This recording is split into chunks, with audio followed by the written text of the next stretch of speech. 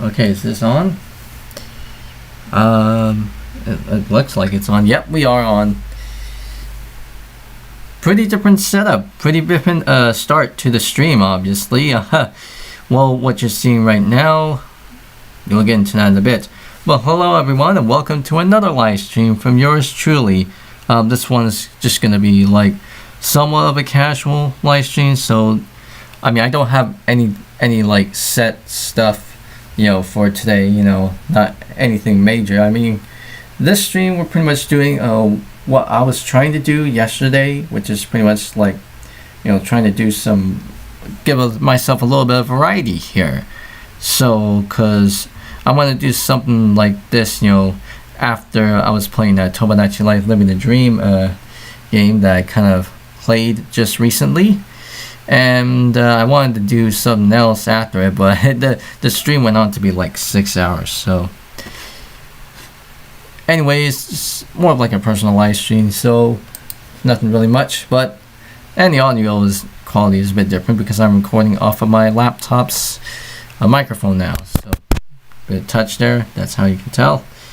And yeah. Anyways, first part for today, I got this thing. This is my AMD compact, which is the compact Versarion 7000 with an AMD Athlon processor clocked at 800 megahertz. This thing was the first computer of my retrocomputing collection as it stands. I got this thing back in 2022, I think around early February of 2022.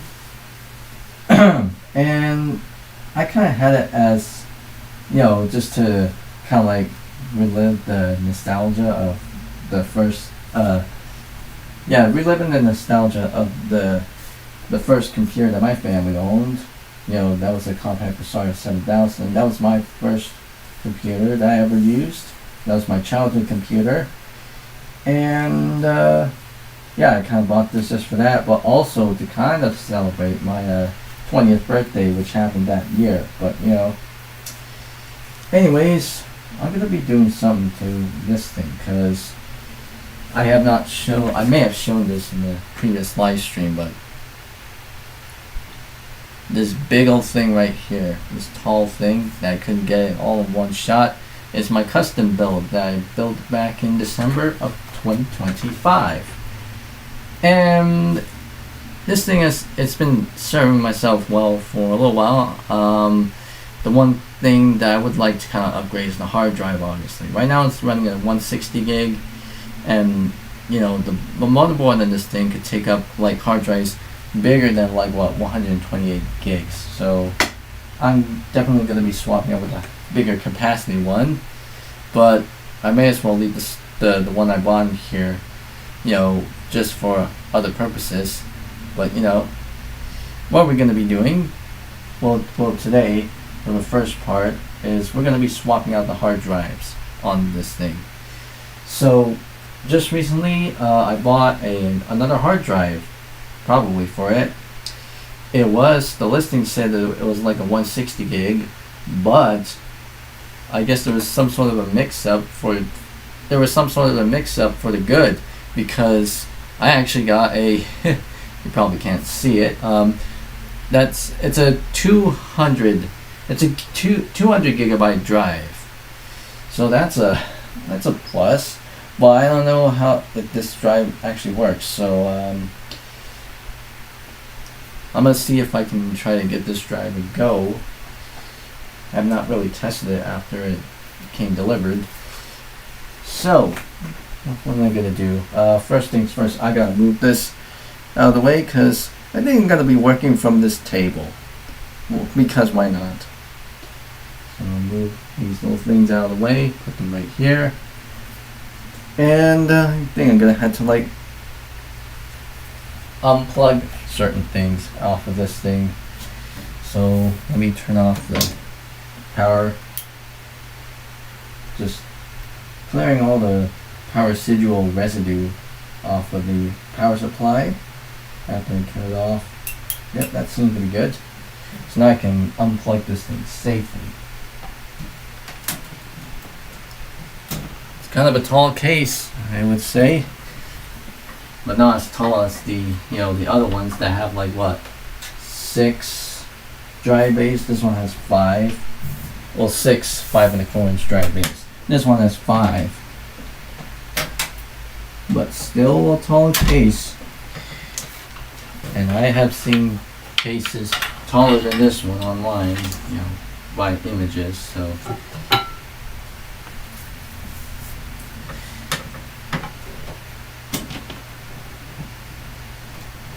Oh yeah, this one is kind of like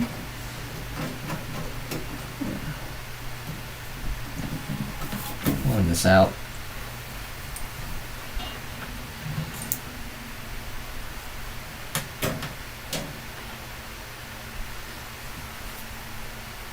And let's see how I can take this out. Ugh. This thing is so heavy, obviously. When putting all the when putting both of the covers on, it has a ton of weight, obviously. So, just moving that out of the way so I could access this one. The entire area. It's gonna get a little bit messy. The main area where I work in. Okay, so move through here. That's the computer itself. I'm gonna move this out of the way. I need to get a screwdriver. The screwdriver. Oh man, this whole area is pretty much.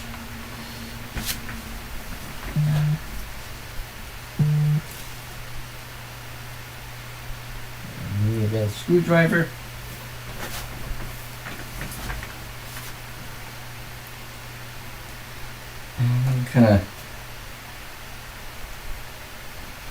I think I had the screws on this thing. Should I cut power up with this thing? I don't know, I'll just I mean, what would I do? Just unplug it for the best. Just kind of like cutting off any residual power.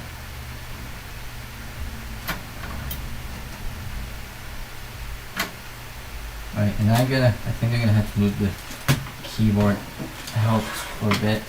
Just move over to lean on top of that monitor because I need to turn it over a bit so I could get into the computer. Just gonna put my feet on top of here. Just kind of work my way through here. Sorry, I'm pretty much just gonna be in the way of things. So yeah, you better excuse me for a moment. Oh, this one does not have a bottom screw, so that's good. As far as these things go, push this down and then just lift this out like so, I think.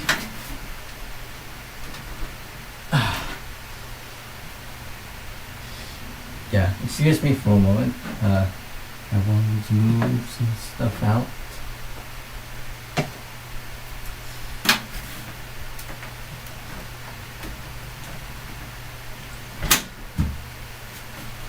Let me pull this the other way, and I'll.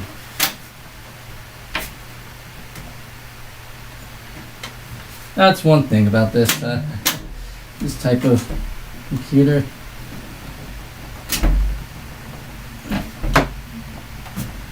There we go. It takes a bit of a friction work or something, but I got the insides. I got the insides of the computer. So I'm gonna pull down my tripod for a bit so I can see what's inside of this thing.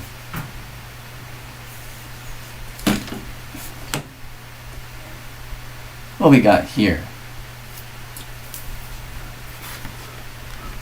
Hello there, welcome to the live stream. This is just me doing some things, obviously, as far as my retro computing collection goes. What I'm also gonna be doing some other things alongside it too, while I wait for some stuff to kind of like get worked on, which we'll get into in a bit.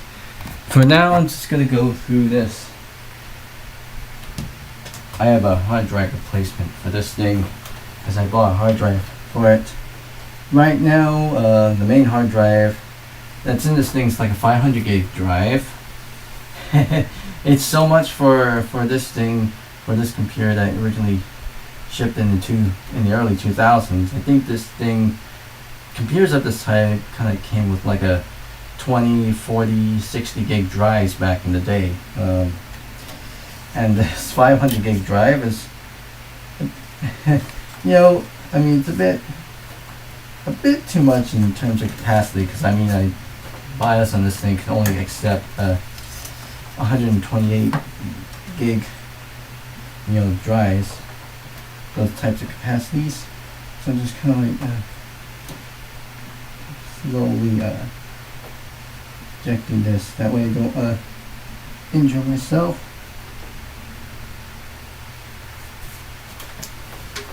Just kind of slowly going through this at my own pace.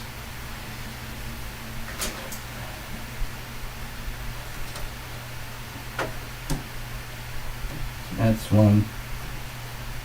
There we go. So that's out. And this one. Now I'm gonna see how I can plug this 200 gig drive in and see how it goes. Let's see, it goes on here like so. I have not tested this drive, obviously, yet, while I'm giving it a go.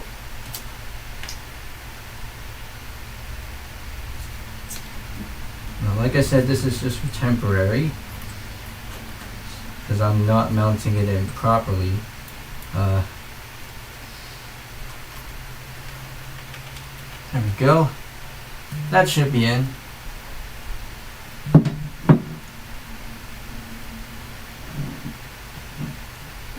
I know it's not the most sturdy here, but at least that'll work. And yeah, I'm gonna give it a little test. I'm gonna see what's actually on that thing. So let's see if I can actually is this actually plugged into the, because I know the monitor and stuff is plugged into the, yeah, the monitor is actually plugged into the power outlet, and the power cord is actually plugged into the wall outlet. So yeah, I think I'm gonna direct attention towards the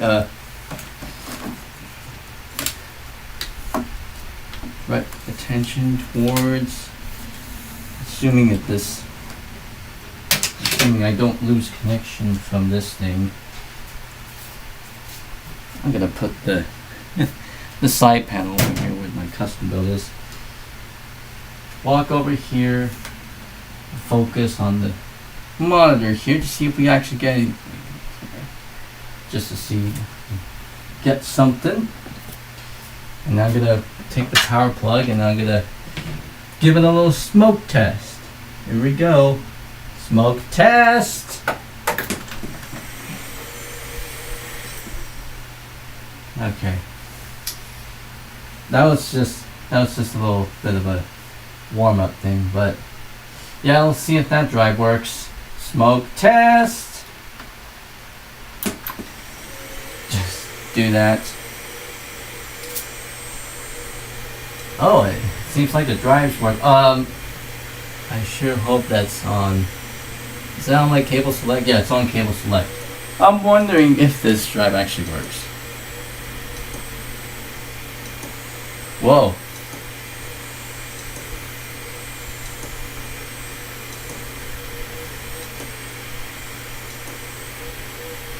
I'm hearing the clicking sounds. Operating system not found.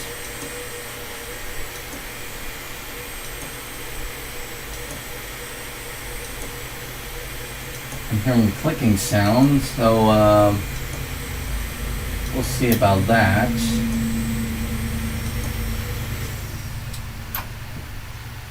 I heard some weird clicking sounds from that thing, so let me see if I can try and troubleshoot that. So I actually got little adapters. I got adapters for the ID drives and stuff that I'm gonna plug it into.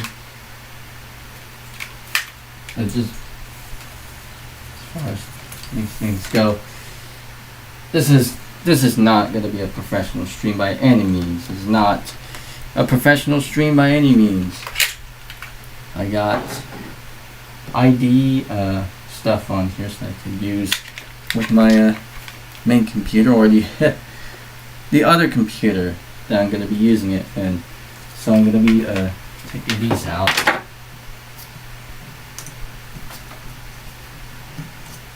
My main phone just died, so I can unplug that. Alright, now I'm going to plug this into,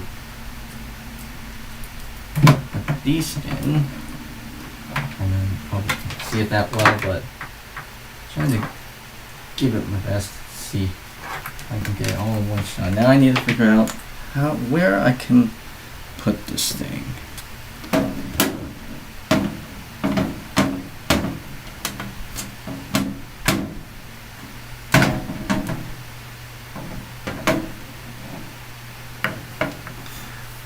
If I can find a spot to plug that thing in.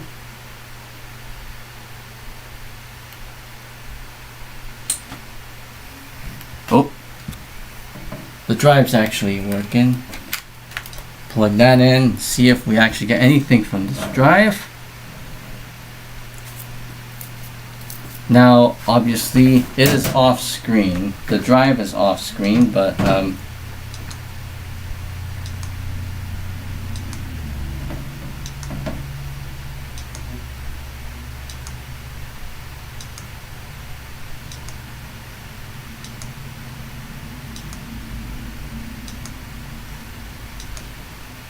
that doesn't sound like a good noise.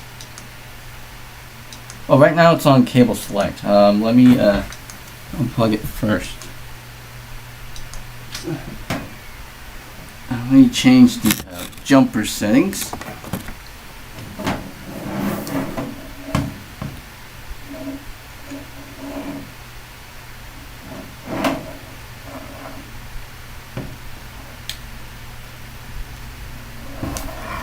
I have to get another screwdriver here.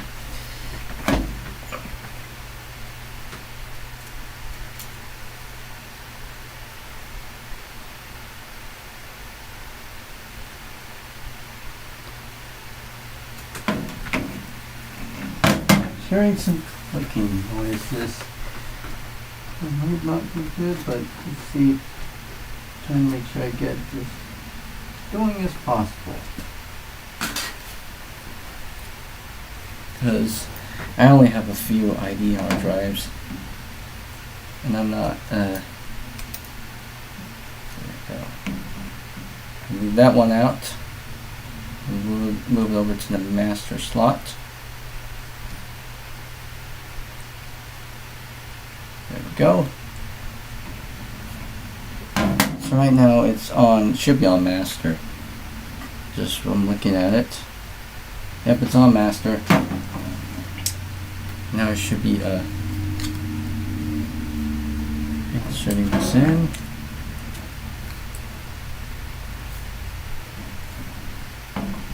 Then I should hopefully plug it back in. See what we get.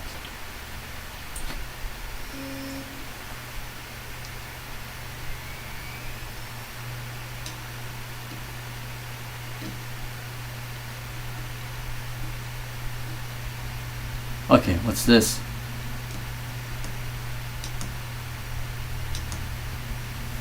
And now I'm hearing those clicky things again. Let's see what's going on. Go to disk management and see what's up.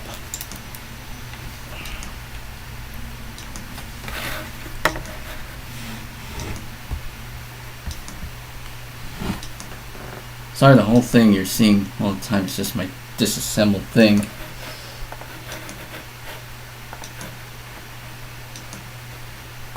Go to macro and reflect.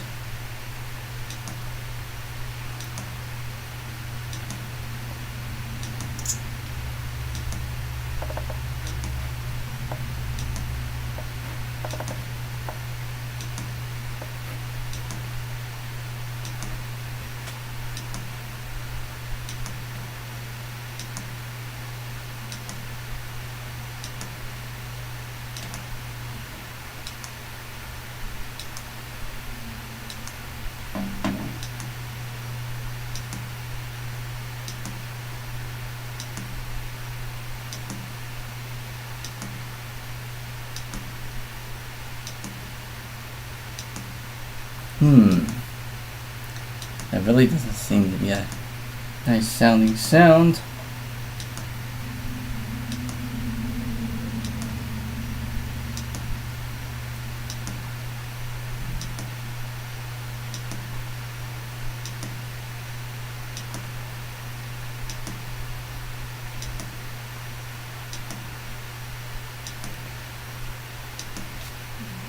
It doesn't seem like I'm getting anything out from it.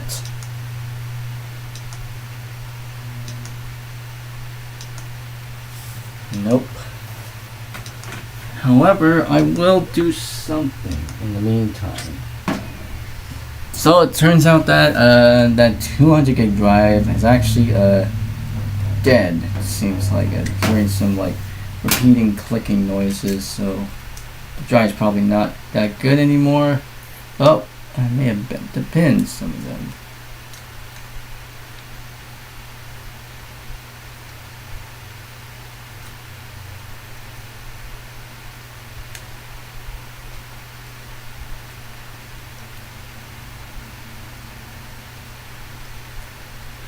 Well, yeah, it seems like I may have bent the pins somewhat.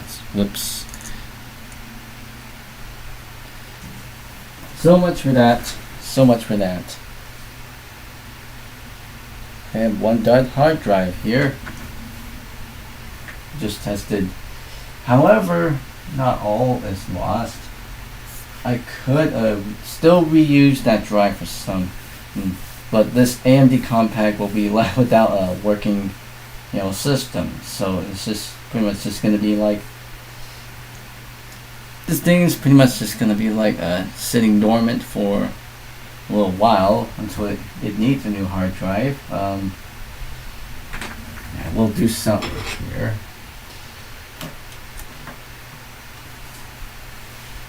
I'm just gonna take the hard drive out of here. Just gonna do something here.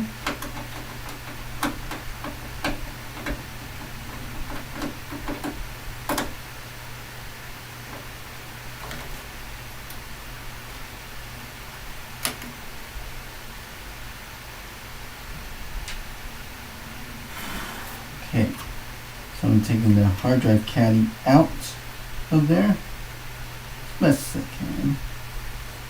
I'm going to get that out. There we go.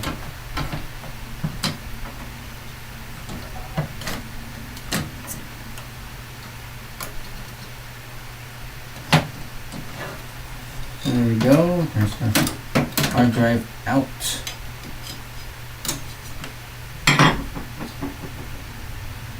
Yep, what's in here? This is a Seagate 500 gig drive that I bought for this system back in 2022. And I might as well put this in my custom build. Just pretty much reusing parts from my collection. Kind of a little bit of a saving money measure until I can get a new hard drive for this thing. That should be about below the 137 gigabyte limit, 128 gigabyte limit. But here's what I'm gonna do. Before I put this thing in, I think I'm gonna actually will transfer the contents that's currently on this drive and then I might as well go ahead and wipe out that drive, and then wipe out this drive and put it in my custom build. So I think I shall go ahead and do that. Let me see how I can make this work. So if I may,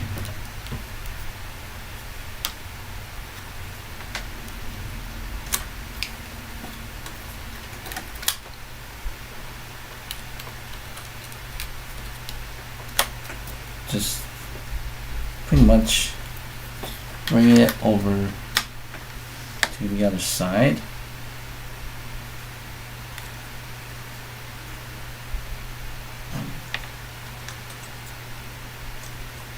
So plugging in my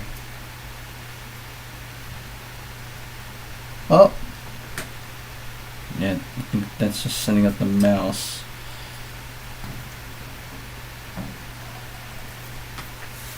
Alright, that should be in, and now for the power.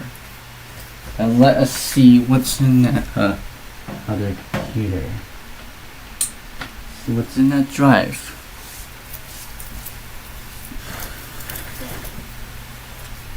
See if I can try to salvage, well, just pretty much.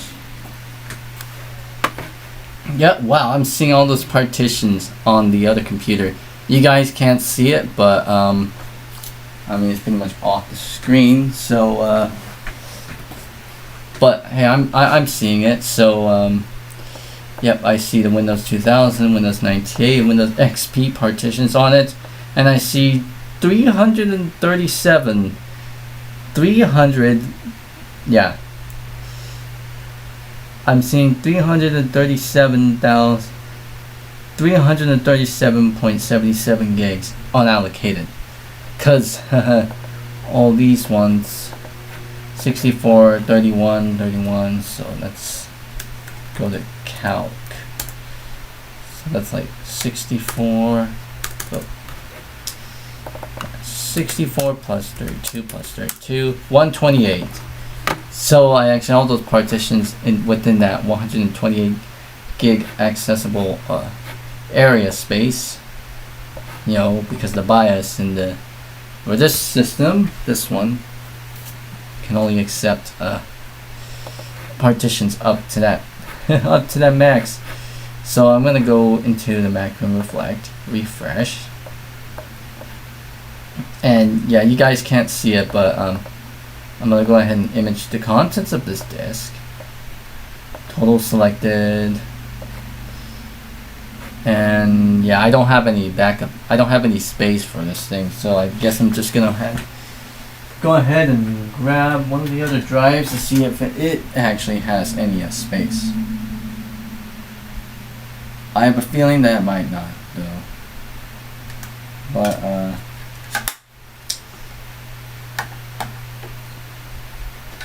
I'm just gonna go ahead and give it that. So let's see. So I plug that in. And let's see how much space I have on this thing. Whoa, not that much. It's already practically full. All my hard drives are close to that being full, so pretty much making this whole process unfeasible.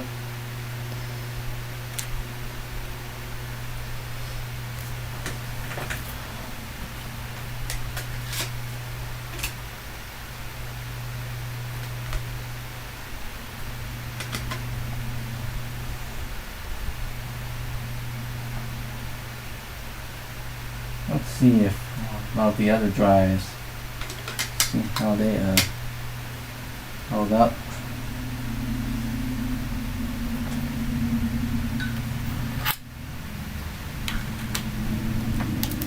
Put the other 500 gig drives. See if that has anything in it. Oh, that's the Windows thing. That's also full too. So that's no use.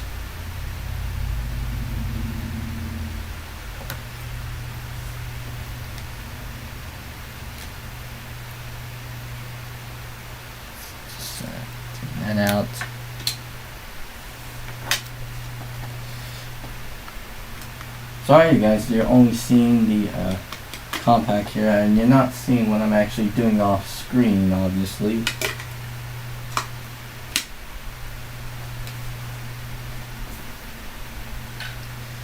And let's let me put this other drive in. See what it has. Is there any space? Nope. Wow, this drive is also full too. Lots of stuff. Files and custom build and the other. Yeah, this drive is also practically full. I guess one of the only other drives that still has any sort of data on it is that one 500 gig drive that I need to pretty much put in an adapter. Well, pretty much put in a little adapter thingery.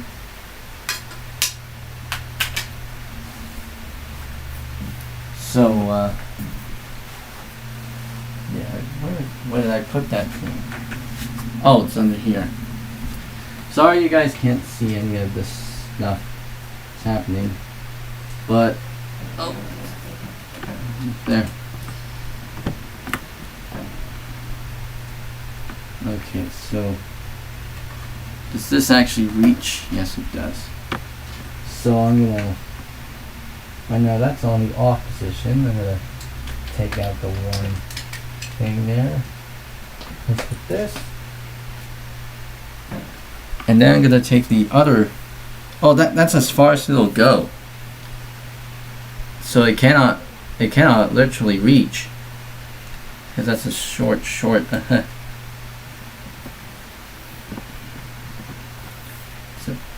yeah, that's a pretty short cable, which means I'm gonna have to move that other place. So let's see about that.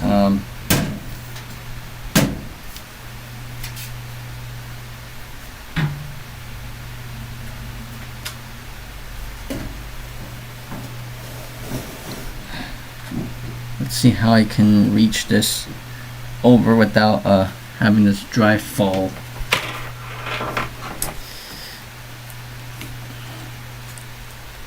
Yeah, that's a really tight spot.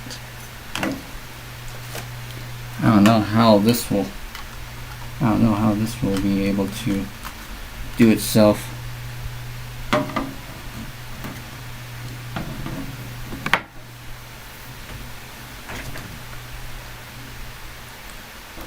But at least this will do for it. See, this contraption actually works. So I'm pretty much just bringing in two devices, and I'll turn the thing on.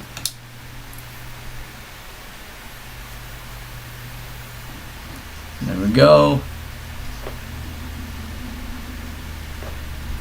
Let's see, how much space do I have on this thing? I know this thing is completely empty. Yep, it is completely empty, so I will go ahead and put all the backups in there. So yeah, I'm gonna image this disk.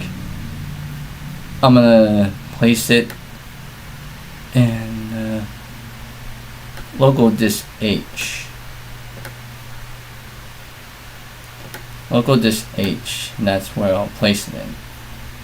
Backup file name, AMD CPQ HDD. So that's all the contents of that. Next, advanced options, make an exact copy, and I'll do high compression. Make an exact copy of the partitions, auto verify.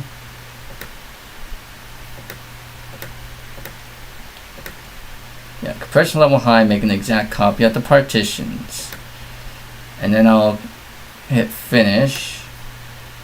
My backup 1, run the backup now. Partition 1 not found.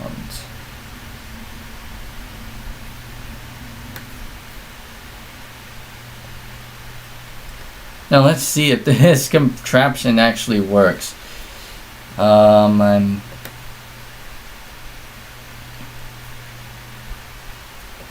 see how long this will actually take. Oh.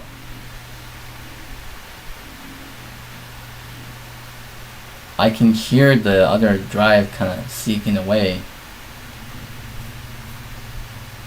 And that's going to be a pretty long process. 58 minutes for the overall progress. So that's pretty much almost going to take about an hour to do so. So I'm going to actually pause recording here. Just kind of move ourselves to the the behind the scenes footage, obviously, because my computer only has, the other computer only has a little bit of gigs of stuff left. So while that's going, I think I'm just gonna, just to kind of like save ourselves some time for the time being, obviously, I'm gonna go ahead and do probably a BRB or whatever. So yeah, let's do a little BRB session here, because I'll be back once we are I'll be back once I'm back. We'll do something in the meantime. Don't go away.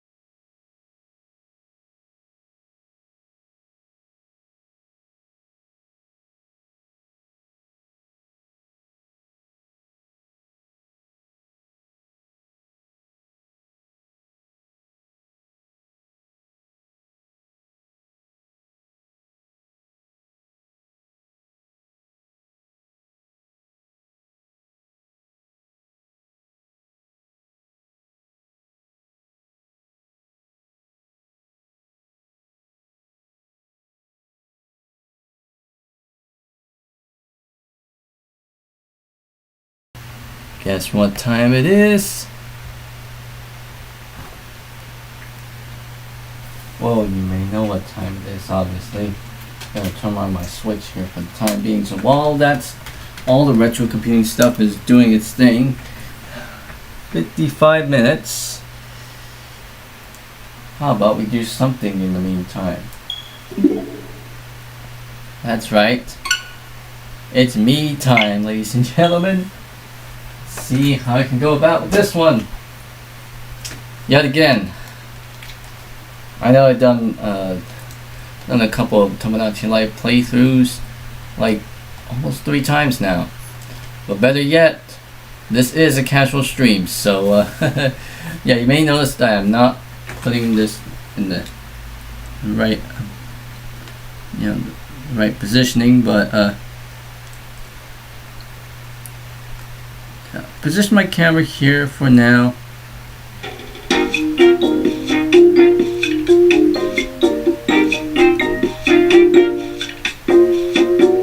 Look at that. Oh, that's just the default me on there. And I'm playing it also in the evening hours, yet again. I know the the camera doesn't do that much grace or something. The camera doesn't do that much justice. I wish my house was this magnificent. Fennekin, hello. What up? Yeah.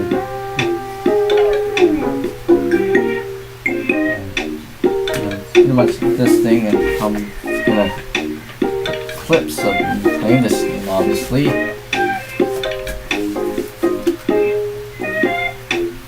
I may as well have like dedicated stream songs for this game. On my channel soonish. What is up with me? Excuse me? What the? I'm fighting with Nikki's oh.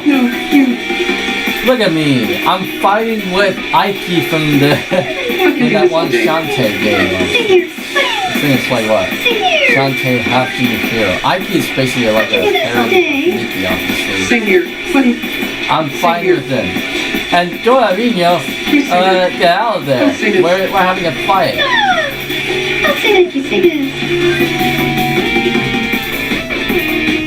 Yeah. Oh, they're fires. They're fires. It just bursted. What up? I'm in the middle of a fight. Ike. I'm in the middle of a fight. It didn't really turn out that well. Kurama, what up?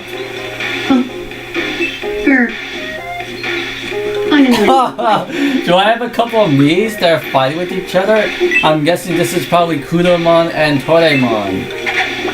Yep, it is. I'm in the middle of a fight. So we got 2 fightings, obviously, that's happening on my island. Okay. Sorry. I'm in the middle of a fight. Okay.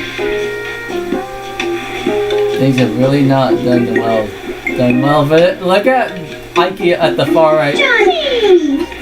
You watermelon-headed clown! Man, Ike is so mad. Johnny! You watermelon-headed clown! Not arguing about. Sorry, Nikki. Ahoy, hoy!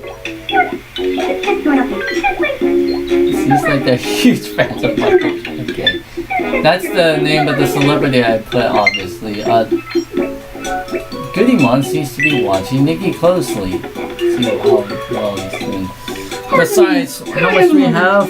48 minutes on the backup stuff. I will restore that backup sometime on a different capacity hard drive. Strawberry cake. Because remember, this is a variety stream that I'm trying to do. So I'm trying to do two things, obviously. And this is the other thing. Me playing Tomodachi Life, living the dreams. You know, I know that this game released, I had a great time with Nikki.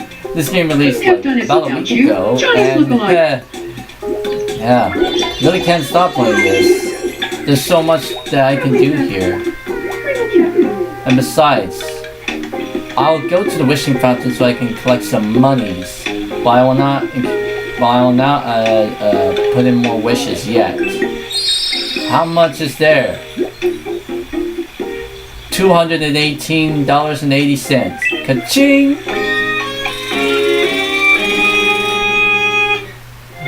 So, yeah, I'm not gonna do the wishing fountain just yet.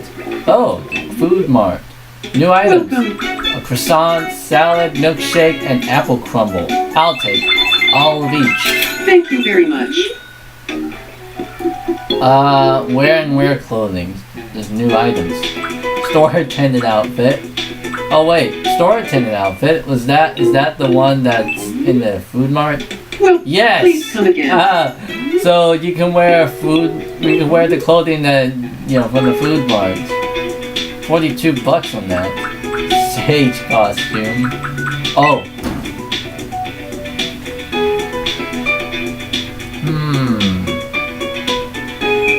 86 bucks. Compression outfit.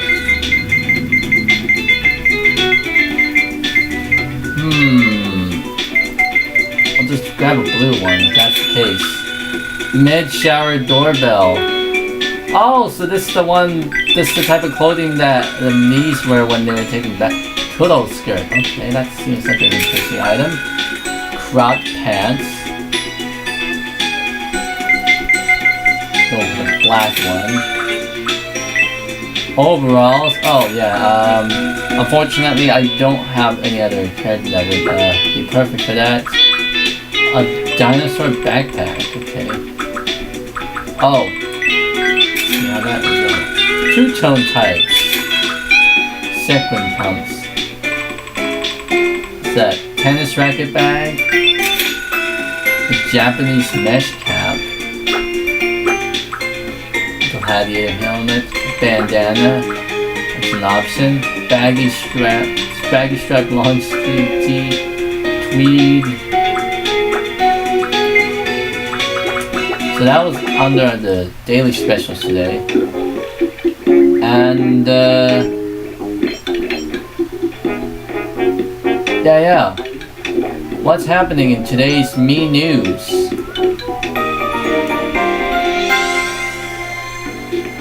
It's Fennekin.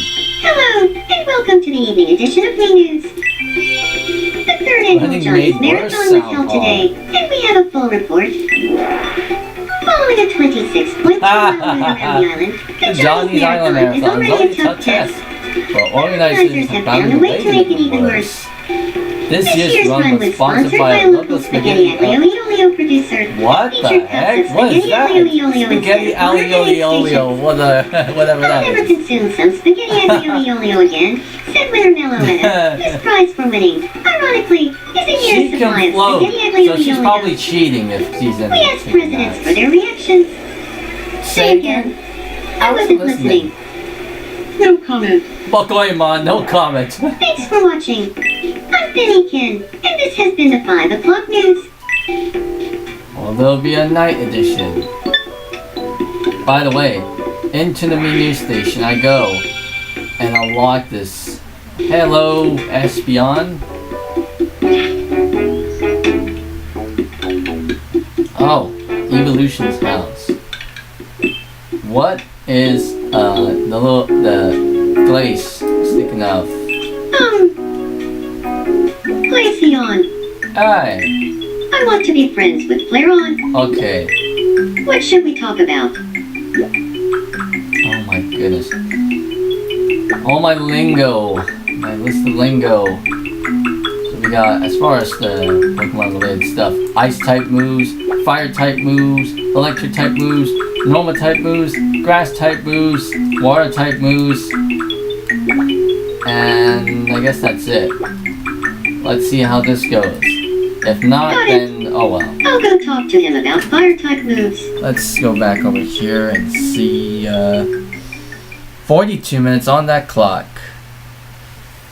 Good evening. Flare on. Just reading the Windows 98 partition, all the files I have on here. Do you feel like talking about Fire-type moves. Tell me, Glaceon, did you see that report on TV yesterday? The one about fire-type moves? Of course I saw it. I've been itching to talk to someone about it. I was fascinated. Yeah, hi, yes. Plus, I've been wanting to talk with someone about fire-type moves. So, let's be friends, and then we can talk about it. Agreed. That went well, eh?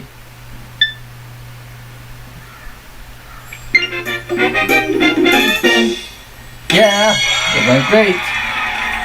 It did. Now the friends, obviously. Looks like Flare-on and I are friends. Thanks to fire-type moves. Seems like I can have a fun chat with Glaceon.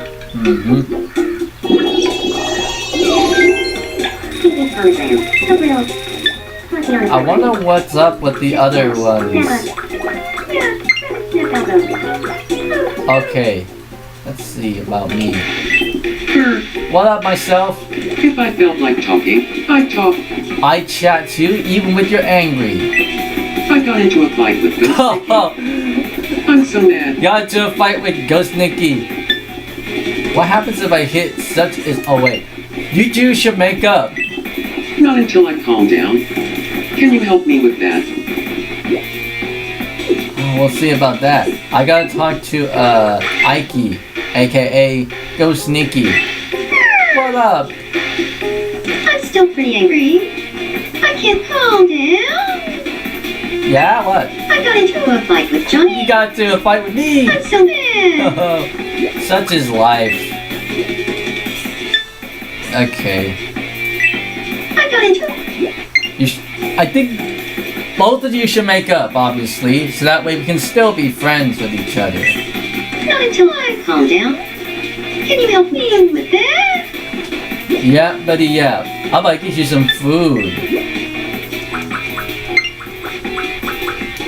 Oh my goodness. I'll get you some steaky steaks. Welcome. Thank you very much. Well, wait, I got a milkshake here. Can you try this milkshake?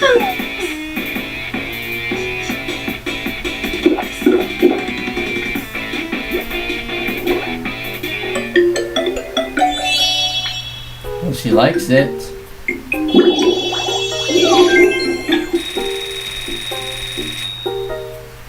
Phew, that helps. Ha ha ha! Okay. Just a little milkshake helped that.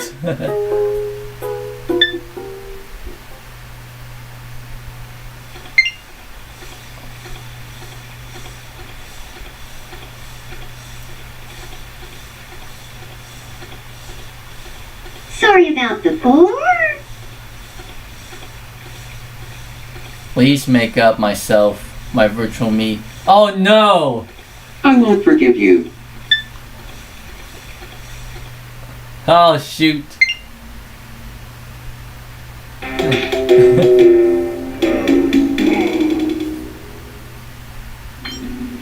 Things really didn't go on so well for the ghostly We Nikki. couldn't patch things up. It really didn't. Sadness is. This is the first time that we ever encountered something like this in Tomodachi Life Living the Dream. I gotta close my blinds, obviously, because the glare. Ike, you seem so sad. Johnny and I didn't make up. It took all this for me to realize how special he is to me. Leave you alone for now.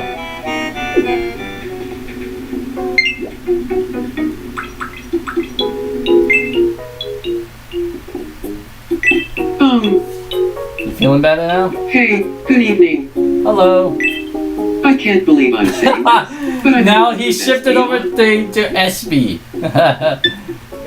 Imagine if we had 3 crushes. But Ike is really falling in the water as a ghostly version of Nikki. I'm probably good at hiding it, but to be honest, I'm depressed. She really is. Johnny and I didn't make up. Sometimes things just don't go the way you want. Really didn't.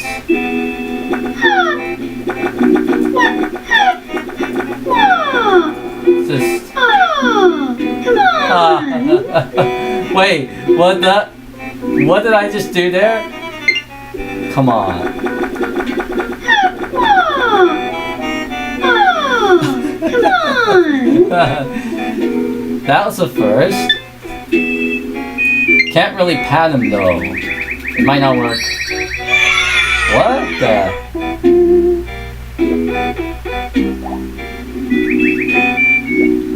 Small little bitty things. Johnny and I didn't make up. Does this mean I'll never laugh with him again? Do you have anything else to say about me? Johnny and I didn't make up. Okay, that's the same thing that you're saying. Perhaps I got you a little steaky steak if you want to feel better about that. Oh, wish I could eat all of this. Wait, oh wait, she has the half stomach. Do I have the little boba things? Else, I could just leave you alone in sadness. Yeah, here's a boba tea for ya. Sigh.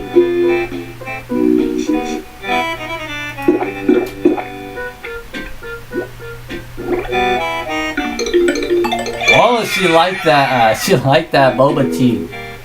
But does that make her feel any better? Well, barely. She's got full belly now. I think I'll probably just leave her alone to the side. She's all gloomy. For her belongings, she's only got the pile of documents, the toilet paper, and only a maracas. I wonder what else do I have in my belongings. I don't know. I'll just give her a few things. Pearlson accessory case. Do you like that?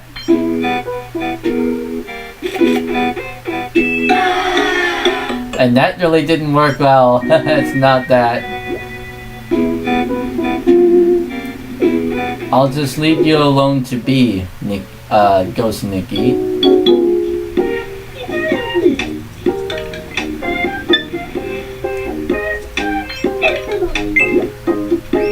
Meanwhile, I better go ahead and check up on... Are they still fighting? I'm in the middle of a fight. Oh, okay. Oh, wait, whoa, what's that? I press ZR and then the menu things hide itself. How about if I hold that down? Oh wow, that's how you can hide the HUD. I'm in the middle of a fight. That's how you can hide a HUD? You hide the on-screen elements by holding down ZR. Oh, what are they doing? Oh, they're having a fight. Okay. I can't get it wrong, Gary. Off my mind. No, man. There's so much.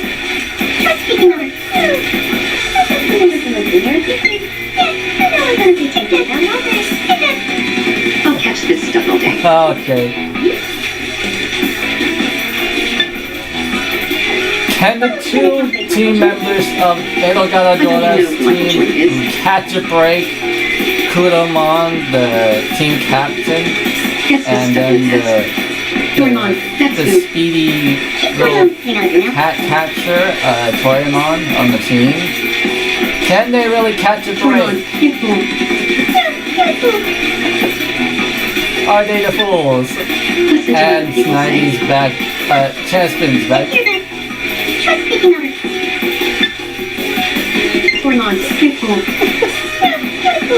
Oh goodness. How are they gonna go through this fight? This is what people say. What? Didn't hear that. Try speaking louder. Let's see how long this can go. Apologize now. Maybe I'll forgive you. Yeah. Well, I won't forgive him until you apologize. Okay. And they split up.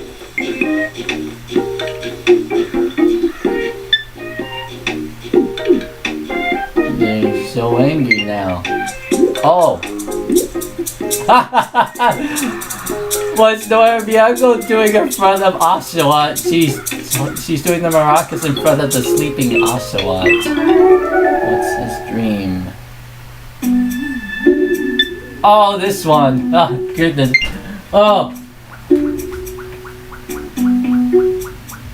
So do you want to talk, Dingery?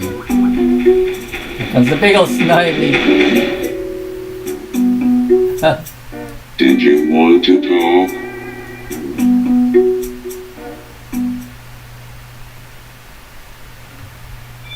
Oh, it was just a dream. The dream manifested treasure. Got some binoculars. What's It's up? just like in that initial reveal trailer from March of 2025. I bet you'd be good at learning to use computers. Johnny's look-alike. You should give it a try. I learned how to use computers way long ago, I'm actually gonna show it on camera. This thing right there, the Compact Presario 7000. I learned how to use a computer on this baby right here. Well, this is not the exact model, because this is my model. The exact model computer that we still have it. It's in my dad's room, obviously, so. Who knows when I'll get that back. Probably in the future. But we'll see about that. Meanwhile, I'll go ahead and check back on the things, my contraption, to see how it's going. 30 minutes left. So, let me continue on with this thing, obviously. Give you a little head rub.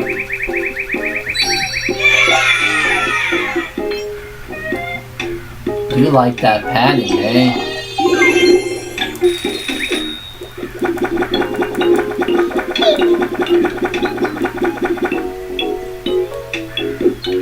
Yeah. And I could do the same thing with Ike, who's still sad, but she'll have a much different response. I'm probably good at Yikes. Oh!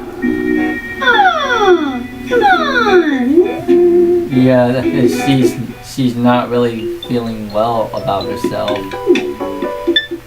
All because of me disagreeing with the enemy ghost, you know, because Ike was an enemy, obviously. Ooh, Mellow and a Melody. What are they doing?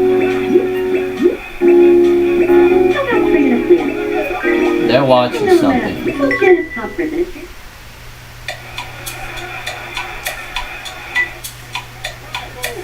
They're channel flipping, eh?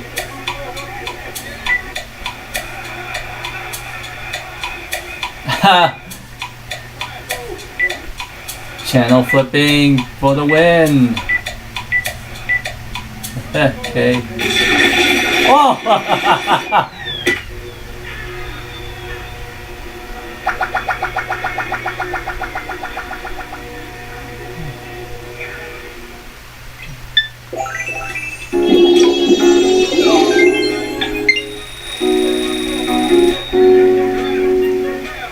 Channel flipping.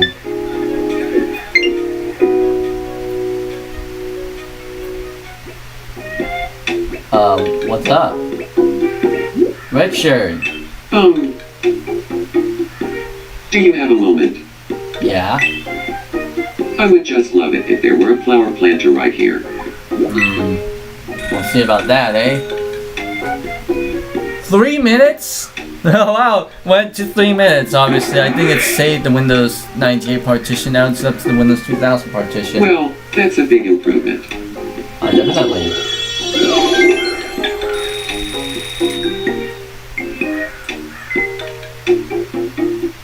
Now he's moving over.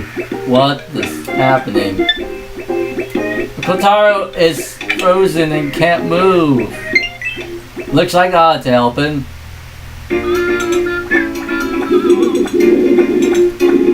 I'm moving my Joy-Cons as just trying to save him. You can stop anytime now. I saved ya.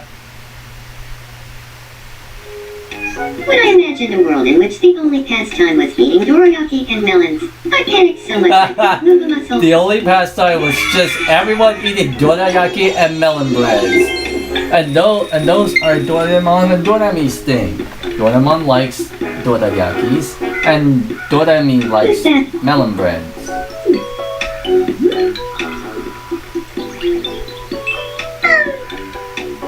Imaga, what up? What's up? You're taking a nap? If you had to teach a class, what would it be? Johnny's look-alike. Dumpster diving 101? I don't know. I need that. Feels like I'm always busy. Okay. Relaxation studies. Moga, eh? There's a flower pot in the middle of that small little area. But there's this big old area here. It's probably like a big old area, like a park.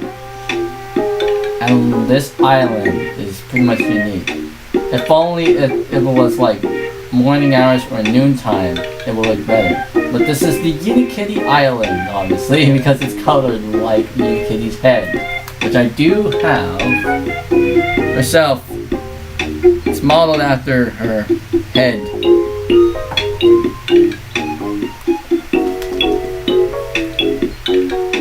And Puppycorn's in that house, while everyone else is out and about in the mainland, because this one lone island is connected to the mainland here.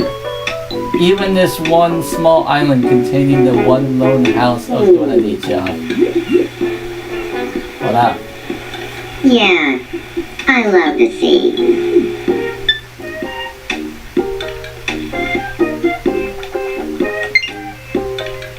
Oh, Kuromon and... Okay, let me help out. I'm still pretty angry. I can't calm down. Can't? I got into a fight with Torimon. I'm so mad. Make up! Not until I calm down. Can you help me with that? I'll leave you to be. Maybe Torimon could, make up for whatever he does. I'm still pretty angry. I can't calm down. I got into a fight with Kuromon. I'm so mad. You two should make up. Until I calm down. Can you help me with that? Oh. You want some boba?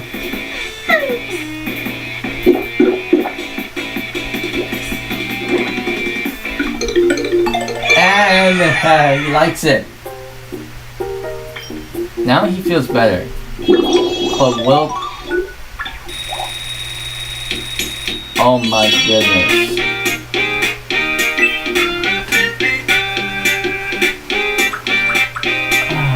How else am I gonna get him?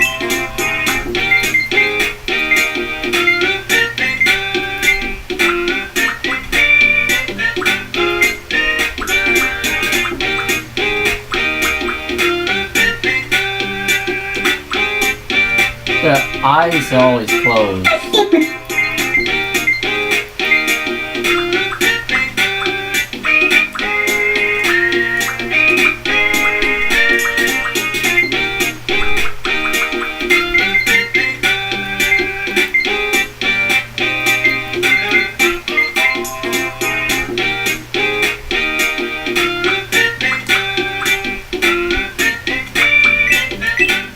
Yeah, do that. When you're angry, you do that. I feel like I I'm getting closer to who I truly am. Phew, that helps. Okay, I'll go try to patch things up. Let's see if it's successful this time. Unlike the Ike one.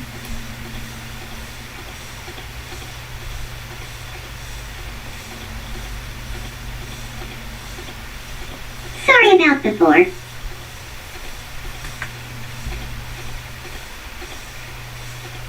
Ah! 2 timing! I won't forgive you. We had 2 timing rejections.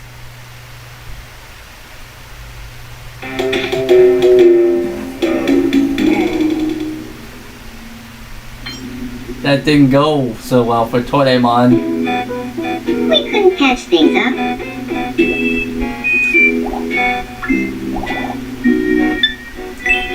Kuromon and I didn't make up. I guess sometimes life just doesn't go your way. Yeah. Kuromon and I didn't make up. Sometimes things just don't go the way you want. Kuromon and I didn't make up. Does this mean I'll never laugh with him again? And then you'll just keep repeating that question over and over again. Oh, it seems like it. Also... Oh, come on.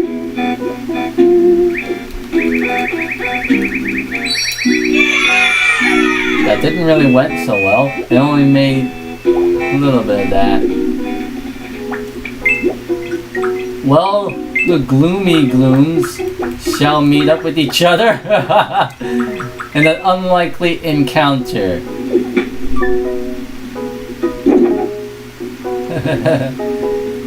They're not really that interested either.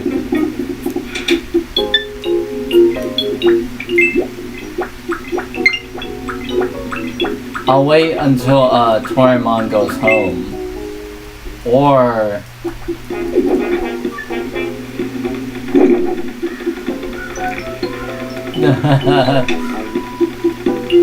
the gloomy glooms. I have 2 gloomy glooms on my island. Tomodachi and the ghost Nikki. I feel like Johnny's lookalike is watching me. What up? Take a look at Ant. Oh, this is the heart thing, right? Yep, it's the heart thing. I wonder what's up with that. I feel like chatting with someone. What up?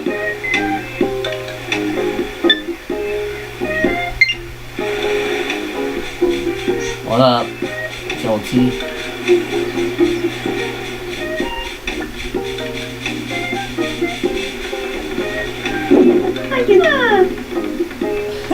Why doesn't Brion look like some apple pie? Brion looked like some apple pie. Meanwhile,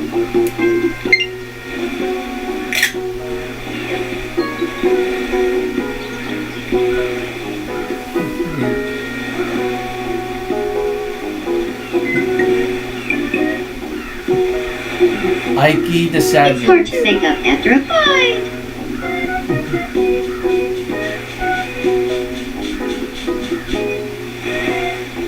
The sea. How is it so vast? I want a melon bread.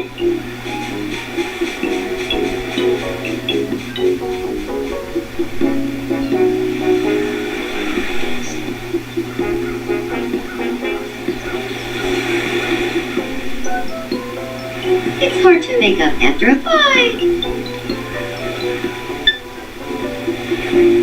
I'll leave her to be. I wonder if I'll become friends with Brion. What do you mean? Should have kept rolling. Some music gang. Oh, who's joining? It's the meetup of the Normal Timers Club. Sure. So I'm just chatting with Nikki and Handapal, obviously, on things. Well, I have my laptop at the ready to look up on some few things. So I'm basically just spending time with the normal Nikki, obviously, not the ghost one. And describing a scary situation about a scary situation Toyamon faced. What kind? What kind of situation? What kind of scary situations has Doraemon ended up in? I don't know. What would you think? Doraemon is obviously gloomy. How is it so bad? This is what happens when you drop in. Yeah, she's so sad. Two gloom heads.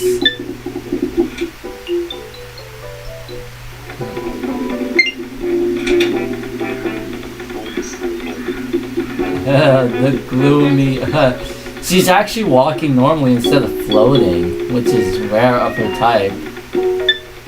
I mean, she's supposed to be a floating ghost, but now she's actually not.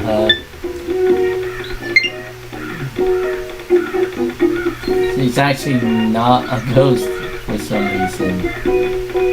She's not acting like one. Is this house bigger than mine? I need to find my tape measure. It is. Well, not that big. It's about the same size as the other ones, because no one has moved into the other three houses. And I bet this one is probably gonna stay same as is.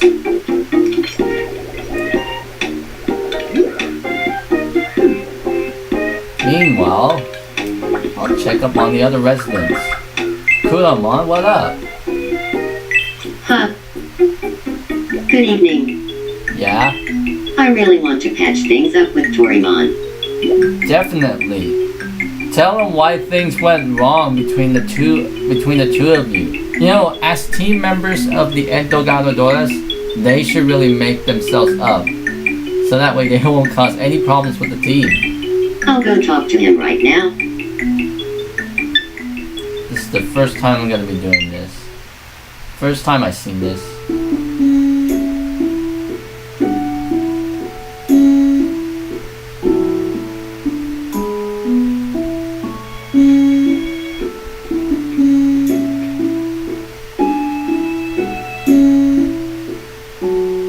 I'm sorry for treating you so coldly. I want to patch things up between us. Really, that's great.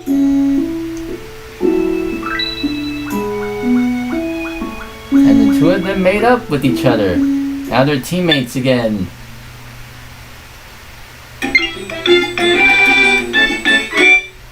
That went great.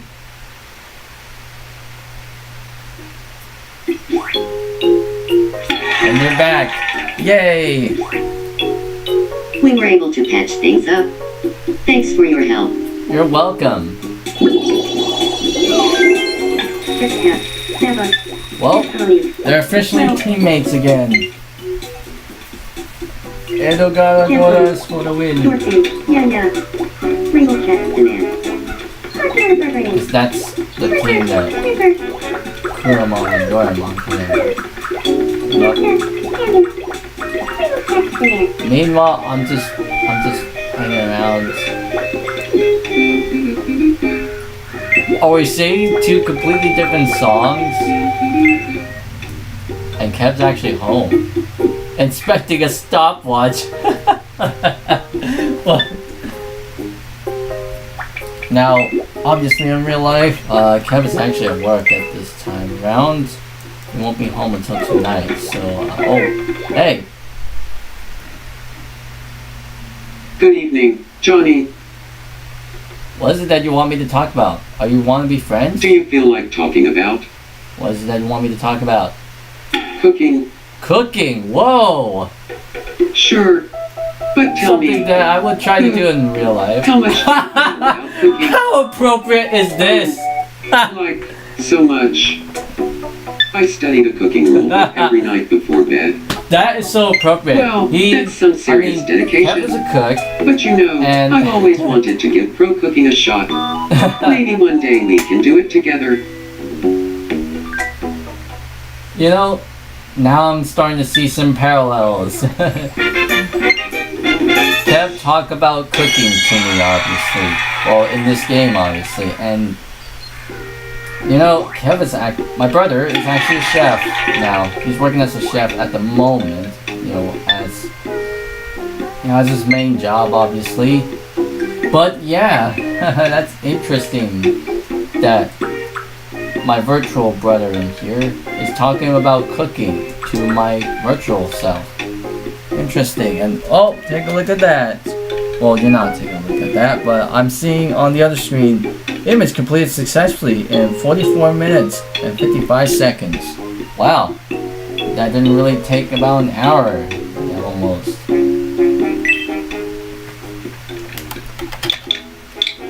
John, you look great today.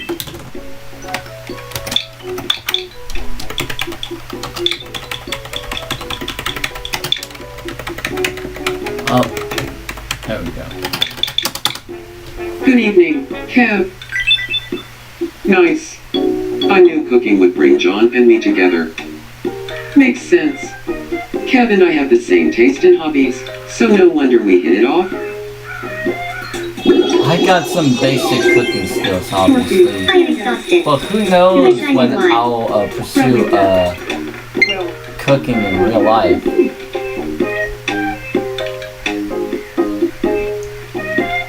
Man, all this talk about cooking, I feel like I really wanted to kind of like make some hamburger helper stuff soon. There's one down the street, man. That's a black street lamp.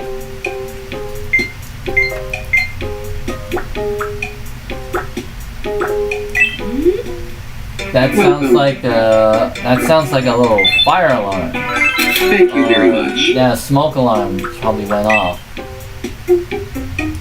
I'll have to check.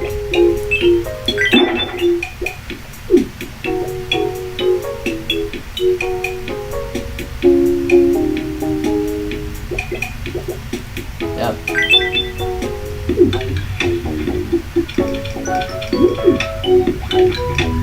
Oh, what's default mail? Default mail is. Did you excuse me for a moment? Well, yeah, I'm hearing the smoke alarm go off. Excuse me for a moment. I will be back with you guys in a sec. Also, I have two BRB screens, so I'm using the Mii one here. I do have another one, which is this one, but this one,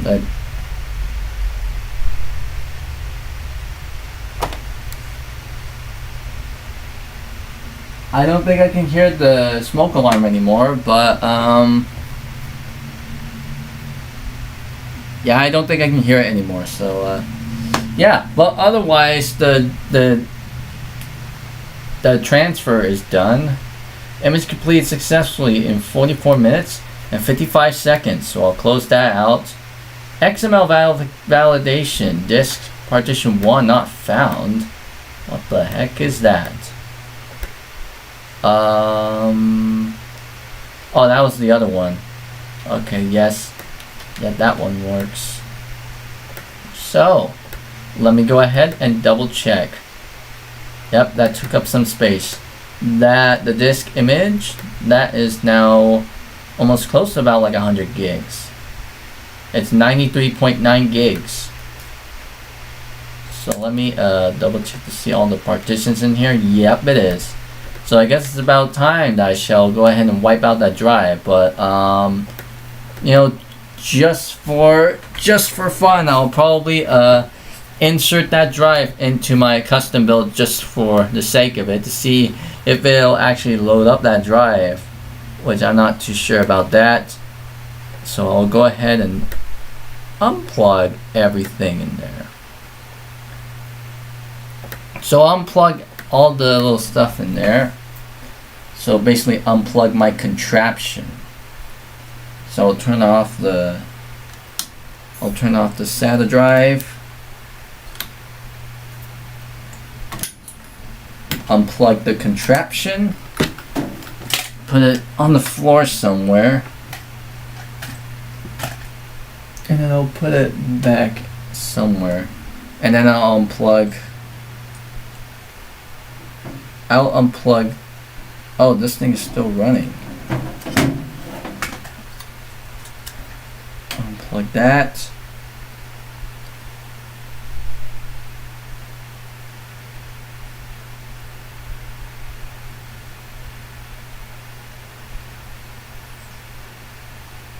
Yep, that's good. Alrighty. The hard drive is a little bit hot now. It's a bummer that that one of the drives that I would like to use, the 200 gig drive, is actually a dud, another dud. Because I have received a dud before when I was doing something on that one gaming system that I have over there, because it has a hard drive thing. So it looks like I might as well probably get another one of these, or another 160 gig drive. This 160 gig drive is probably feel like the sweet spot, I would say, for an old computer like an old computer like my AMD compact. But for now, I'll probably move. I'll move my AMD compact over to the side for a bit. So I think we shall go ahead and start. I will go ahead and start moving the AMD compact over to the other side so I can move this out. You guys can't see it because my camera's still pointing at the switch, but I will switch inputs.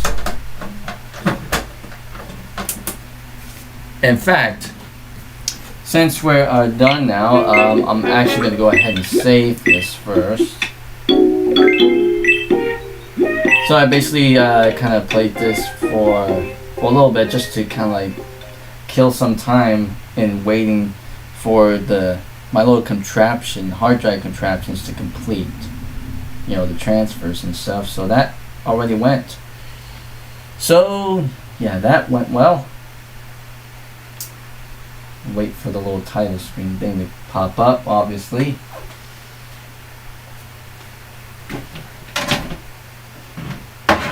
Oh, just wait.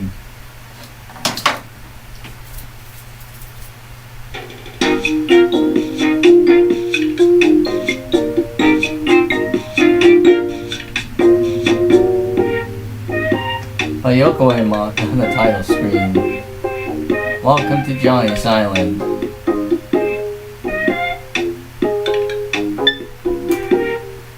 Okay. That about sums up for the Tomodachi Life part. Oh, what? Couldn't save. That's a first. Sleep mode.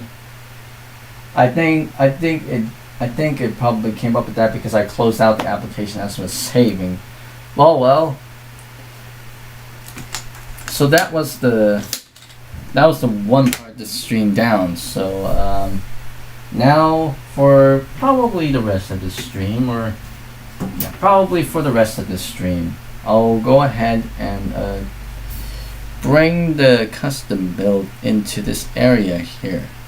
I moved the AMD compact over so I could get myself some access room. But obviously, first things first, I'm gonna go ahead and take the hard drive out from this caddy, obviously. So lock myself up here. So just gonna get one screw here and just kind of like take it out from this caddy.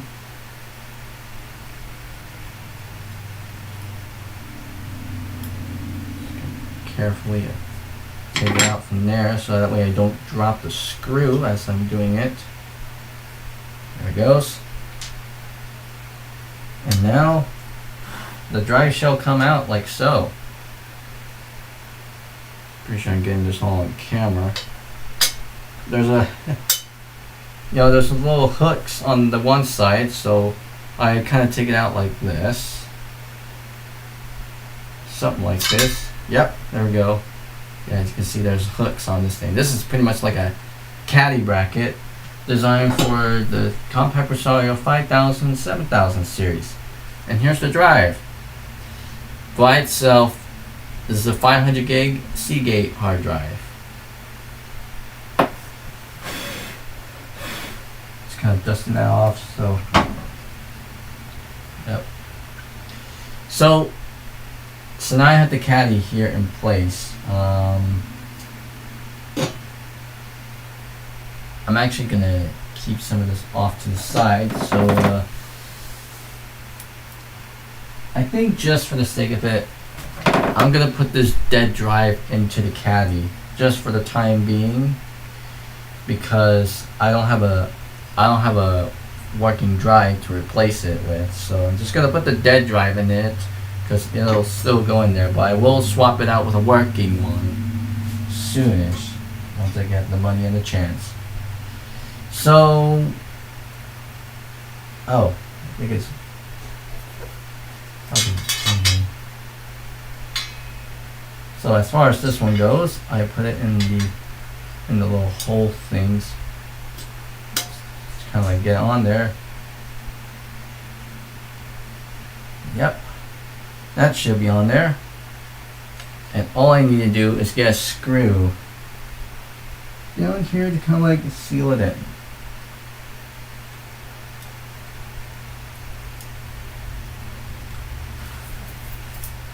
And I know this is probably a dead drive, but I mean it's a non-working hard drive, but even though it's a 200 gig, it's a non-working one. But hey, until I can get a working hard drive, I think this should do for now. I'm gonna bring my camera over here to this end here so that way you can see how I'm putting this in. Well, you can't see it, but there's also some hooks there that I can put the hard drives in. So I'm putting this in, as so, and there we go. And then all I need to do is put one screw in there. One of the screws in there to kind of like fasten that.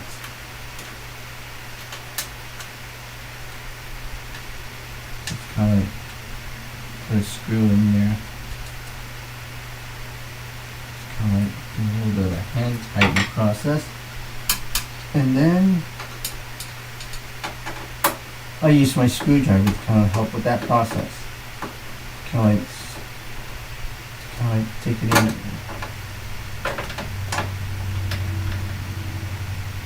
And that should be in for now. And then I can put the power in. And then I put in the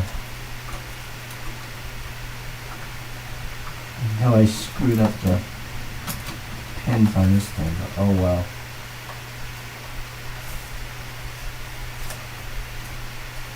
Let's hope I don't destroy the computer. Put the pins on this thing. And probably give it a little smoke test. Because why not?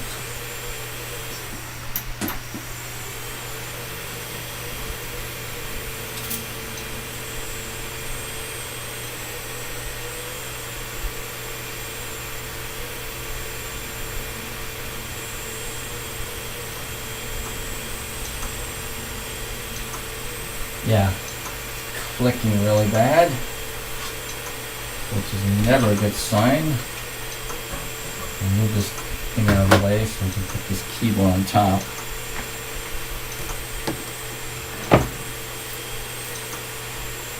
Operating system not found. Let's see if I can hit escape.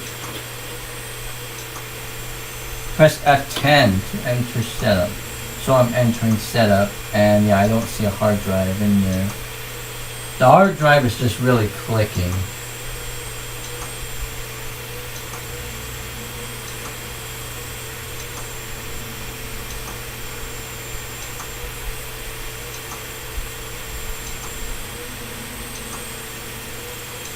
Yep, it's not reading. So I know the hard drive is completely dead.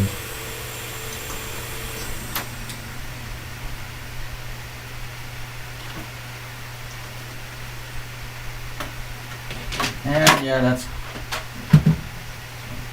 that's kind of a bummer, but oh well. What else can you do about it? Yeah, there's nothing I can do about that, but oh well. Now it's time for me to bring in the big boy here. The big boy. The big tall boy. Oh! My custom built. It's a pretty heavy beast, I should say. Oh! There is the computer itself. Doing some tinkering stuff with it. I do have a build process of this thing. I do have a build process of this thing that I kind of recorded and kind of edited as best as I can, but I'll have to see how I can try to get it down to like a few minutes and not to about an hour or something, but oh well. Anyways, let's open this thing up. I gotta say, this thing opens up a lot more easier than the Compact Rosario 7000s and even the 5000s and how they open up. It doesn't really take that much force or friction. But what we're seeing right here, down here, if I can readjust the tripod here. Excuse the shakiness. What we're seeing right here, that is the hard drive, the original hard drive for this system. That is a 160 gig drive, and yeah, I'm thinking about moving this drive over to this top part here, and then I'll put the main drive right there, that spot. I think I might as well open up both. While I'm doing this, I think I might as well open up both doors. And it did say something about a USB error. Is something unplugged or something? I sure hope those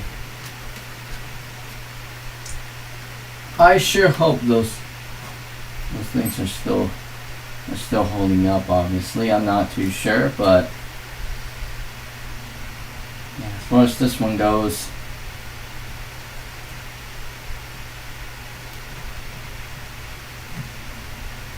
There's like 2 screws on that side. I haven't opened up the other side, but the other side should be secured, but we'll see. Maybe I might as well unscrew that other side, obviously, just to make sure.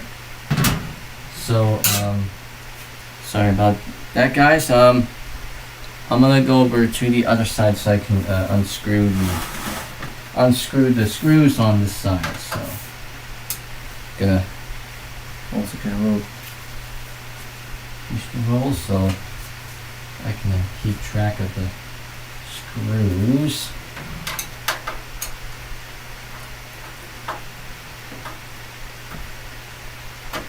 I mean, as far as this case goes, I would love to put thumbtack screws. You know, I would love to put thumb screws on this thing, so make this whole process a little bit easier. You know, thumb screws on this thing.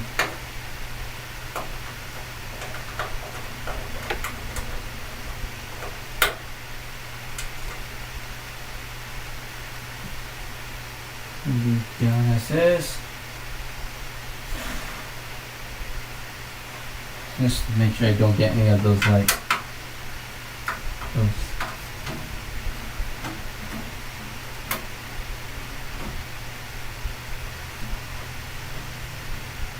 Looks like metal shavings on me. Same with these cases. Alright. I think I got that all out.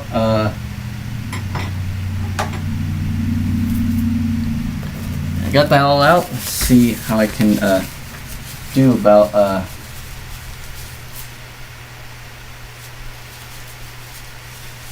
I got some powdery stuff on me. Well, let's see how I can go about see if this side is actually, oh, that side comes off. Leave it over onto this side. See if there's actually any screws on this side. Pull that down and yep, there's only like one screw on there. There's only like one screw holding that, so I'm just gonna take that screw out. Got another roll of tissues in this area.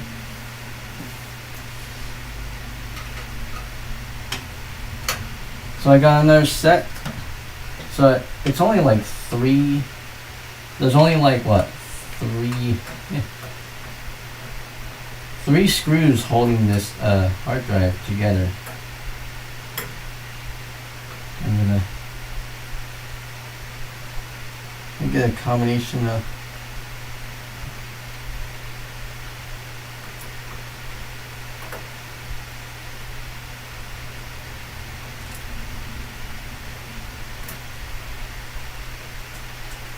yeah, it looks like I have to get a combination of a couple screws. Combination of 3 screws to hold the thing together. But that's like one out. Now let's see if I can get these screws out.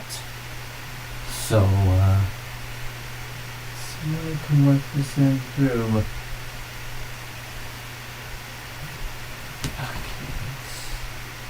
So it's this one.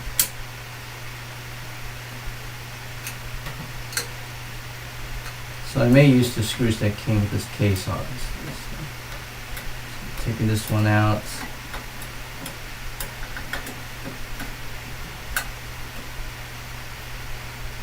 That's one side out. And then this screw came with the hard drive, obviously. So I'm taking that screw out. That's out. And now I can pretty much just take this hard drive out. But first things first, I'm gonna have to get this. I'm gonna have to get the little screw bags, obviously. A bag full of screws, so I can find my hard drive screws, obviously. So, I guess with all that out of the way, move this over to the other side so I can position the camera here. Well, here, so I can see how I can move this hard drive out. I mean, first off, I'm gonna it's gonna slide out, so I'm gonna take. I should have taken out power first. So that's power. And then the other one is ID.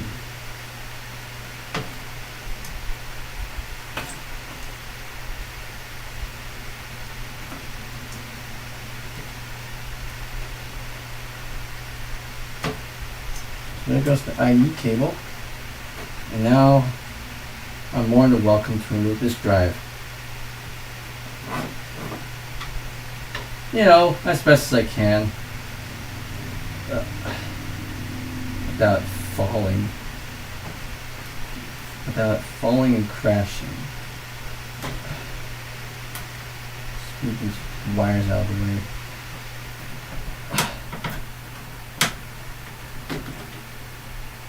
Yeah, those wires are really in the way.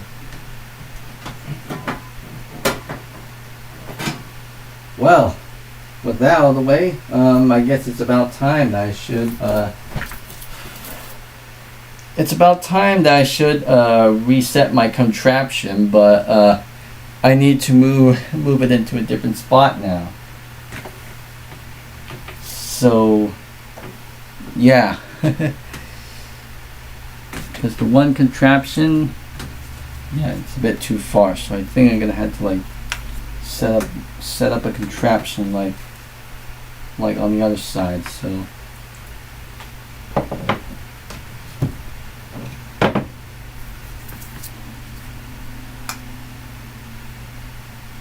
although I do wonder, what if I put the hard drive in there and then see if it actually boots up with it? It might be a little bit off, but you know, we'll see about that. I mean, it could take this thing could take up like the whole, you know, like the whole some gigs. I don't know what I'm even saying. Okay. Right now that's master slave, and the other one's master. Yeah. Alright. Maybe I might do this.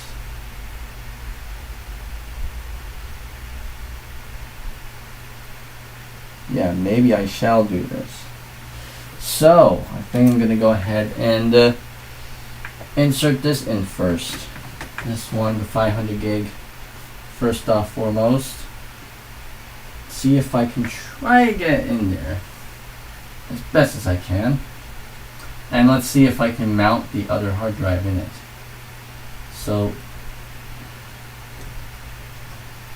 obviously, I think I'll probably start taking out the ID cable from the zip drive first, which I'm also planning to replace soon with a 250 a zip 250 drive, because right now it's got a zip 100 drive in it. But I'll have to upgrade it to a zip 250 at some point down the line. I did get one, but I don't know. Seems to be kind of missing. And I won't tell you the exact reason for why it went missing. It's probably that personal. Anyways, putting this drive in, and there it goes. Those goes in there like so. Well, the new drive is in place, so I think it's time to secure that with new screws. As for the other drive, well, that's going to be a tough one, because I'm going to be placing it in there. So, yeah, I'm probably going to... Actually, let's see if I can try to... Yeah, it's going to be pretty tricky now. Fitting two drives in this spot with all these wires in place.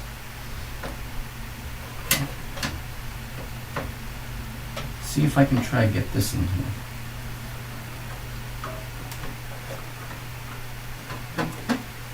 Might not be that shabby or something, but we'll see how this works. See if I can try to squeeze in two drives in this thing, because I might use this 160 gig drives still for other things, like when I'm doing experimenting with it. When I do some experiments with this thing, obviously, because this is also going to be an experimental machine. Oh, there we go. Just really tight squeeze. And they're really sitting on top of each other. Let me grab one of the screws in here, and let me just kind of lift. Yeah, I'll lift the other hard drive in, because I'll put the one hard drive in first.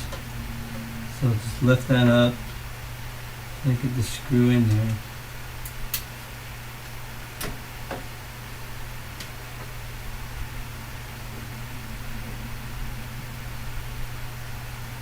So something like that.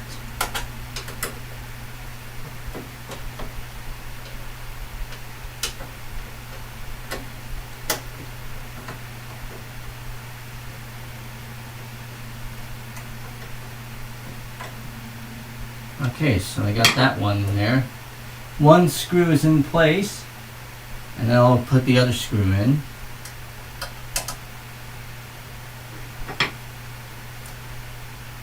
Assuming it doesn't fall out.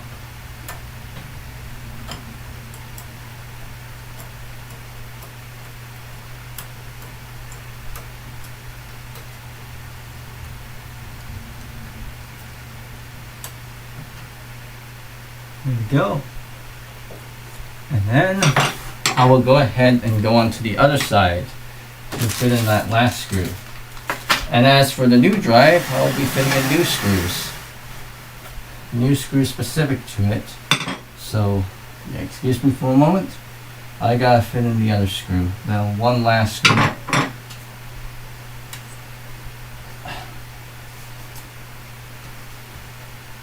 Sorry you're only seeing this part, but I really need to get this hard drive in seated properly.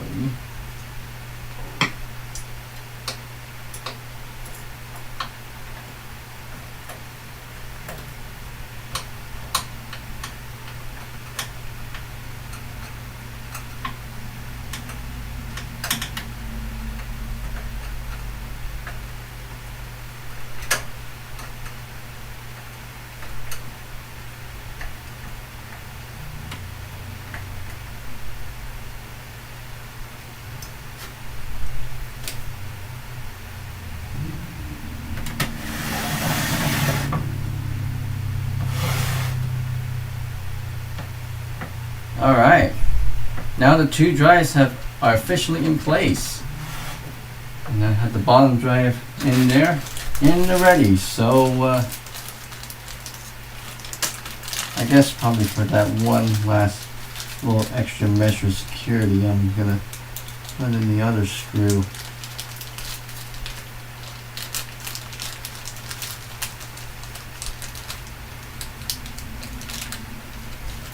That one other screw, hard drive screw, in there, if I'm able to do so.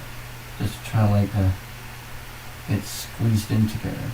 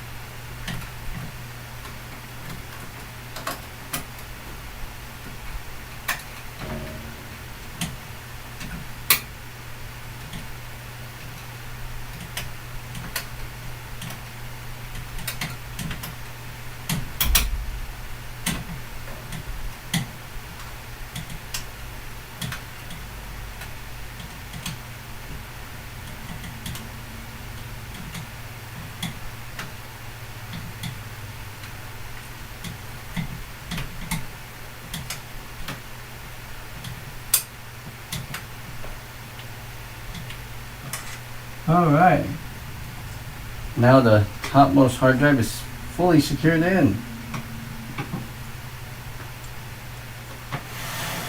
So, I now have a 160 gig drive in at the ready. So now I need to get like a couple new screws in here. Looks like 4 sets. So I'll grab set 1. And then I'll grab set 2.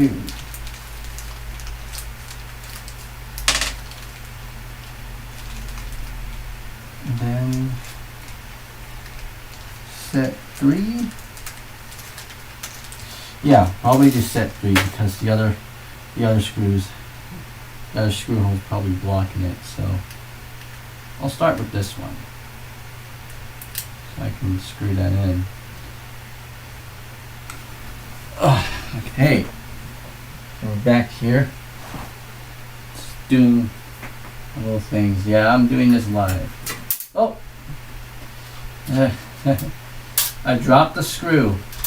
I dropped the screw now. Okay.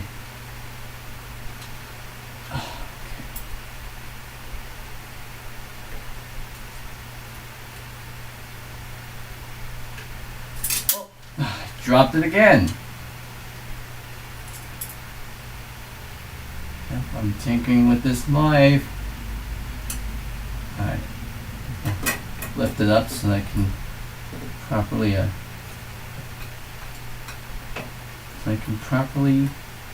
get this in here.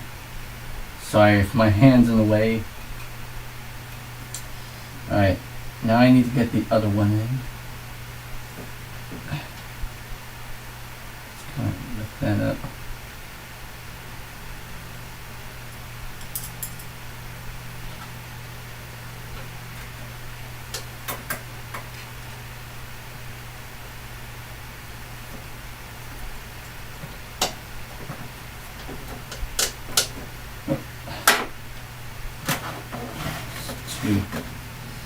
Too close.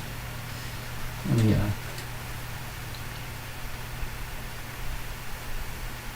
adjust.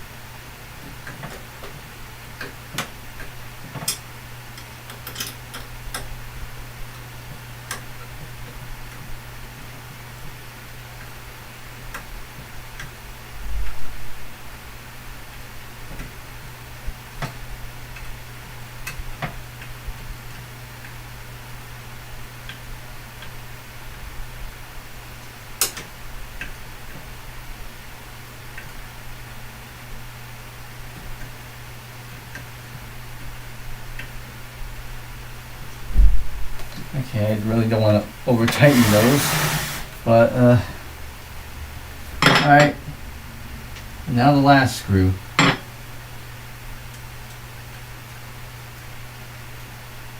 See if I'm able to get that in all of a sudden.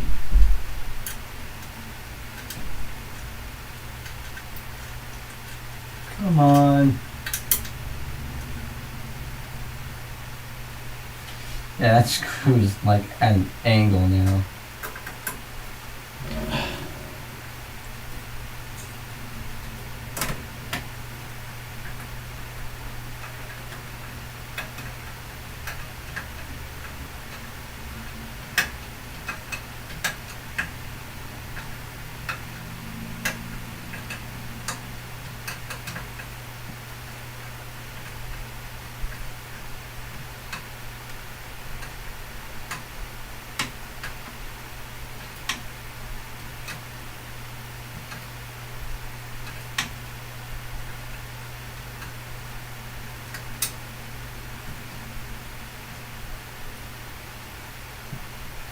Alright.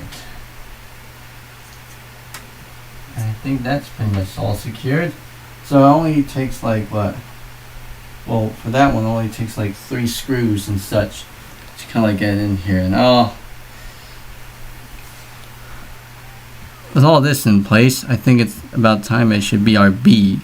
So I'll be back with you guys in a sec.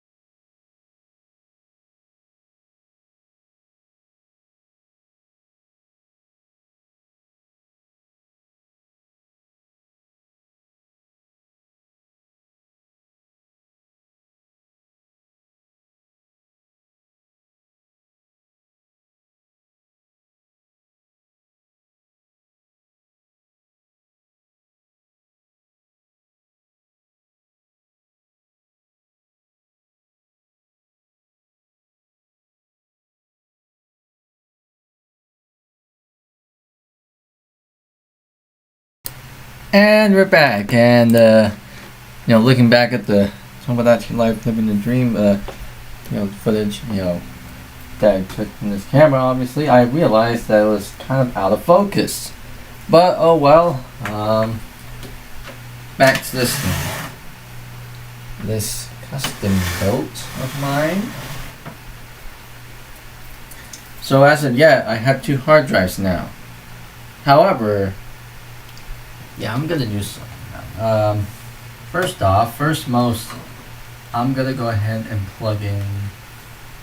Well, here, obviously, I'm gonna plug in the zip drive first. So, see if I can get this in here.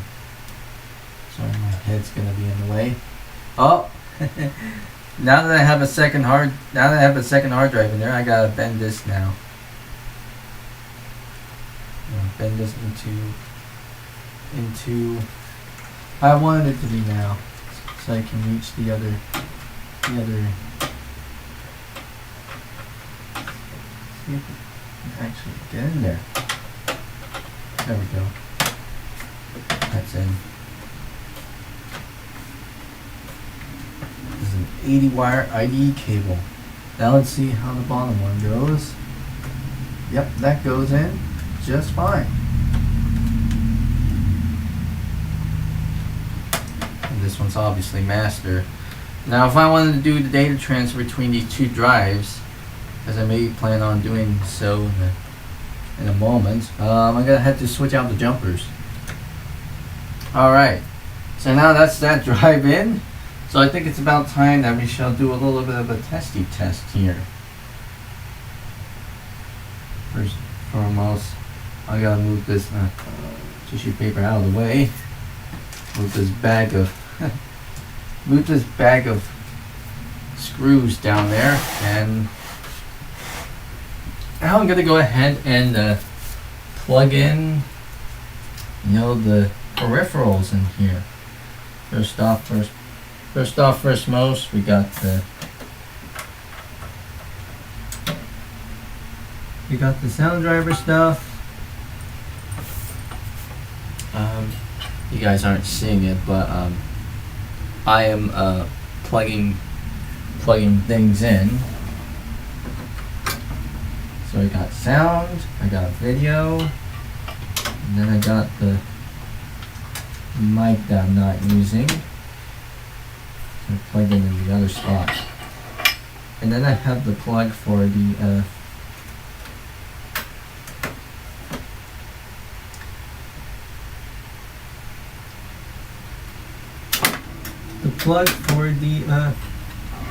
webcam stuff.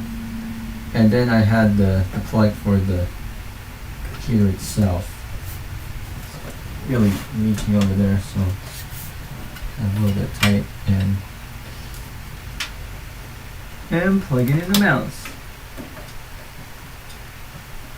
And I need to re-plug in the compact Ethernet keyboard back into here for a brief moment, so I can test things out.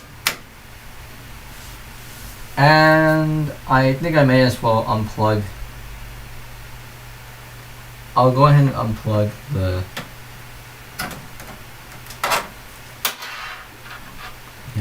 I'll go ahead and unplug the card reader for now.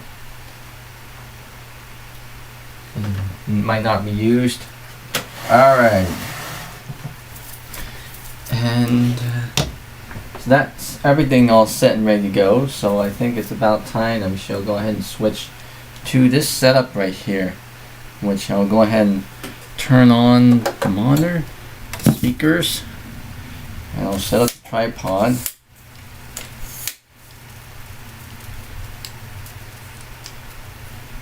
See if we can get anything here, and then I'll turn on this computer, flip the switch, see how it goes.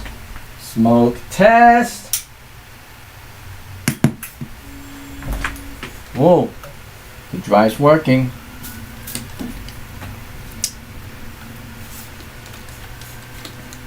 Alright, let's see what we got in store for us.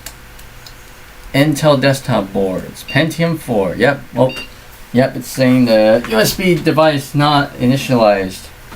So I don't know what's up with that, but look at this. We got a boot menu up and ready. Up at the ready. This is obviously the one that came out of my AMD compact, and we are accessing it for the first time. I don't know why it said USB device, something about USB device stuff. I'll have to go to F10. USB device failed to initial. Oh wow!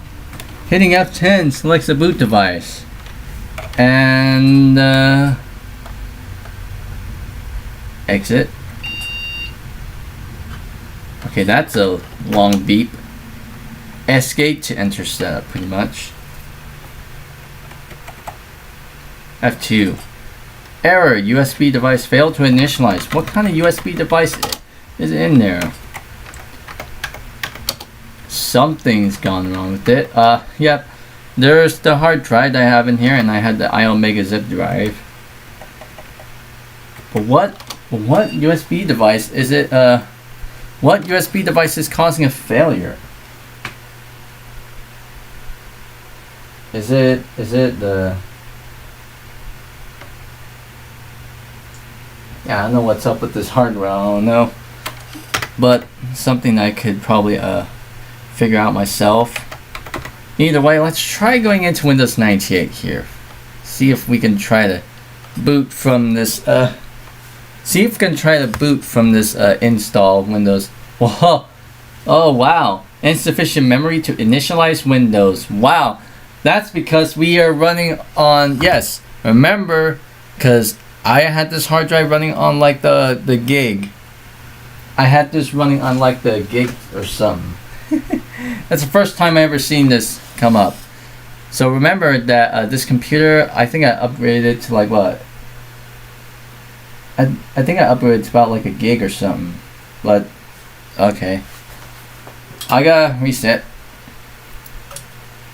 A good old save to shut down screen. We got 1024, so we got like about like a gig of memory in here, and the install Windows 98 on here. I mean, the AMD compact has memory. Well, it has a maximum amount of memory of 512, and it seems like the the install that I have on this hard drive that's on here, whoa, well, we don't. Did that error went away? Let me turn that thing on. Did that USB error went away? Seemed like it went away for a bit. Yep, it did. It went away. Well, that's strange. Alright, normal. And we'll probably get an error in a bit to see what we have. While initializing v86 MMGR, insufficient memory to initialize Windows. Quit one or more memory resident programs and remove unnecessary utilities from your config.sys and autoexec.bat files and restart your computer. And now it's saying it's safe to turn off your computer, which I'll hit Control Delete for that. Well, it'll automatically do that. So that one, I think I'm gonna have to go through the. Because there is obviously a little hot fix for that one. Well, some workarounds for that. What's that?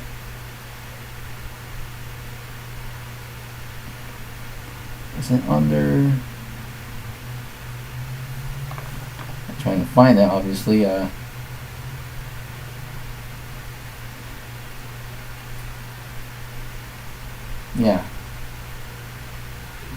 And it's saying that it's designed to handle up to 512 megs of RAM without changes, obviously.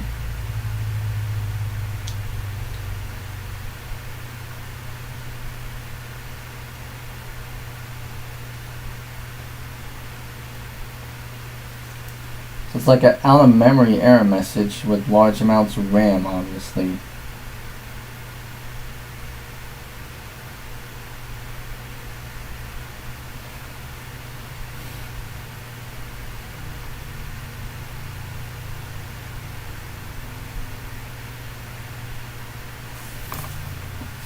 So that's the, yeah. If a computer that is running any versions of Windows that are listed above contains more than 512 megs, for example 768 or what we have here, 1024 megs, which equates to about like a gig, you may experience one of the following symptoms. And one of the symptoms is the computer may halt, obviously.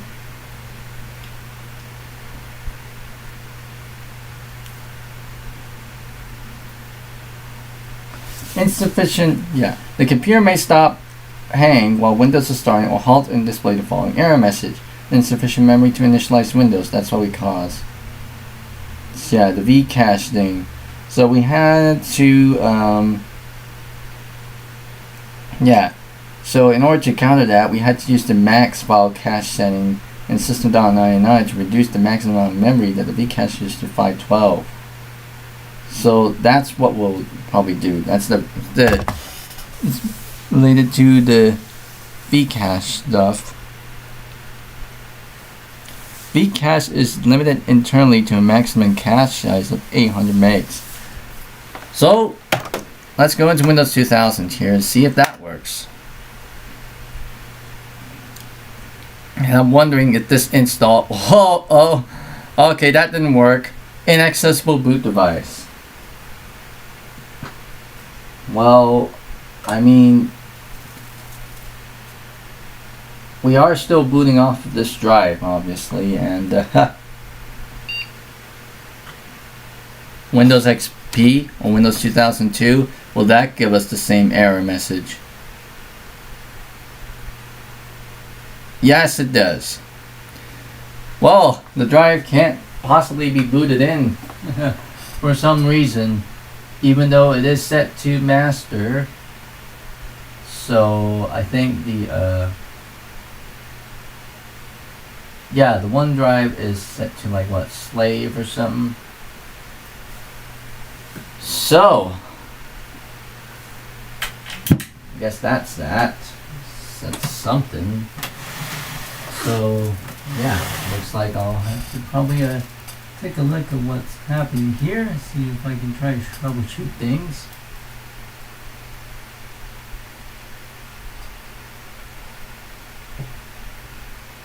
So obviously, yeah, that drive, let me see if I can get the Acronis OS selector bootable CD around here. See if I have that around here.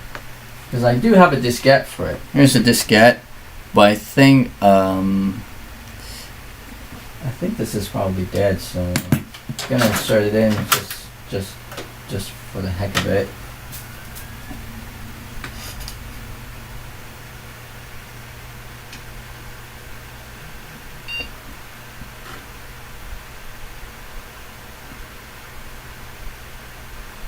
Yeah, it's trying to read that from that drive, but I think the drive is probably bit rotted, so because it cannot really read from it. So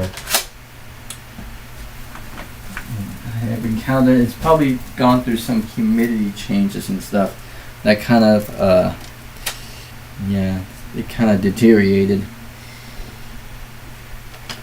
But no matter, I have made myself a bootable CD version of Acronis OS Selector, the version that that I kind of use. Acronis OS Selector 5.0 Special Edition bootable CD.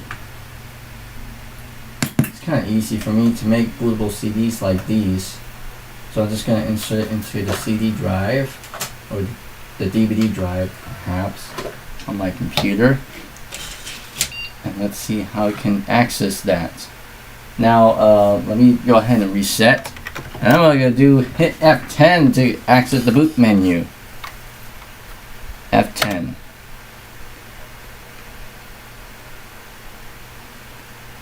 There we go, a tappy CD-ROM.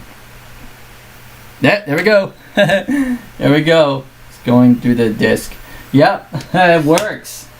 It works. Acronis OS Selector 5.0 Special Installation. Welcome to Acronis OS Selector 5.0 Special. Next. Yes. Run disk admin on here.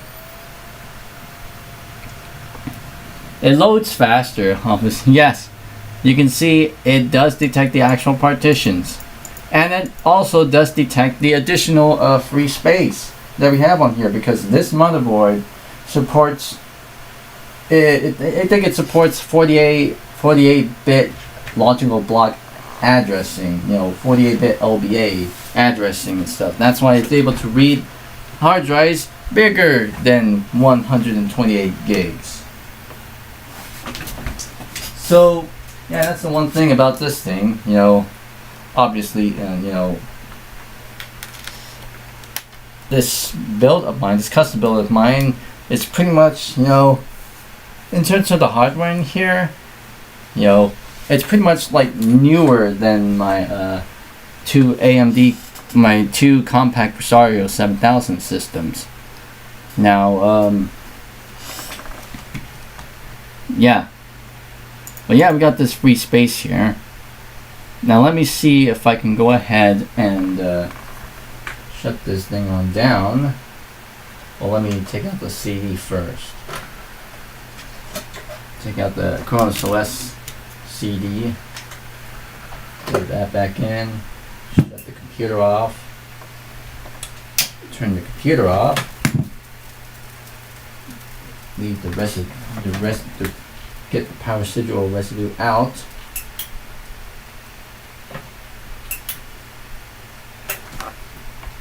It's in. And I'll shift attention back to the main computer over here. And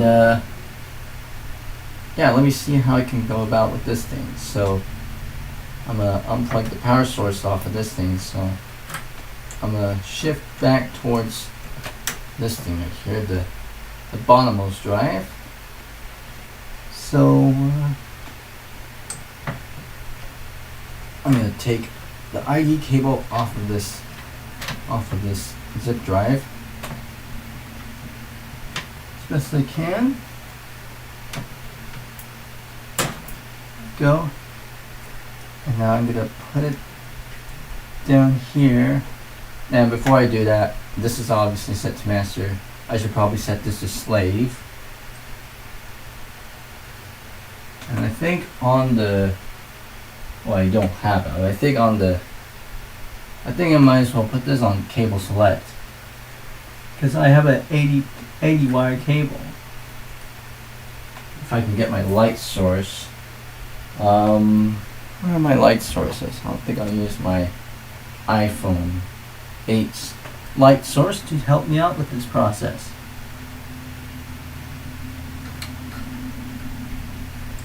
So I'll take that out.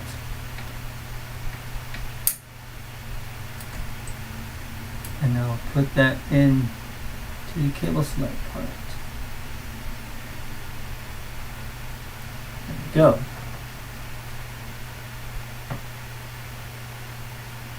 And cable select works with a 80 wire pin only, because I think with a 40 wire ID cable you cannot do cable select. So let's see if this actually works. Well, before I do that, I need to plug in the main drive. So here we actually have two hard drives set up in tandem.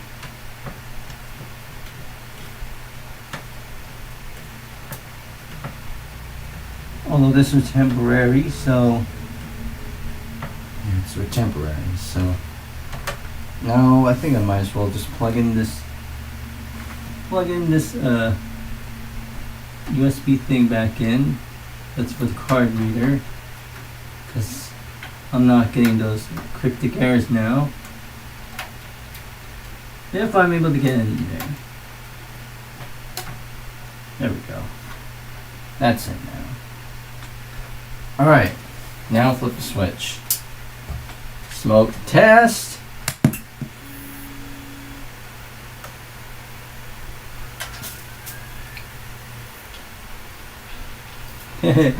Two hard drives working in tandem on my custom build.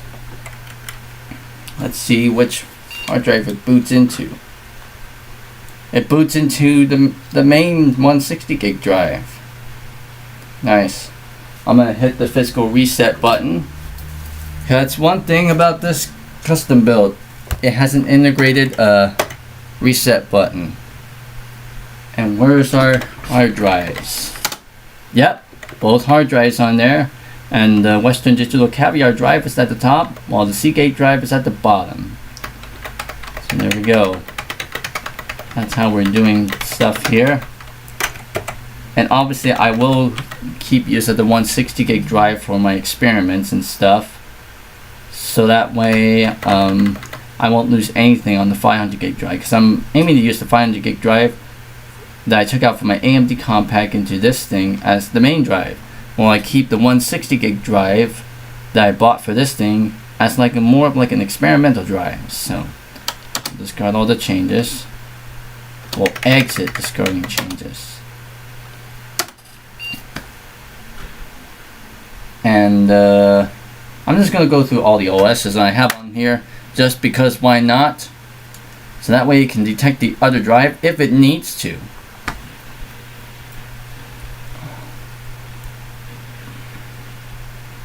I will also see if I can attempt to clone all the stuff from, because essentially the other drive is pretty much non-bootable because we took it out and put it in this my custom built, and essentially it doesn't seem to go anywhere, but it does read the partitions well. So let's see how this one goes.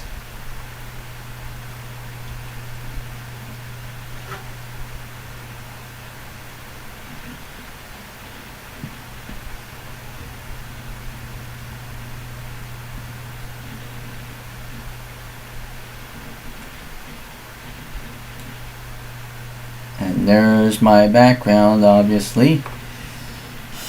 That's the image is obviously not mine, but I use it as a background wallpaper just because it escaped.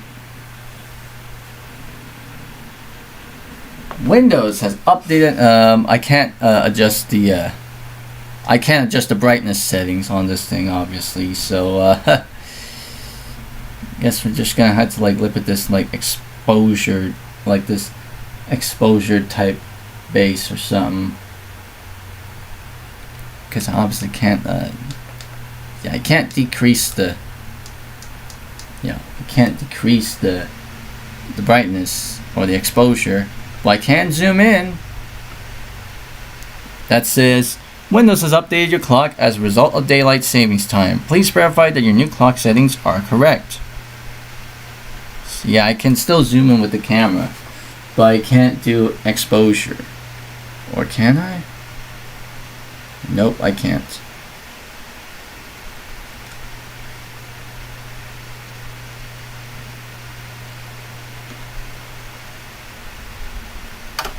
Well,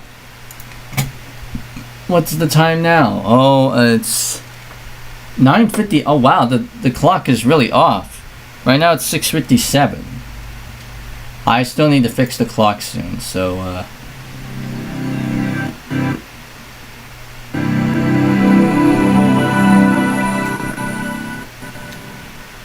so yeah, that's working. And is it going to detect the other drive? Is it going to be like, oh, found new hardware as such, and it'll say Windows has finished installing new devices, new driver devices and such, but who knows?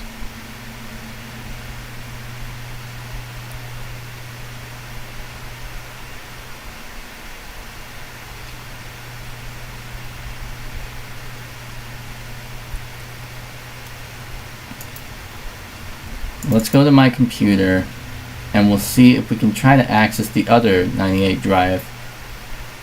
Yep, there's the 98 partition. The other one, I think this is the one that I have for this computer. And then here's the one from the compacts. And yes, everything's in there, so I can pretty much access whatever I had in here, obviously. All of the other stuff that I have on here. like all the background wallpapers and etc, etc, etc. Though I may be able to, I'm wondering if I could try to get, I mean I can't get the other drive to fixed, so yeah. Let's restart the computer. I can't shut this thing down cleanly because if I hit shut down, then it'll say failed writing aux thing, whatever. So I actually had to like restart the computer and then try shutting down from there in order for it to work. That's one little quirk about this thing. And I also may need to swap out the motherboard soon, but that's for a future date. Windows 2000 Professional. See how we go on this one.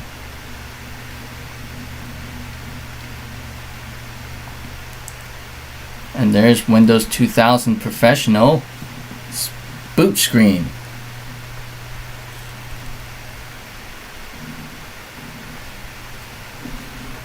And yeah, I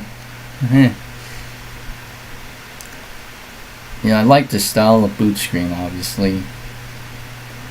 To me, it kind of holds something, in terms of, from back in the day, obviously, because my cousins used to have this custom built computer that ran Windows 2000 and Windows XP, obviously.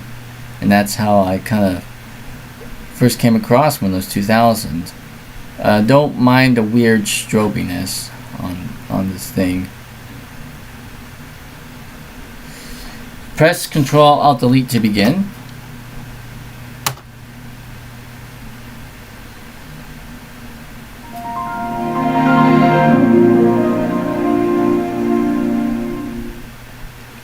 There we go. We're in. Don't mind the weird strobiness that's happening here. I mean, the camera isn't really trying to cope with it, but Oh, and it's opening up the Windows 98 and 2000 and XP partitions on that second drive. Wow. Oh, what's it doing? Windows 2000 has finished installing new devices. You must restart your computer. Yeah, that's what I would kind of expect to show up on Windows 98, but it didn't do that. Windows 2000 it did. So I'll go in and restart. Let's restart the computer from here. And let's see how I can rearrange the partitions on the new drive.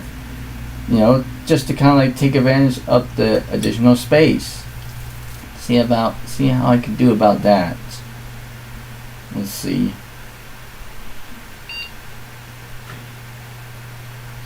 Windows 98. Well, we're already on Windows 9. We already took a look at Windows 98. Let's go to Windows XP Professional.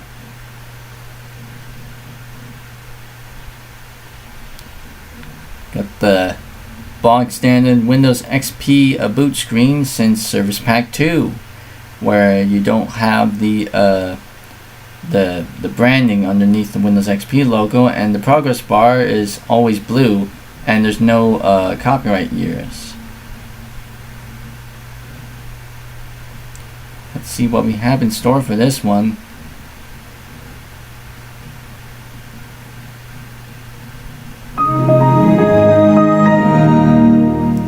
Well, that is an interesting looking background, obviously. It's Mudkip from Pokemon in the Bliss wallpaper. Obviously, the original image for this one, the Bliss wallpaper is kind of like positioned a bit differently. So I used that image, and I took the original Bliss wallpaper, and I kind of put the the image that it was based on top of it, and position it exactly as the original background would, and that's how I was able to produce this. Yep. Obviously, the original image with the Mudkip in there is not mine. I just took it off from the internet. But here we go. I think it's pretty much setting up the devices or such. Well, it didn't do it this time. I don't think XP did. Yep. all the partitions from the partitions from the other drive, you know, yep, this is the compact drive. And that's pretty much everything that's on that drive now.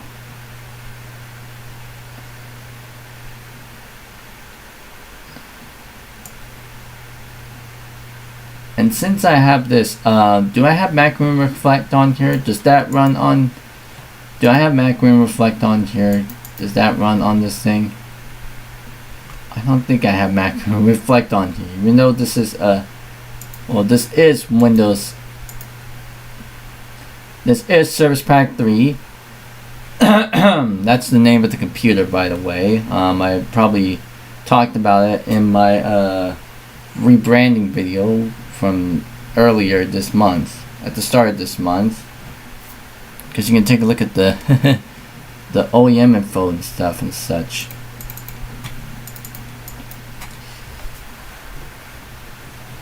I'm gonna find the USB drive, the USB stick that has the Macroom Reflect software in it. I'm gonna go ahead and plug this USB stick into the front USB port. See if that works. Yep, it did. It did read that. So I should at least see it pop up here.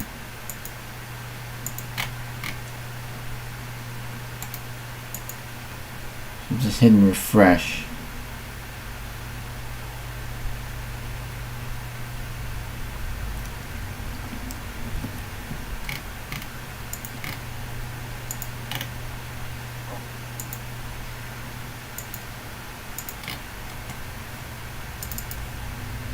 Well, I have it connected, but it doesn't seem like it's showing up here for whatever reason. Should I plug it into the back USB ports?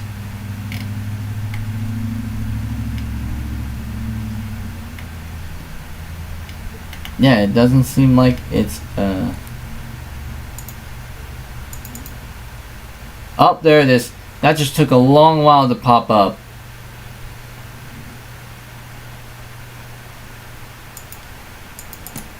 Goodness.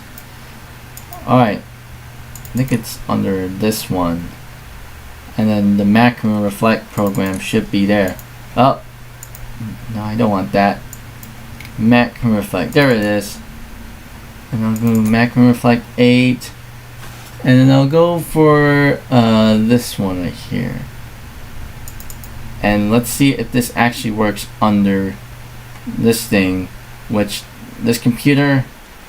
I can actually show you the specs on this thing. If I go to CPID CPU-Z on here, and I'll show you what kind of processor this thing has. And once again, I can zoom in this camera, so I could effectively zoom in on this camera, obviously, if I wanted to. So as soon as that comes up, SPD storage, and it should at least come up with a window. There it is.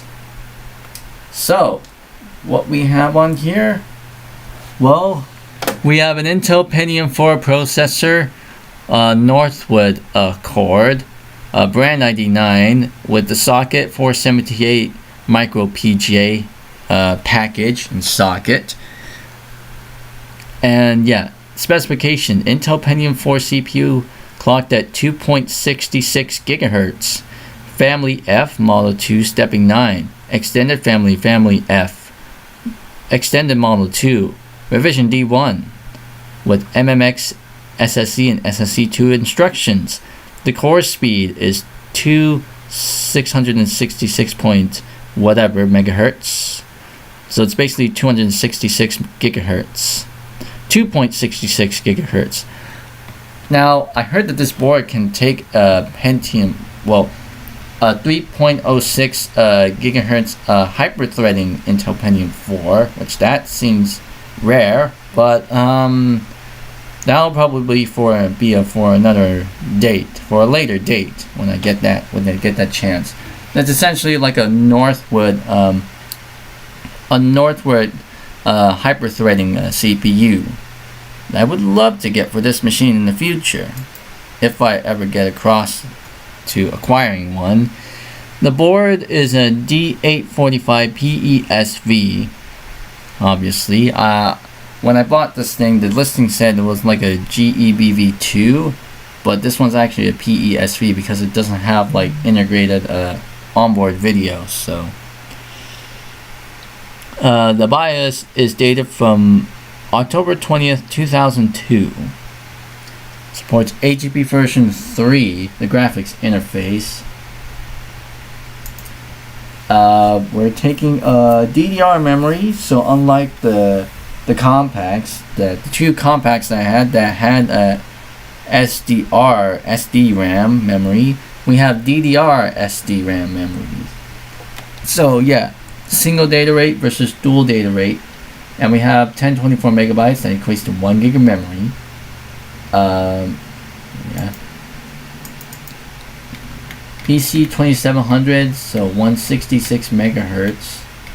Seems like it, but that's, yeah. Memory module size are both 512 megs. We're running an NVIDIA GeForce 6200 graphics card in here from EVGA Corp with codename MV44A. That's the core. Revision A1. And this is obviously the CPU that I had in my Intel compact for a short time when I was trying to do one of the well, that was after when I was trying to do the whole Windows Vista thing on it, because this graphics card has the ability to do arrow effects, obviously, for that operating system, but because of the limitations of the Intel compact, the hardware itself, I wasn't able to get it run efficiently, so I put it in this system. This is one of the stuff that I took out from my collection, my bin collection, my collection of computing parts. This is CPU-Z version 2.9 from January 2024. And let's go ahead and run macro reflect. Try installing it on here. So now it's copying the setup files.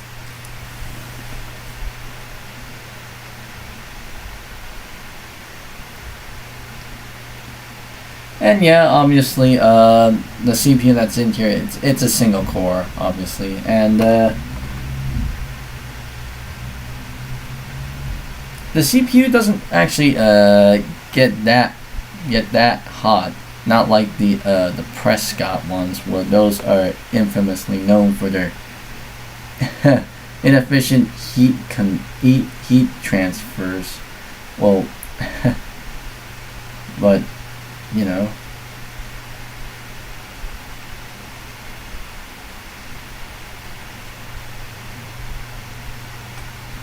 see how long this will take. I'm sure with the hyper-threaded CPU, they'll probably go a little bit faster or something. Because I mean, as far as hyper-threading goes, hyper-threading basically means you take like a single core CPU and give it multiple threads. So at least for this single core CPU that I have on here, it only takes one thread. But for a hyper-threading CPU, that is still a single core CPU, but has multiple threads, like 2 threads at most.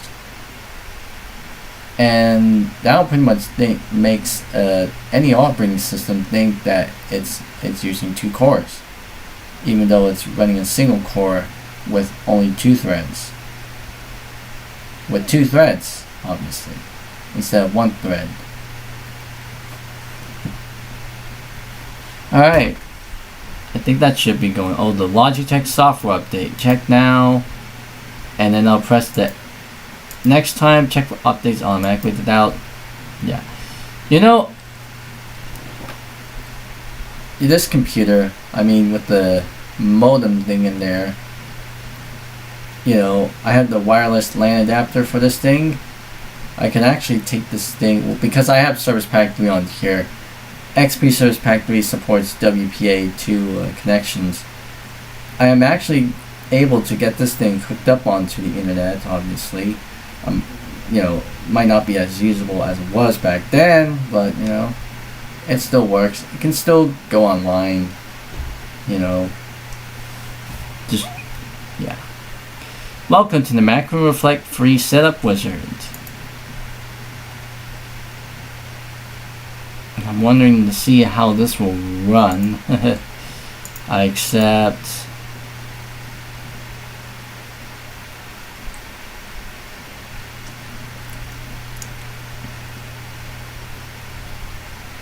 Yes. Personal use. Install the desktop shortcuts.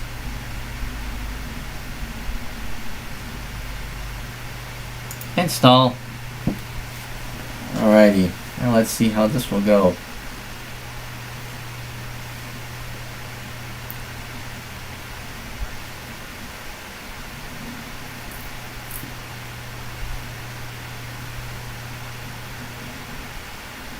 So obviously, the custom build that I have, you know, considering the hardware that I have on here, you know, as far as the components I have on here, this is pretty much like an early 2000s, early to kind of like mid 2000s custom build of mine, because some of the parts in here are kind of dated from 2002. You know, somewhere around that time. Yeah.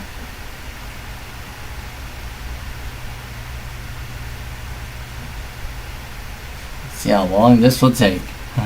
Of course, I think I'm probably running off with that USB stick, so I think it probably be more efficient if I would just taking the installer out from the USB stick onto the computer's hard drive, but who knows. Let's see how long this will take.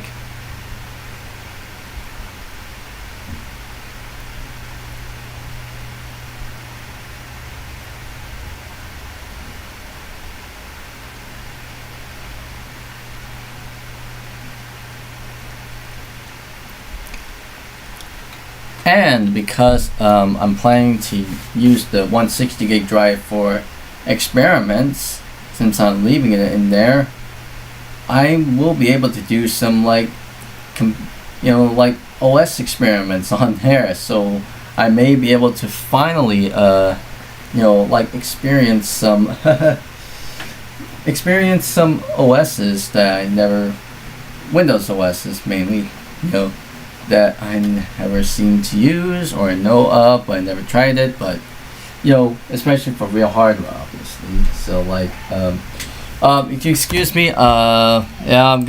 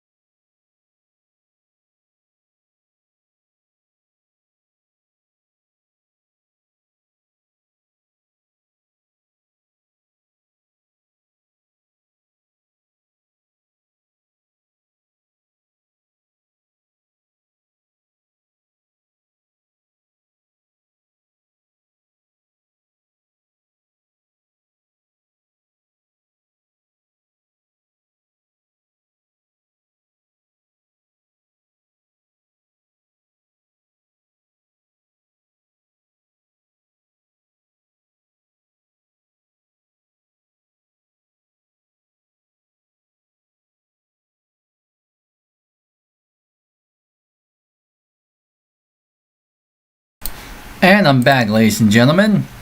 And Macro Reflect is finished after taking a little long while. You know, just kind of booting off from that USB stick. Launch now. Press finish. Yeah.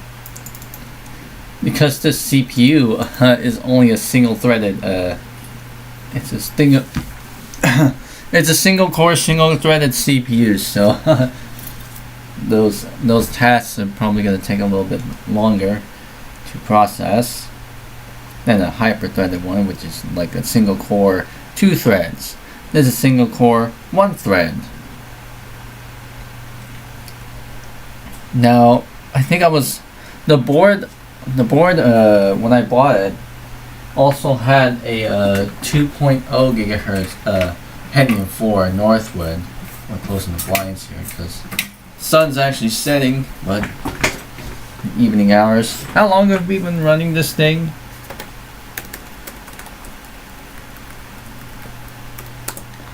We've been running this live stream for over 3 hours now. Okay.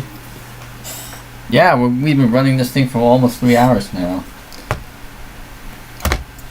Let's just hope it doesn't take that long, but yeah.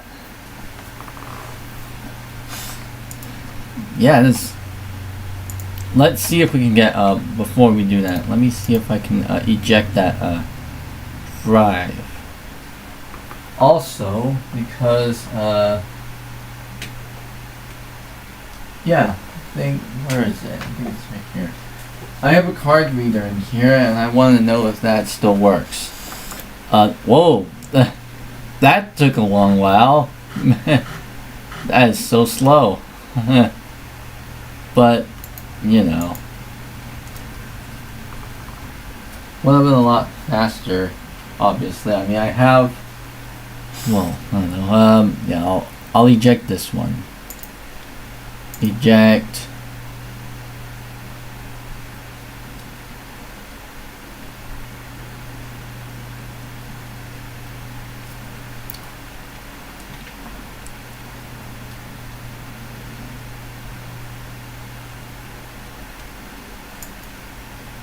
Okay, that should be ejected. Yep, there we go. Can be safely removed.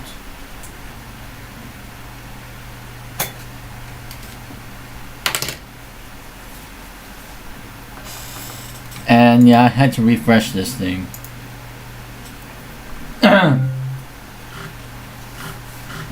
Because this thing has a card reader, and here I'm gonna put this thing in. This is a memory stick. Nobody has seen these in circulation anymore, and not everyone has handled. Not anyone of the new age, you know, the new generation today, can know what it is. But this is it's the size of a chewing gum, somewhat. It's a long memory card. It's a Sony Memory Stick Pro, 256 megabytes, Magic 8 copy protection. I got this for the camera that I have, the one that I kind of used to videotape that one recent video of mine, obviously. So let's see if I insert this thing, will it work?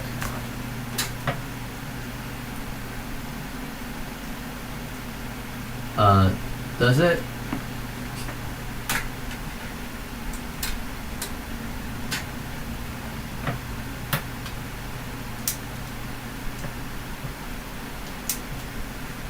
It doesn't seem like the card reader stuff is working, you know. I don't see anything coming up. Well, we'll see. My computer, MS, doesn't really seem to work, but hey, at least I have.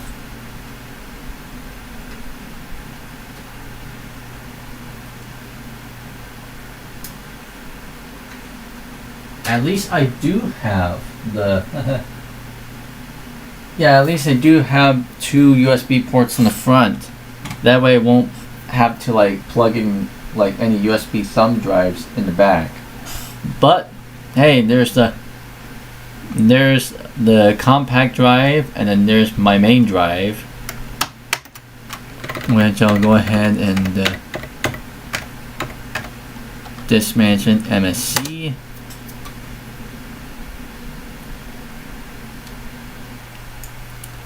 So yeah, you can pretty much see the large unallocated space.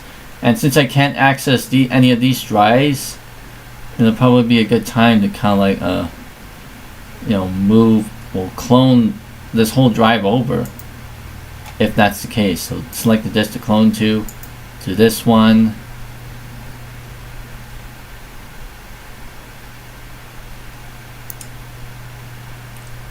So let's see. Copy the partitions over. Is that partition in length? So that pretty much puts it in place.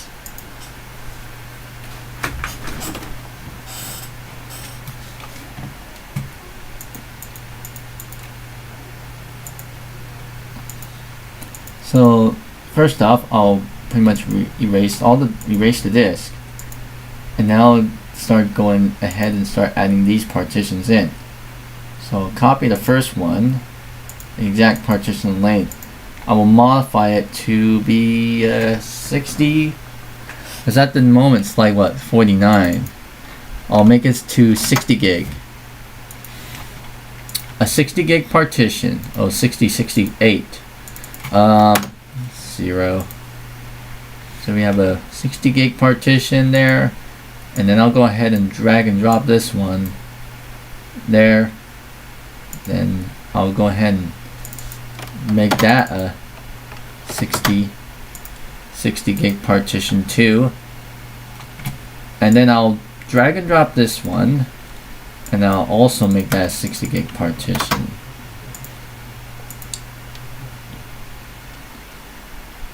And then I still have plenty of free space here. So yeah, I pretty much have 60 gig partitions for Windows 98, Windows 2000, and Windows XP, and I still have a bunch of free space to kind of like put whatever partitions I have on here, though I would probably expand it up to like 80 gigs. Let me see about that, if I'm able to get the other OSs on here. I did have a layout set out. I did have a layout set up for one of my from one of my late 2000s laptops that had like a 500 gig drive of some sorts. I may have the layout kind of laid out or something. The drive layouts or whatever.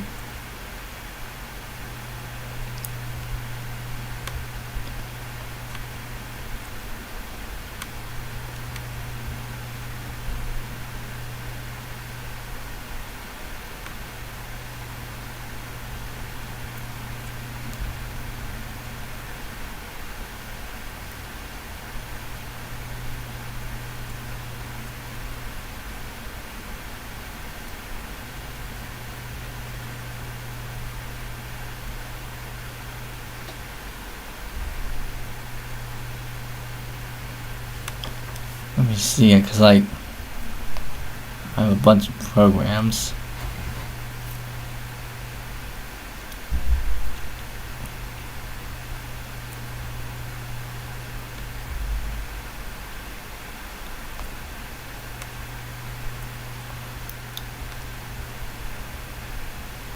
Sorry, I'm looking through my phone just to see if I can find some sort of like a little bit like a like a reference sheet from where I can take a look at some of the stuff that I have.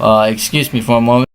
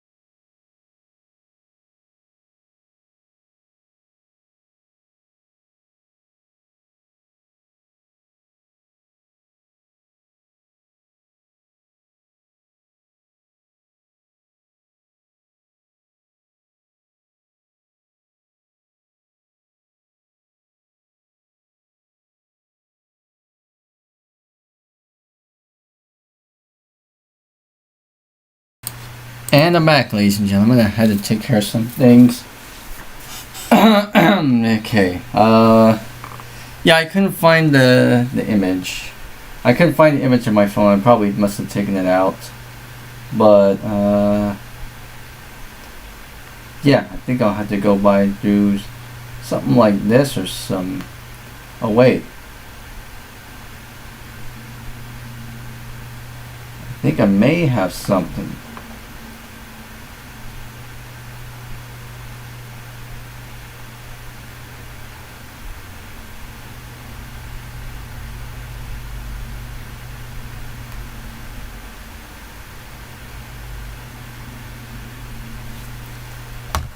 Like all 50, 60 gig cartridges. How much space do I have on that's left on that thing? This is like what, 49?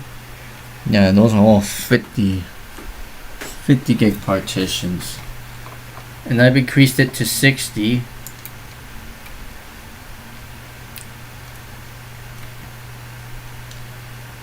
Select a different target disk.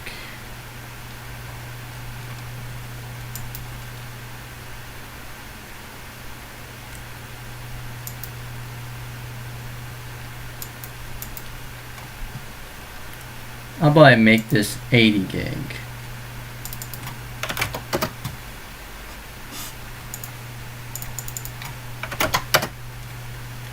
Oh, that didn't go well. 80 gig, let's see how much that takes up. Float to the right. Let's make this an 80 gig. More space. Another 80 gig. So that leaves us with 225. So I have two 80 gig partitions. Just for that. But it seems like I may have to like do something about these things though. Cause you know what? I think I might as well go ahead and first off wipe off that drive first. Wipe off that drive of data. So I'm going to have to use a G-parted disk. So I'm going to use the G-parted x86 PAE one. You know, I could use the standard x86 one, but I'm going to use the other one.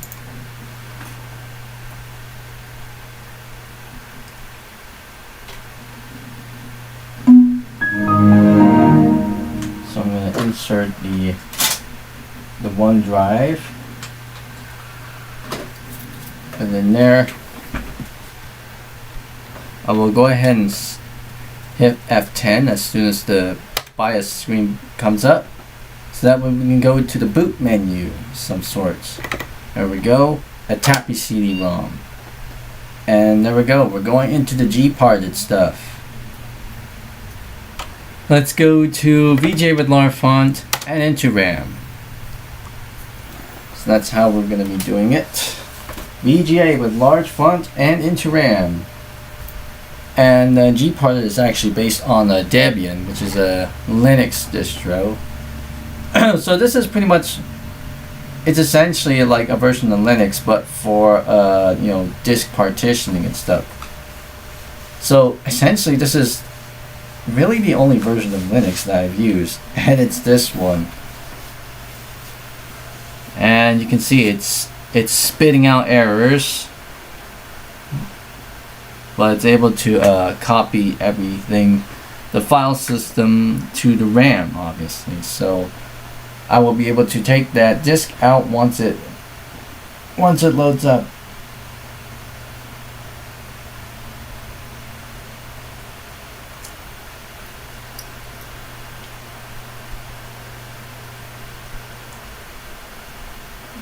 But yeah, obviously the hardware on this custom built computer may be subject to change, obviously. So like with everything I have in here, it'll change, especially the zip drive, because I'm getting a zip 250 drive to replace the zip 100 drive that's in here, and if that's the case, then that means the zip 100 drive that I use in this thing will probably go into the AMD compact or something. And by the way, I have written in my notes on the future upgrades to my AMD compact, it did say a zip 100 drive if possible. But you know.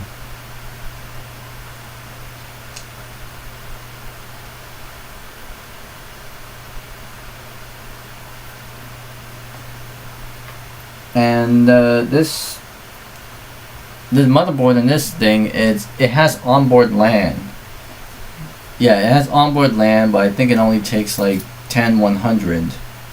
So I would probably have to use like a gigabit Ethernet card in here, but I might not at the moment, because as far as Windows XP is concerned, I can just use the wireless LAN adapter, which I'll probably get one dedicated for this one, because I had to take the one that I kind of bought for my Dell Optiplex 980 that's pretty much sitting right beside me.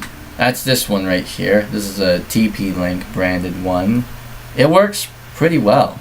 As you can see, the font has changed, obviously, and we'll see where can we go with this installation.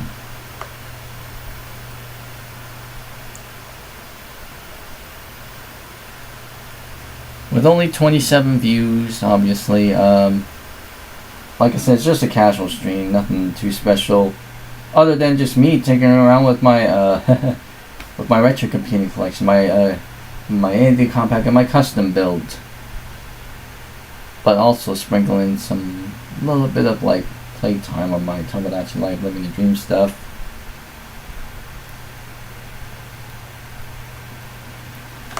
Done! And yeah, it's using the font size and whatever.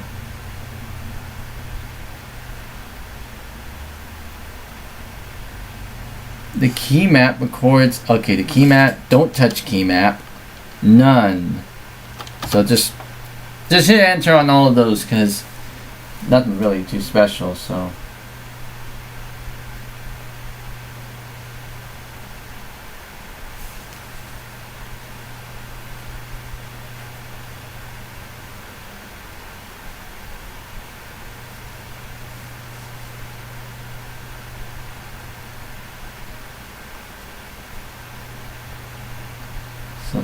I think it's going to be loading the desktop in a bit.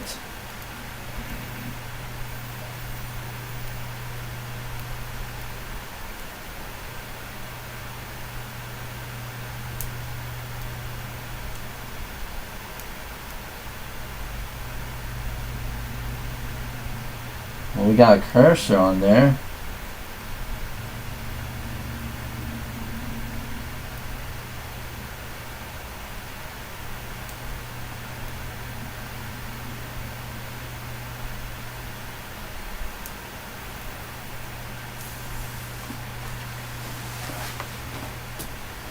Alright,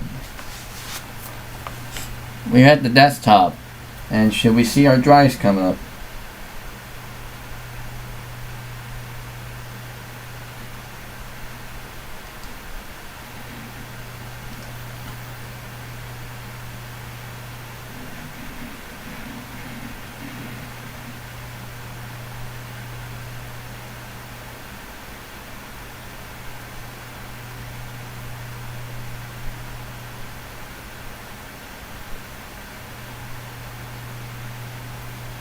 Alright, and there's our drive layouts here. As far, oh, did I minimize that? Yeah. Here's our drive layouts. This one is the 160 gig drive. Then this one's the 500 gig drive. But look how much, look how much unallocated space that the drive has not used. That's a lot, because all these partitions are within that 128 gigabyte or 137 gigabyte limit imposed by the BIOS used on my AMD compact and my Intel compact, because both of those two predate, you know, the addition of the 48-bit LBA addressing stuff for the BIOS which I think that came around in like what 2002 or something like that. But yeah, so that's pretty much what I have in here. So there's the 160 gig drive that I may have to wipe out soon, and then we have this one, which I've already copied the contents of everything, you know, on this drive, you know, onto the one of the other, say, the hard drives I have lying around, you know, kind of saving that for a potential a new hard drive that I might get soon, which might be a 160 gig, hopefully. Something that's a little bit more appropriate size for it. But yeah, I'll go ahead and actually delete this, well, clear out these partitions. So cleared, cleared, and cleared. So pretty much just, and basically what cleared is what the file system format to cleared, you know, file system cleared. That pretty much means it's pretty much zeroing out those partitions, like zeroing out the entire zeroing out those entire partitions on those particular drives. So that way there is no chance of any, like, when you do like a file recovery thing, it'll nothing will actually show up to see what's actually on it, even though you've reformatted it. So it's essentially like a modern version of, you know, D-band, you know, Daleks boot and nuke, whatever that is. So yeah. Anyways, I've already like I said, I already copied the partitions over, so I don't need to worry about it. So chance of no return, apply, and yeah, it is formatting those drives. So yep, you see that, right? Zeros. So yes, it's zeroing out those partitions.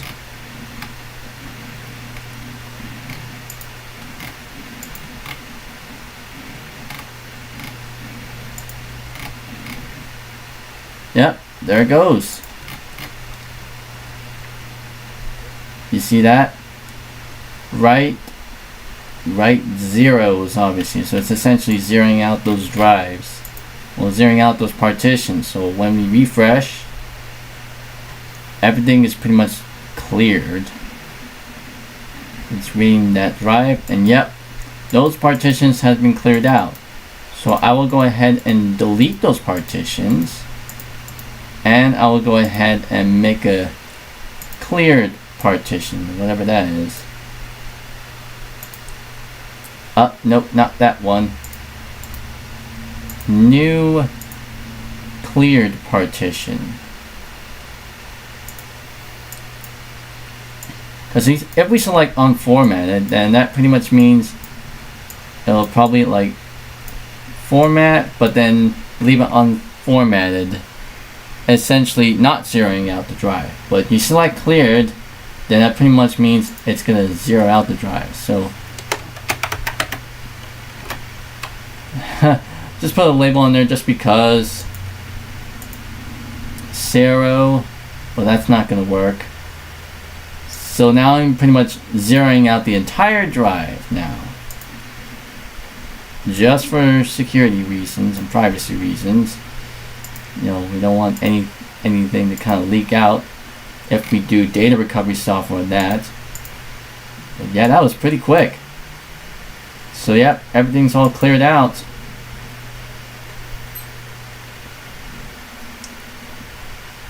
Yep, unknown.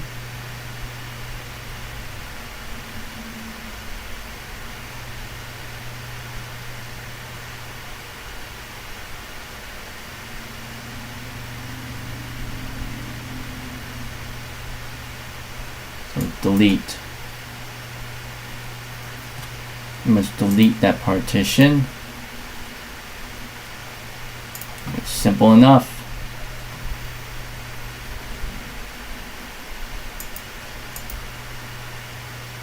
So now I have that drive pretty much cleared out. And as far as setting this thing up, obviously we're gonna do a drive setup on this thing. So let's see, new size in megabytes.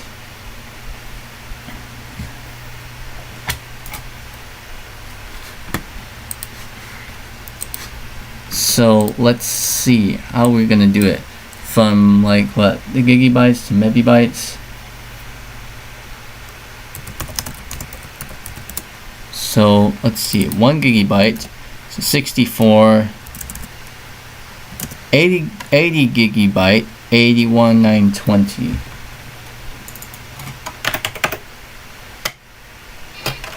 Oh,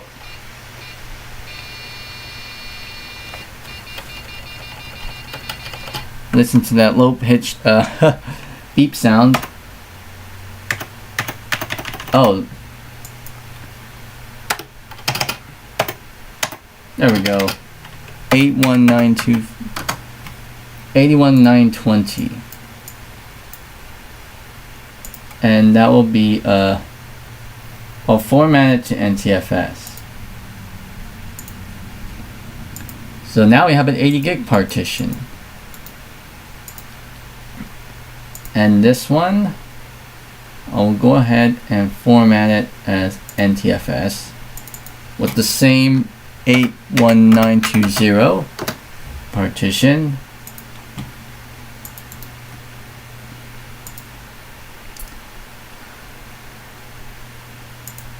And actually, I'm probably going to label these partitions 8192, 81920. Part 1. So yeah, part 1. So we got part 1. Oh, that's EX4. That's not what I want. EX4 is like a Linux partition. 81920. 81920, I should say. And then part 1. Add. There we go. We got an 80 gig partition there. So I'm pretty much doing this. Remember that this is a live stream, so we're doing this live. This is not pre-recorded. It is all live. Like I'm moving my camera here. My hand in the shot, that's all live. Part 2. Doing that. Another 80 gig partition. NTFS. It's part 3.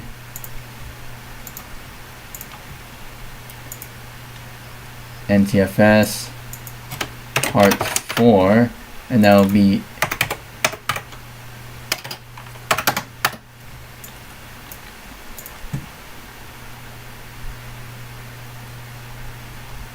so I have all these ones right here.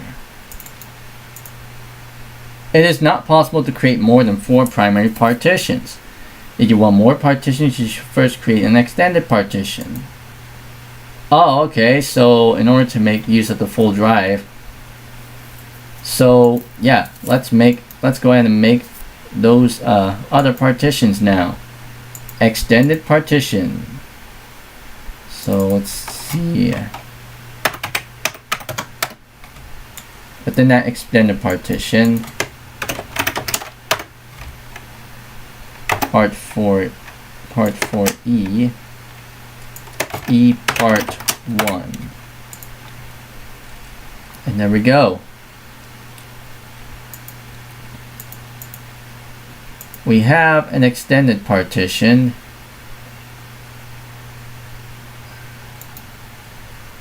Or extended partition and label E part.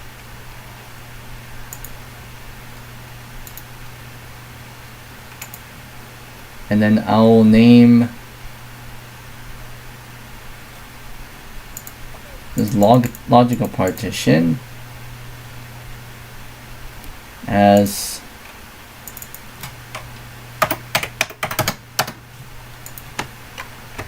part 1.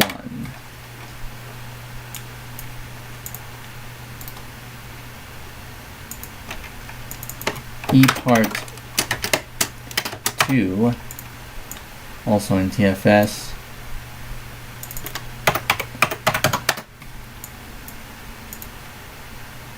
And that leaves us with this lone 65 gig partition that we'll probably use. And TFS E part 3.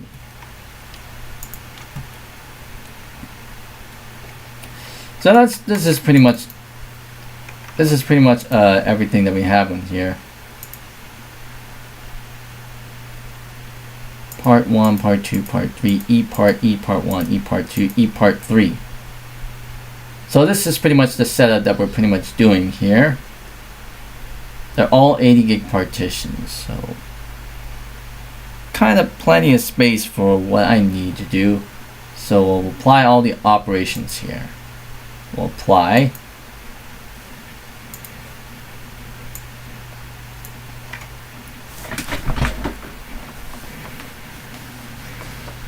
I can hear the hard drive clicking away now. So essentially, I pretty much wiped the AMD Compact drive clean so I could set up new partitions on it. I'm closing the blinds here because it's getting dark now. The time is 8:06 now.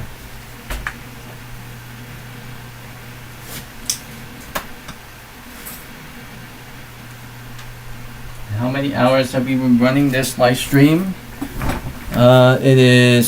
We're still 3 hours 46 minutes, so we're still 3 hours in.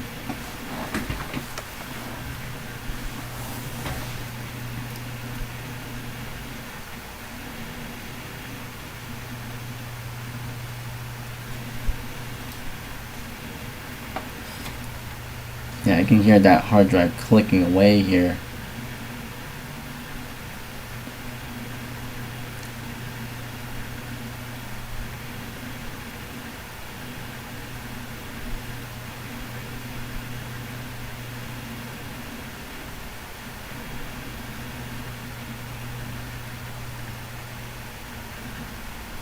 And there we go. That's all done.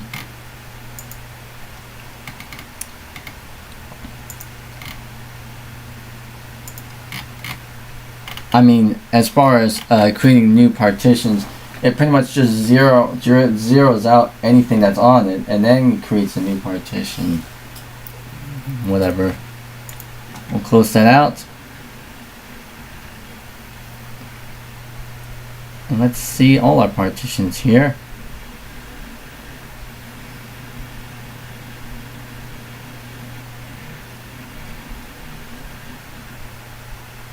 And there it is. We have all of our setup on here. We have the new drive set up for anything that we need to do, obviously. So we have 5 80 gig partitions and 1 65 gig partition. So I guess with that out of the way, I think it's about time that we should well, Alt Tab doesn't work, so I'll minimize this and I'll hit exit, and I'll go ahead and hit reboot. I'm actually going to take that disk out from the drive.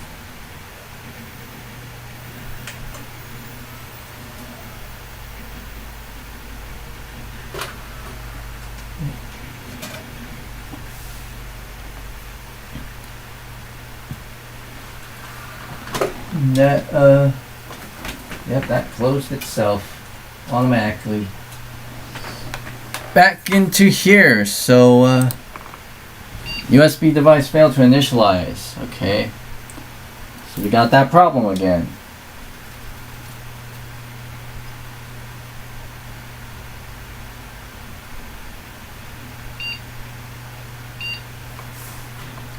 I don't know what kind of USB device is it looking for. So let me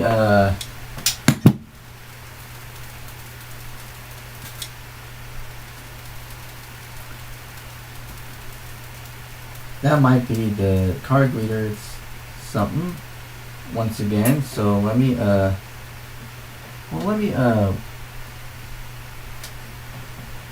let me reseat the connections.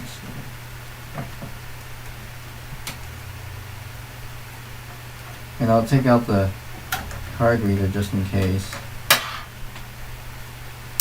Run on the system.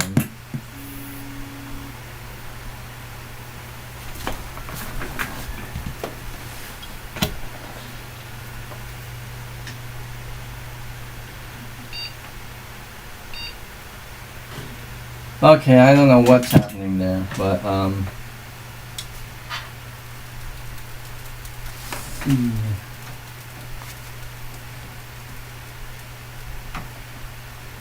don't know what is happening there with the USB failed to initialize thing.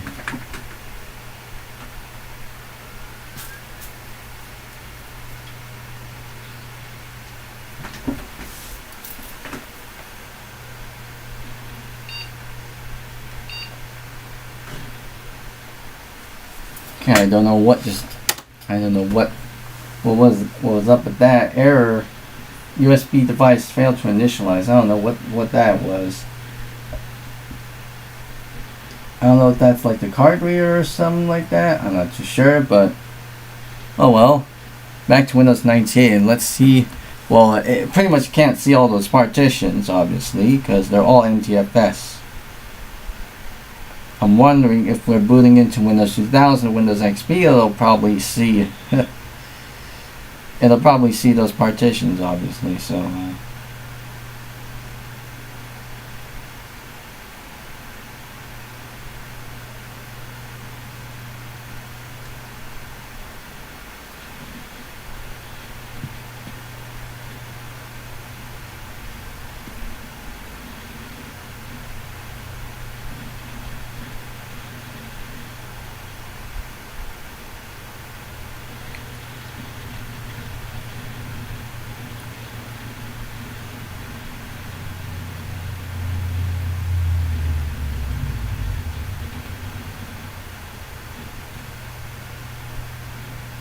alright, escape.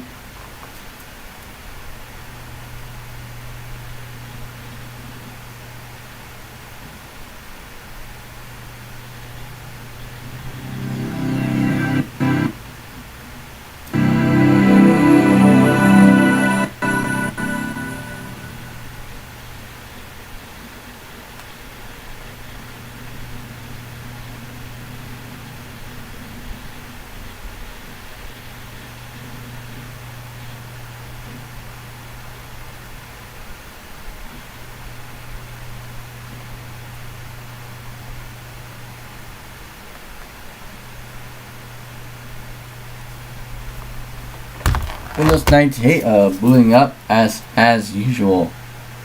Of course, it'll be on. I think it'll probably be on the better drive soon. Because it will be on the better drive.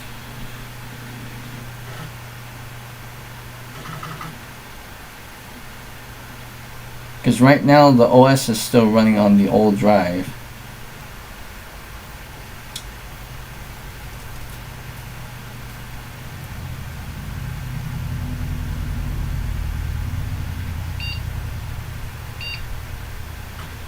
Yeah, I don't know what's up with that. But somehow after the error went away for a little bit, and then somehow it came back. I don't know what's up with that.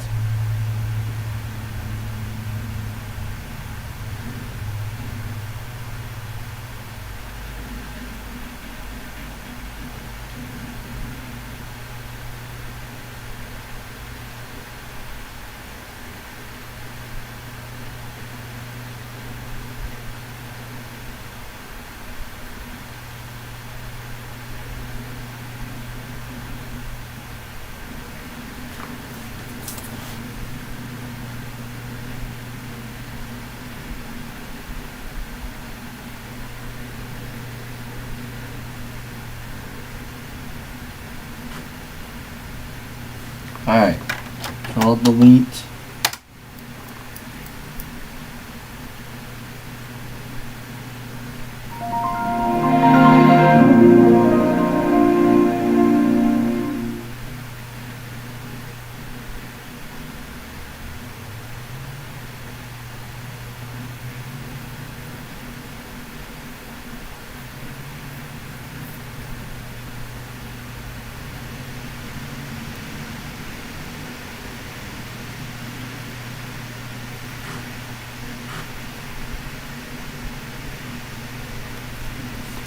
think it's probably reading those blank partitions or whatever. Oh my goodness. What's it do? Oh. Unknown the USB device. Unknown device. An error occurred during the... What type of USB device is it doing?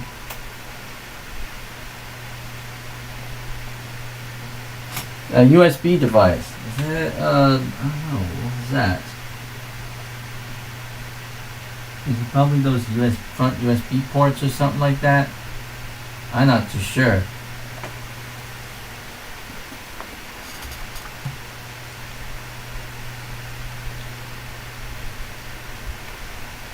Windows 2000 has finished installing new devices. Yeah.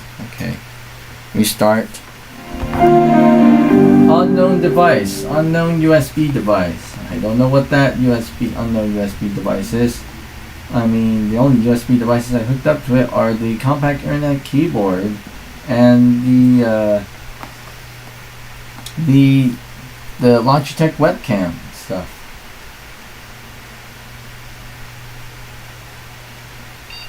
Well, that, yeah, I don't know what's up. I don't know what's up with that. Let me troubleshoot the USB stuff.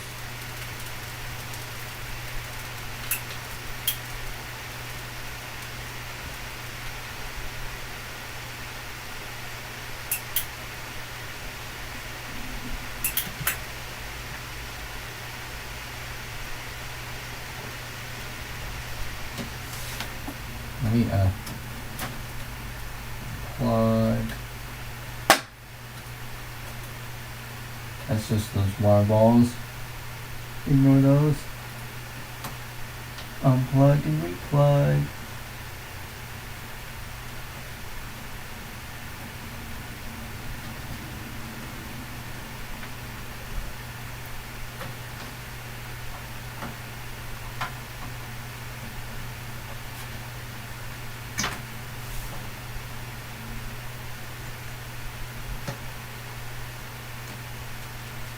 There we go. Now let's see. Trying to unplug and replug the. Yeah, and I'll unplug and replug the keyboard.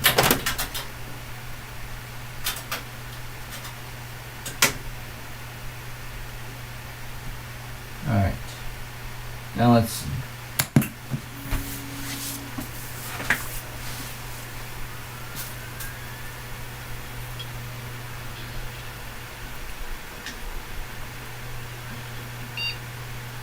Alright, I think that solved it.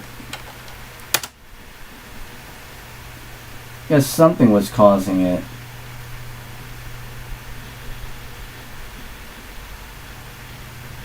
Yeah, just a little bit of a tinkering here and there. And, you know, kind of fixed it.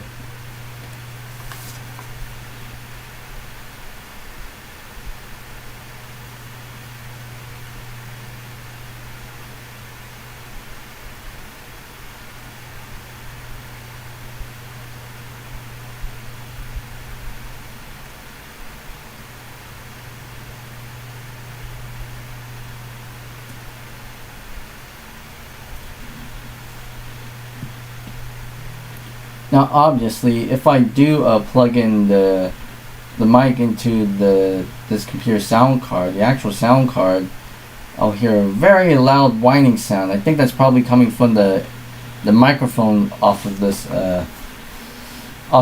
monitor, this compact monitor, because I was getting feedback, you know, via these JBL speakers. But, you know, escape.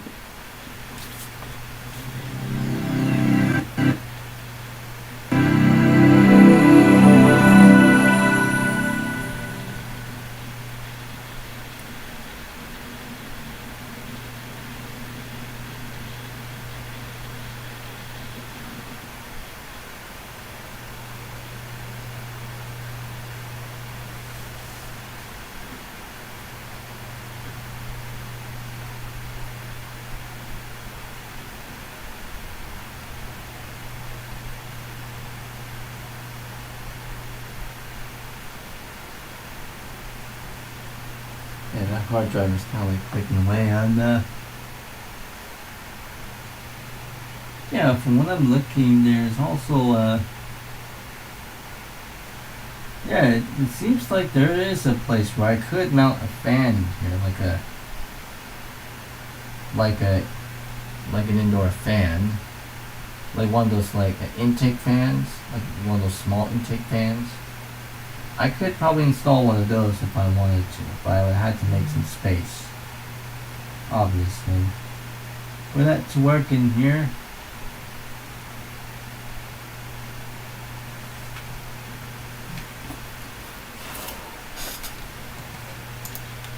shut down, restart.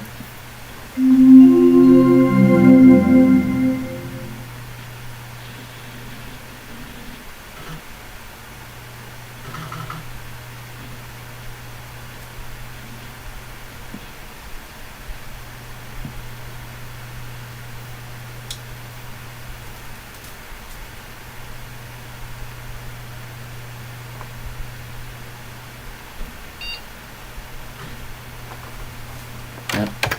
Windows 2000 Professional. See how that goes. I will also go back into Windows XP and see if it actually does the same thing.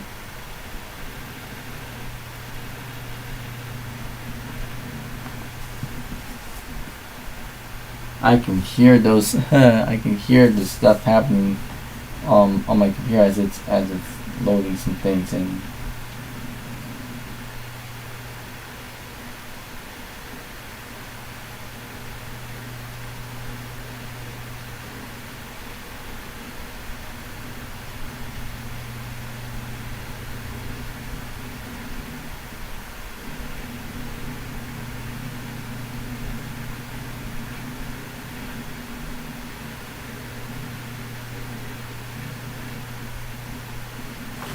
Alright.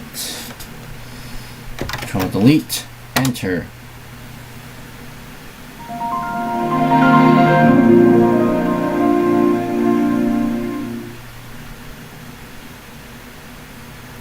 Got desktop up and running here.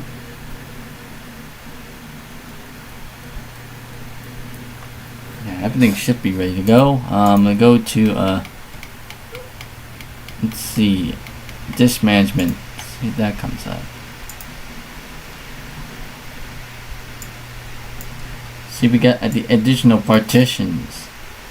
Yeah, we do. It's actually reading all those. So like part 1, part 2, part 3, E part 1, E part 2, E part 3. So we basically got 3 primary partitions and 1 extended partition. The other one is you have all 4 primary partitions. But if you have 1 extended partition, then you have up to like, I don't know, you can have like more logical drives. You can put logical drives, a number of logical drives. And I will move these partitions over to these spots here, obviously. So restart.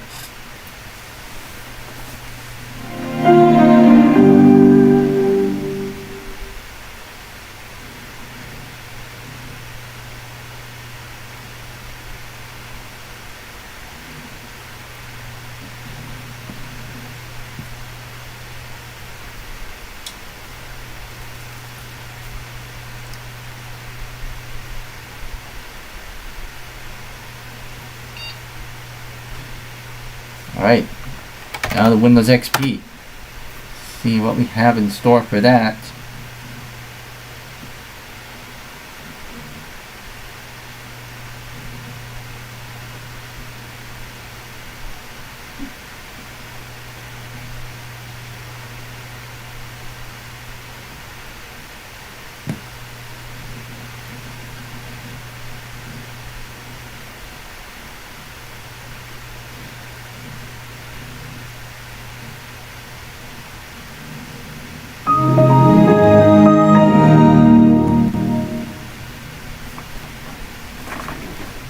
Yeah, I'm thinking at this point, it's pretty much loading up whatever partition that's on this thing.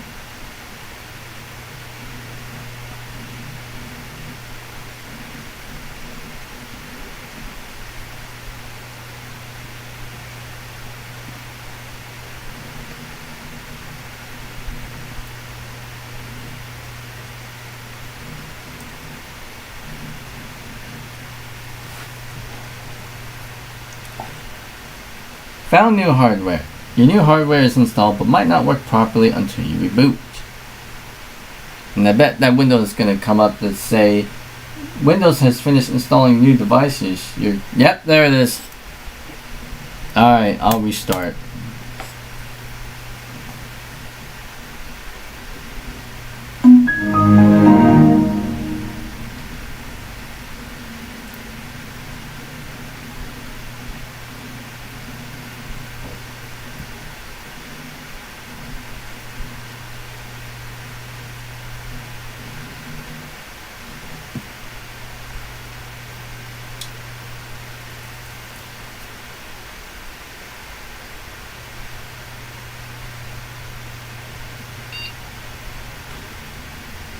Alright, back to Windows XP we go.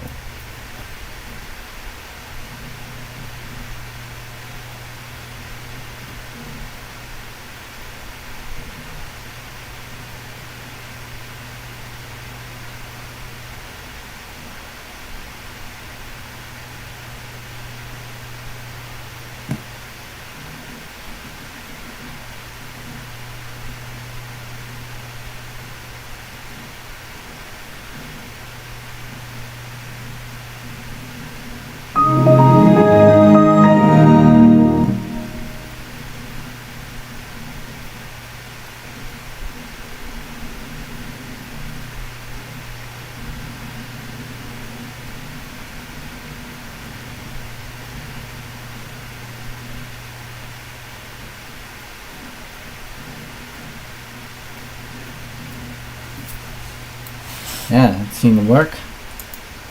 I'm going to go into disk management now. And there we have it. Everything is in there. So we got all these 5 80 gig partitions and one 65 gig partition. So I'm going to move all of these partitions over.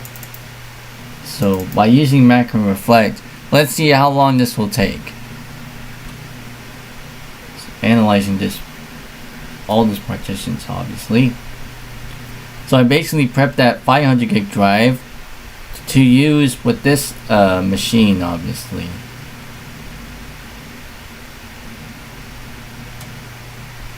Alright, so now I'm going to clone this disk. Select the disk to clone to, and I'll be placing this one here at this spot. Fill the space. And then I'm going to drag this one over here and fill that space. Then I'm going to drag this one and fill that space. So now I pretty much filled up the 3 primary partitions, and I'll save the other 3 for other things, wherever I need to do it. Next, next, advance, rapid delta clone, fluorescent sector copy. We'll do that. I will not do intelligent sector copy. So hit OK. And let's see how long this can take. My clone. There we go. I'm putting my stopwatch here on my main phone. So here we go. Hit enter. 3, 2, 1. Boom. All target data volume will be overwritten. Convert to proceed, okay? And once we click continue, that's the point of no return. Ready? 3, 2, 1. Let's go. So, it's ready. Let's see how long this can take. Just from cloning a disk from one disk to another, running on a Pentium 4 powered system, a single core, single thread on Windows XP. Let's see how long this can take. It's creating volume snapshots obviously.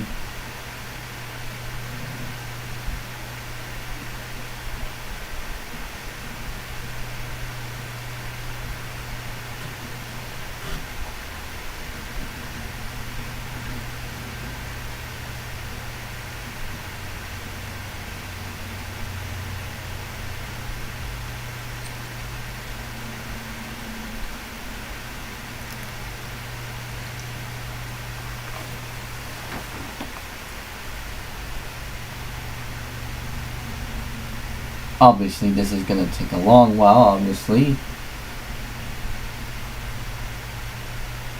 But hopefully we'll get through this. How many hours are we in now in this live stream? 4 hours and 11 minutes on the stream. We're about 4 hours into this one, obviously. Wow. Let's see how long this can take. I mean, the cloning process hasn't really begun, and we're only about like 1 minute in.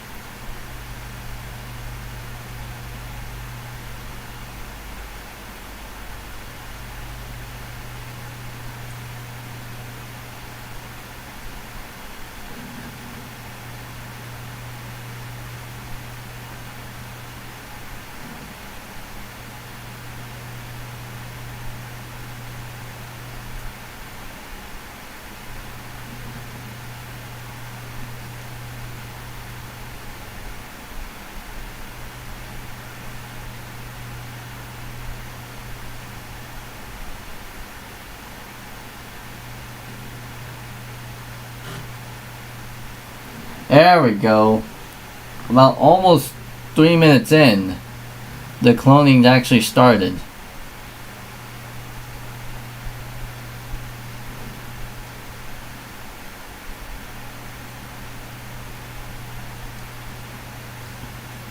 So it's pretty much copying everything from sector to sector now.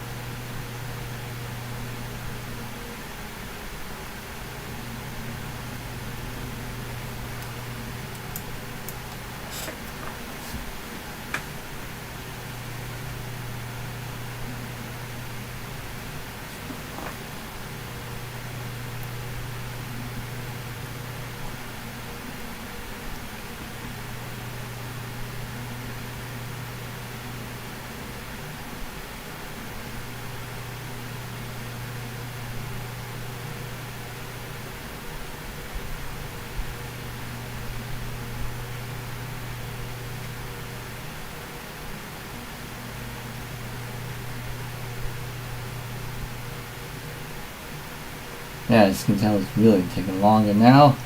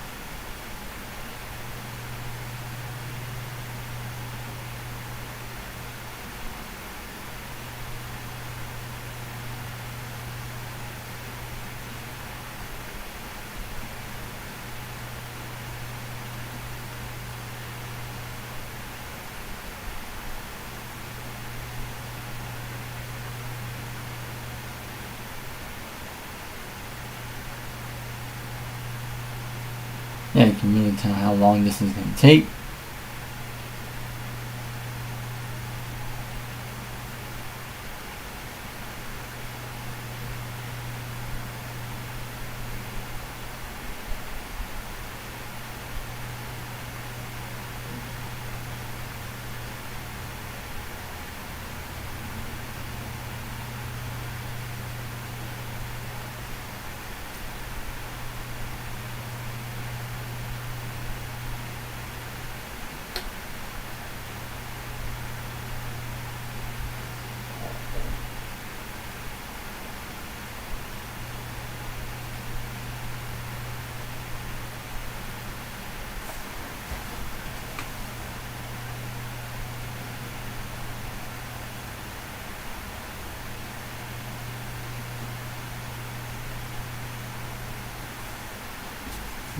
slowly but surely doing stuff.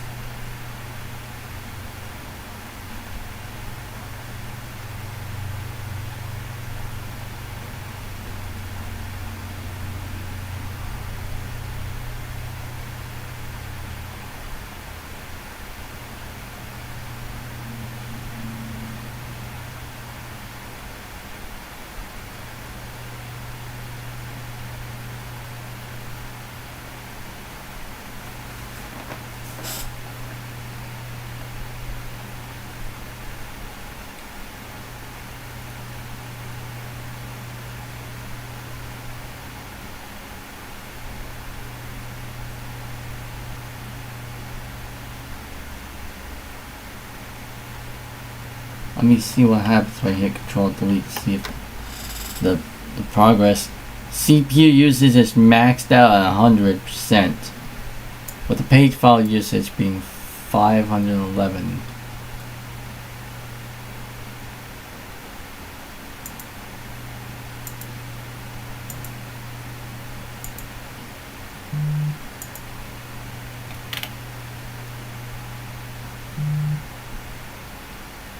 Yeah, service host 99.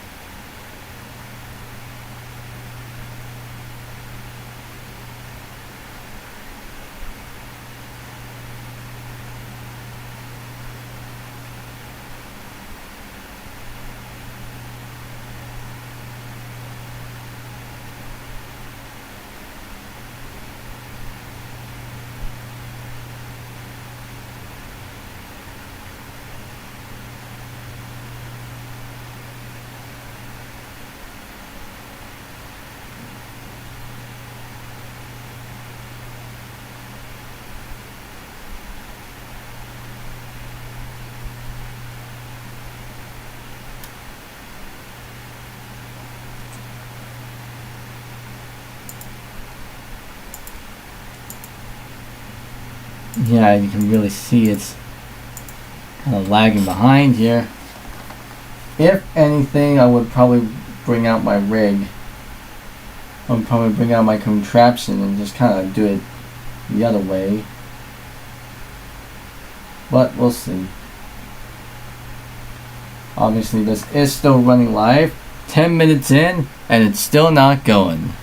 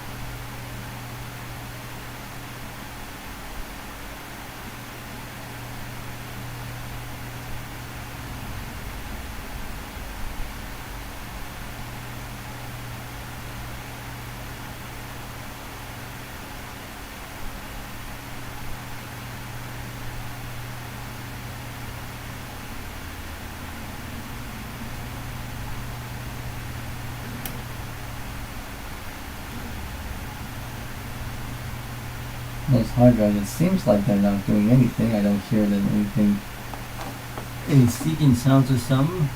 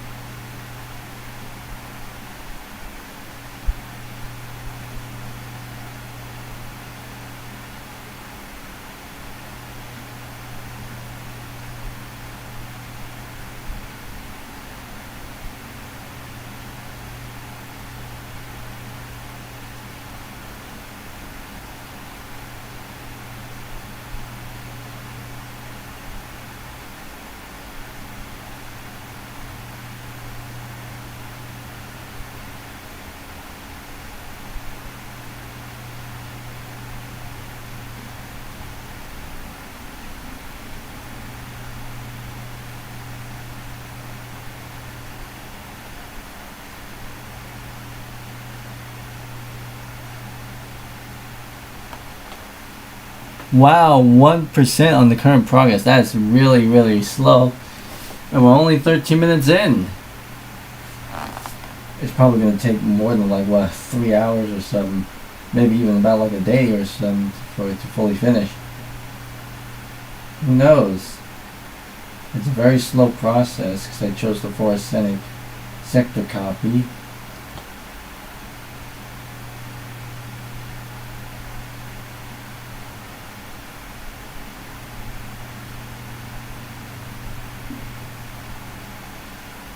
Like forensic, is that what you say? Yeah, forensic. That's how you pronounce it.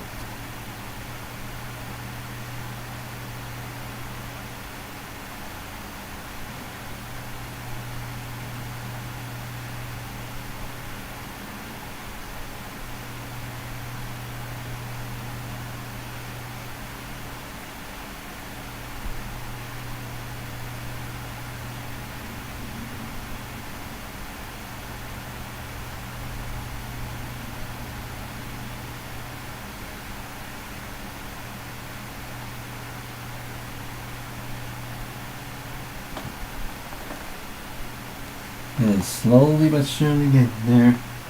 At 14, almost 15 minutes in.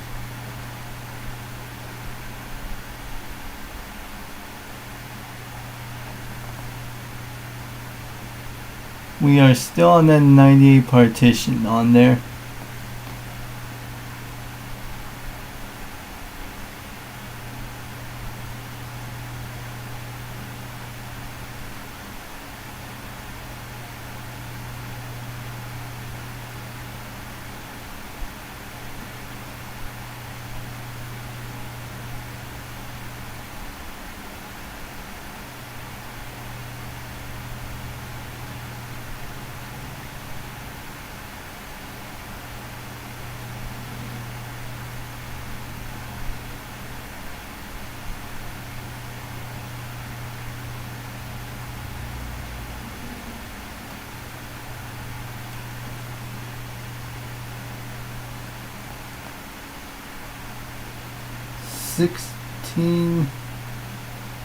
Almost 16 minutes now, and the bar has barely even moved. 4 hours and 26 minutes.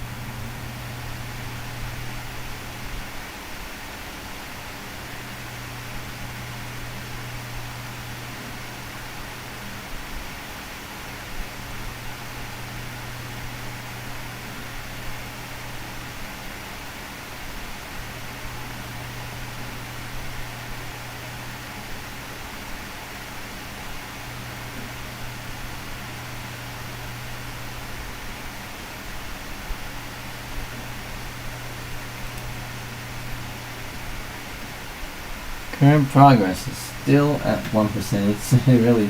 It's a really slow process.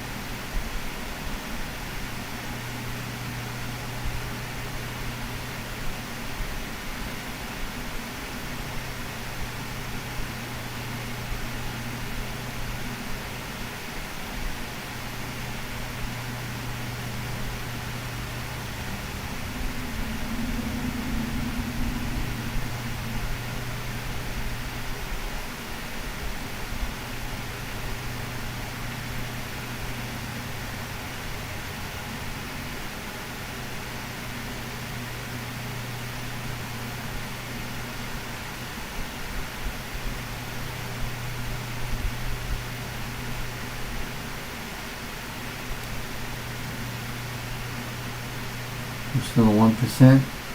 And we're at 19 minutes now.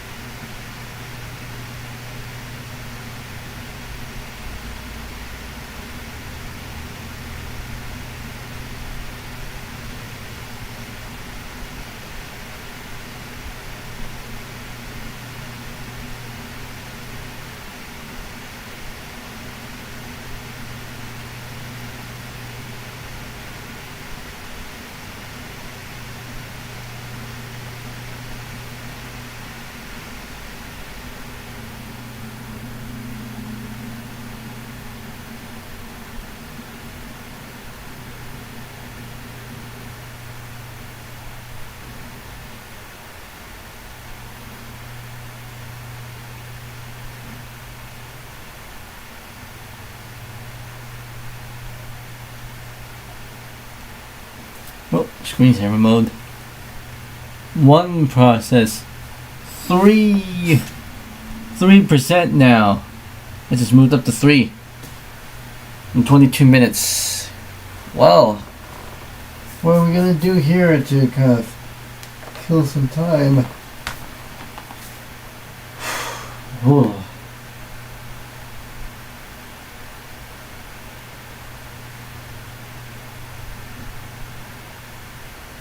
I mean, I know what I'm gonna be doing to kill myself some time.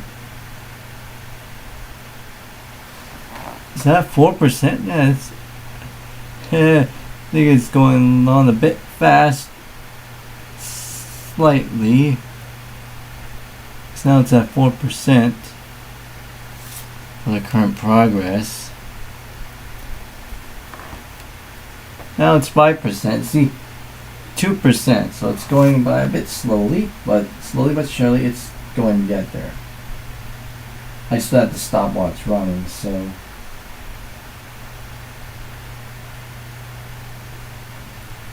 I will leave this running for a few. In the meantime, I'm gonna go ahead and probably do a BRB at this point, and I'm probably gonna be switching something in a moment. So be back.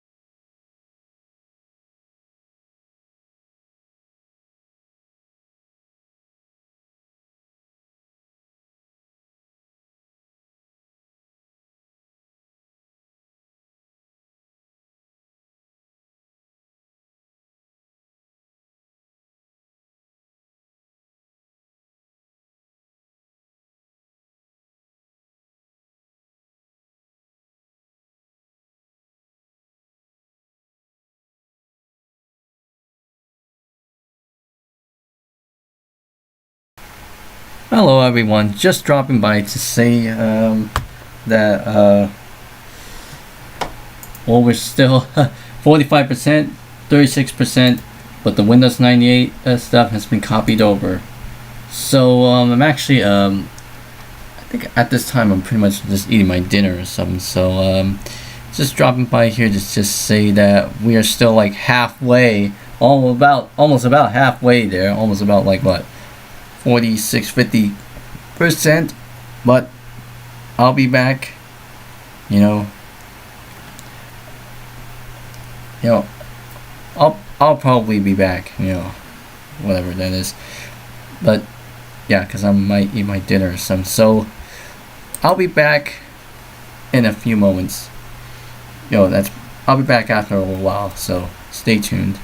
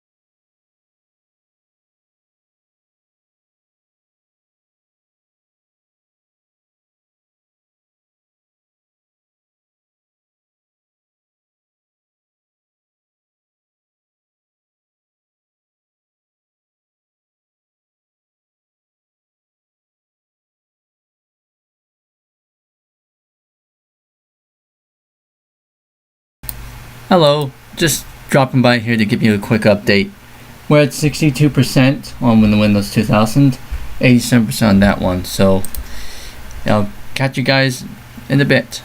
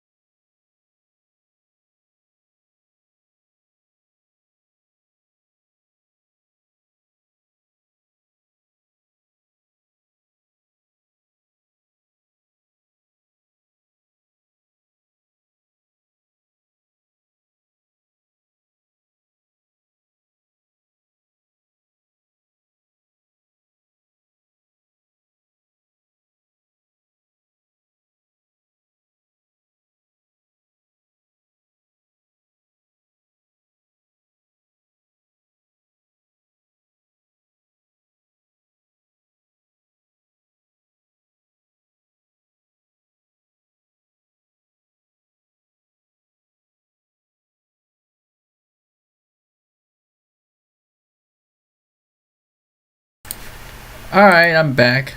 And I'm back for good this time. Well, what we see here, this thing has completed in, what do we see on there?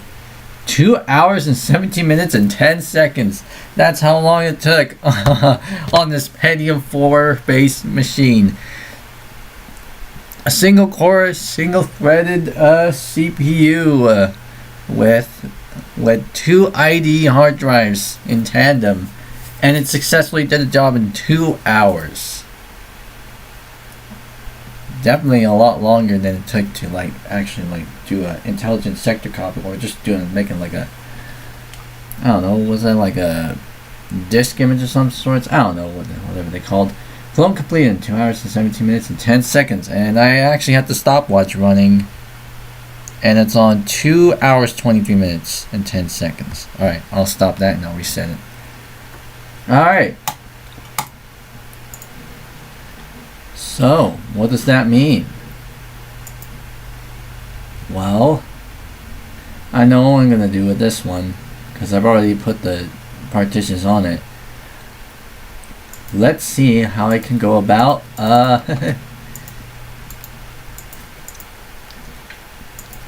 booting into said drive. So I'm going to take out the first off, I'm going to take out the I'm going to switch drives first most. It's almost like 11 o'clock, so I may as well start wrapping up soon. We're 6 hours in. 6 hours and 33 minutes. Just making sure there's no residual power coming off of this.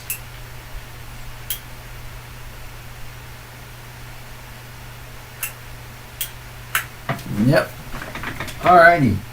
Now that that's done out of the way, I can go ahead and unplug the topmost drive. And just leave myself with the bottom drive. Well, the bottom drive, which is the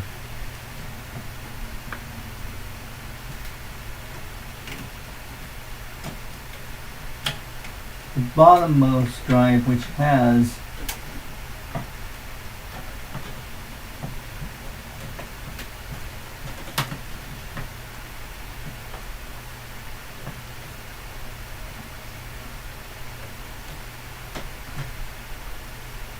these hard drives, man, pretty hot. I can tell you that. They're pretty warm after doing their job for almost a few hours. Alright, the bottommost drive, the Seagate one, will be marked primary. Alrighty, here we go. Power on. Smoke test.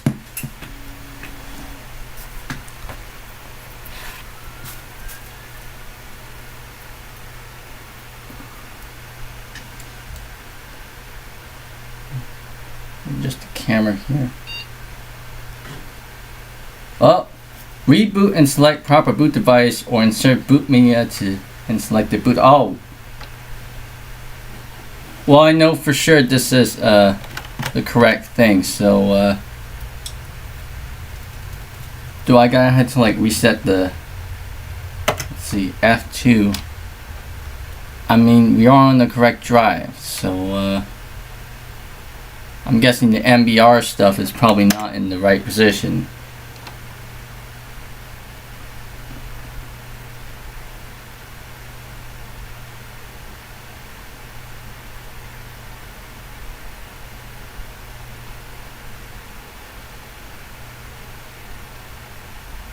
But still, I was... Okay, did it freeze there? I think it did. Alright, F2.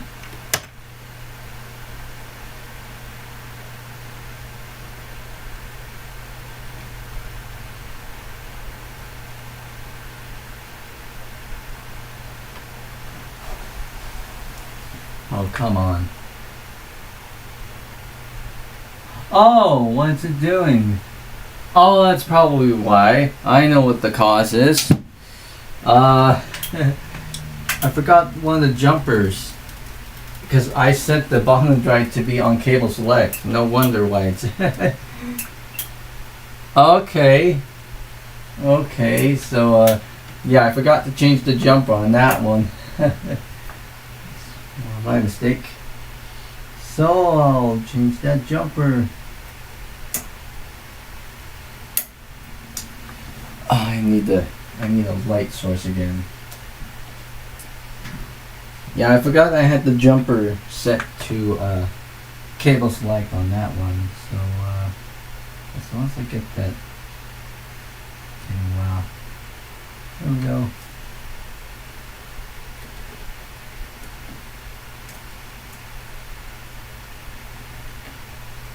Jumper out.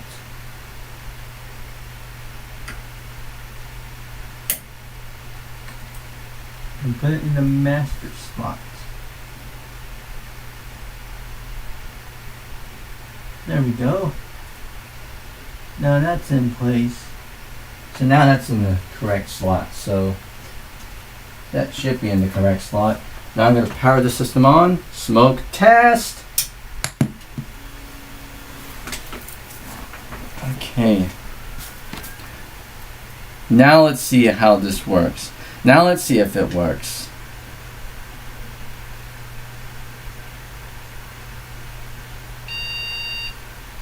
Oh, what is that? What was that? That's a long beep. That's not normal. Okay, I think I'm gonna have to do this. There we go. That was a bit abnormal there for a sec.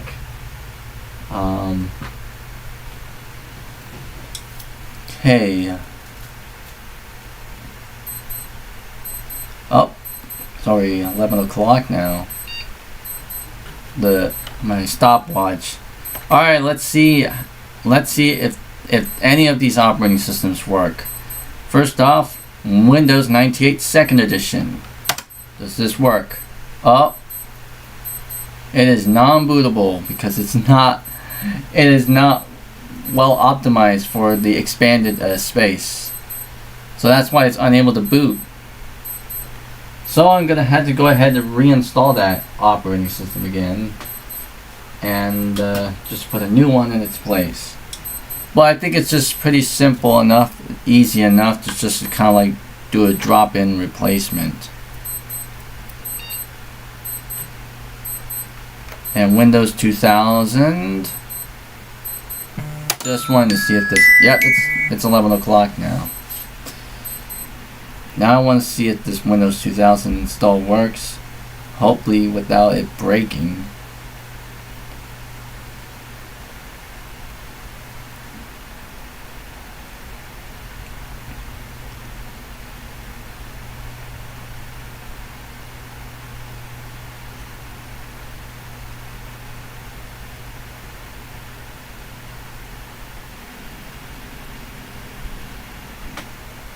I can hear that hard drive clicking away.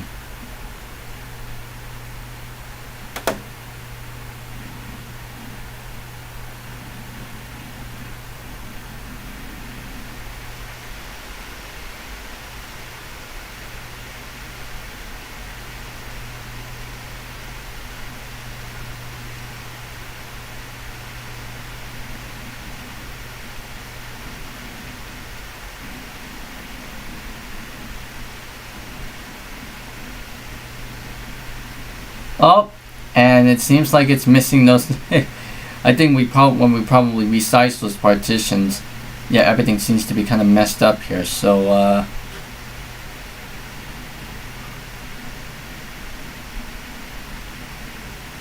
yeah, I think it's about a good time that I should probably start reinstalling everything on here.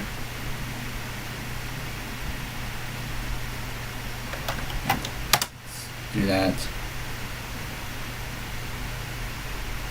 Running a tad bit slow here, but you know.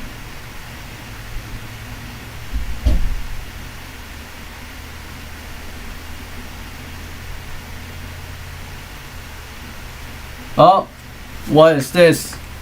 Limited virtual memory. Your system has no paging file. The paging file is too small. Oh.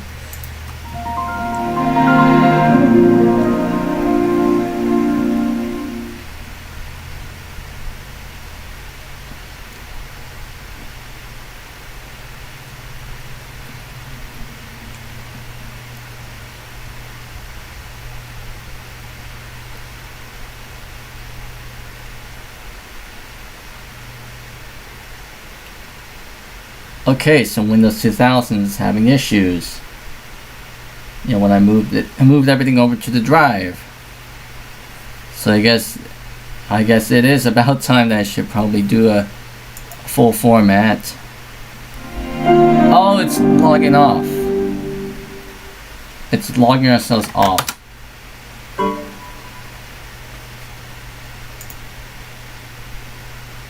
Click set. There's no set. So unfortunately, just reboot.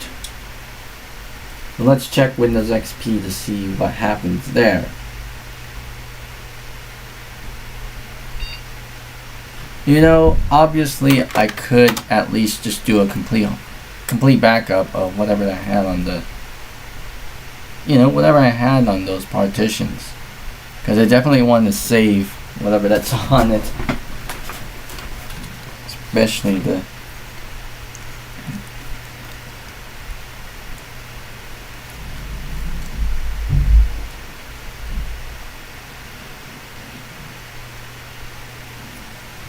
Let's see, here's the thing. I'll probably, for that one ext partition, I'm gonna go ahead and place files from all those, place the files from the USB thumbsticks. That doesn't seem normal. So yes, I am gonna be doing a fresh install of all these things. The OS is on here because it doesn't seem like Windows wants to boot anymore. So I think it's about time that I should probably go ahead and give this thing a little bit of a shut off here. Up, off, on, then off.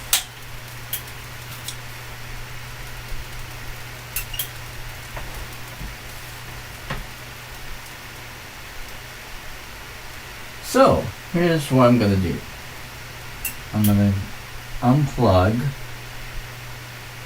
well, not unplug, I'm gonna, re-plug in both hard drives in. Re-plug both hard drives in, and I'm gonna move the jumper back to the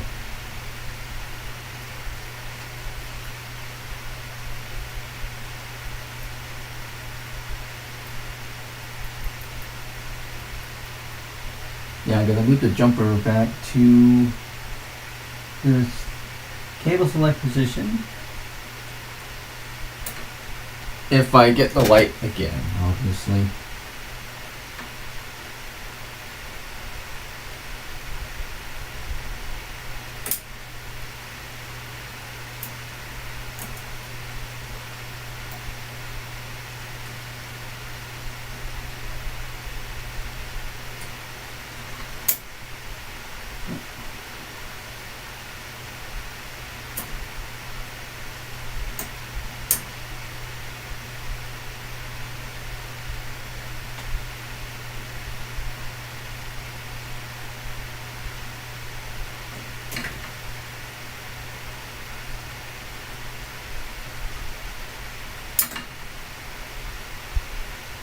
Well, now it seems I can't get that out.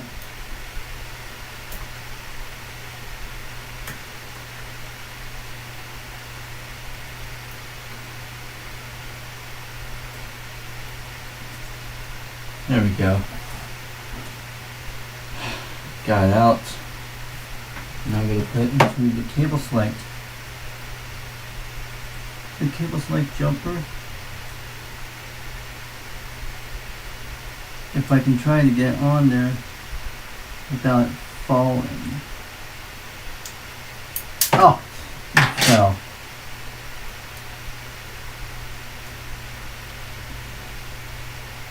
So I'm gonna have to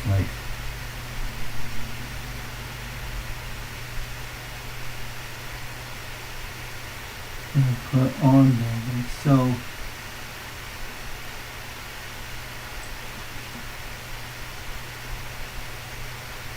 There we go. So that's on there. It's on the cable select thing now. So it's back to the other drive.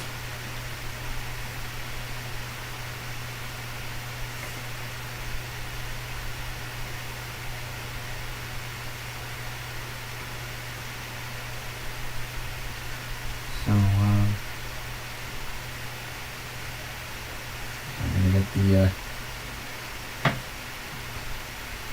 I'm gonna get that ID cable out again.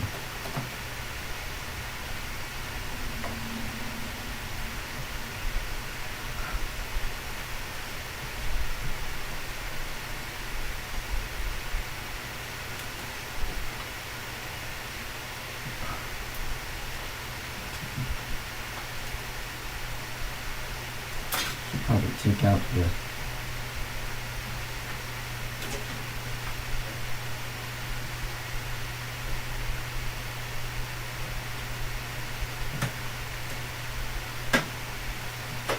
There you go. I don't want to mess up this 80-pin wire.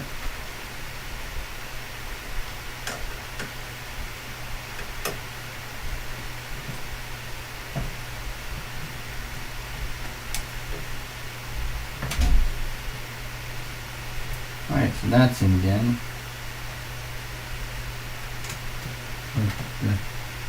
Plug the thing back in and power on.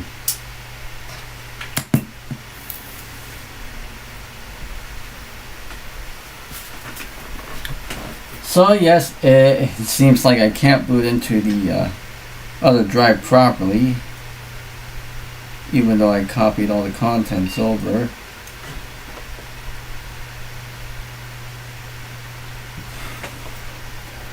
But at least I can go into Windows XP and probably try to copy whatever that I had off of the,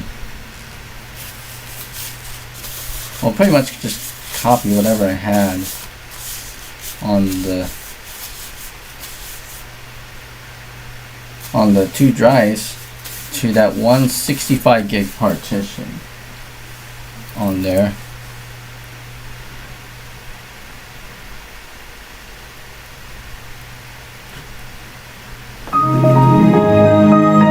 And also excuse me, and also to kind of like archive whatever that's on this drive, so I could, when I have XP and I use Mac and reflect stuff, that'll probably save much of my time. In the meantime, I will go ahead and plug the two thumb drives into the back slots, if I'm able to, into one of the back USB ports.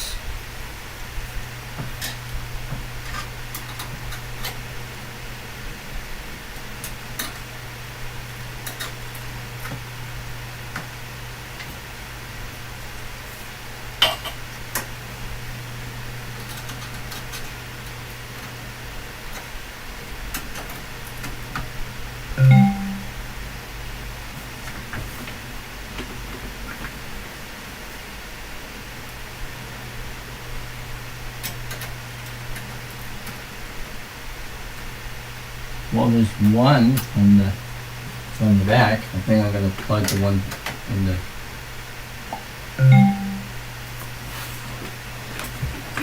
one in the back, and I got one in the front. Okay, so I think I'm gonna image this disk. And how much of a size does that be? As far as the 160, 75.71. And that's probably not enough to hold it. Might be a bit too big, so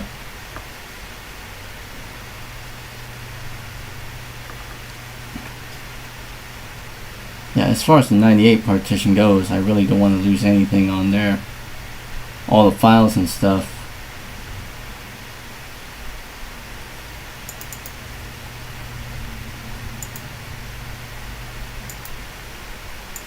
I couldn't find a spot for it. So let me try putting a E part 1 EAK back as in that 7571, but that's gonna account to like, because it may not be it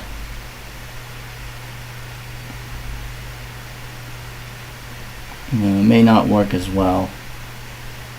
I may run out of disk space too, so on that partition, disk management MSC, just gonna part 3, that's like, and the other ones are these ones FAT32 and such. Properties. Oh man, the computer's getting kind of unresponsive now. Well, because it's doing several different tasks at once on a single core, single threaded processor.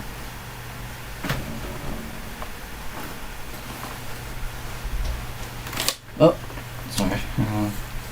Camera. Yeah, this is FAT32. And then this one is also FAT32. So I'm gonna make this last partition a FAT32 partition, but that essentially means I can only put in the items, like they're as big as 4 gigabytes. So format this one. Well, it's on NTFS, so I likely had to like format to like what? Is it what part?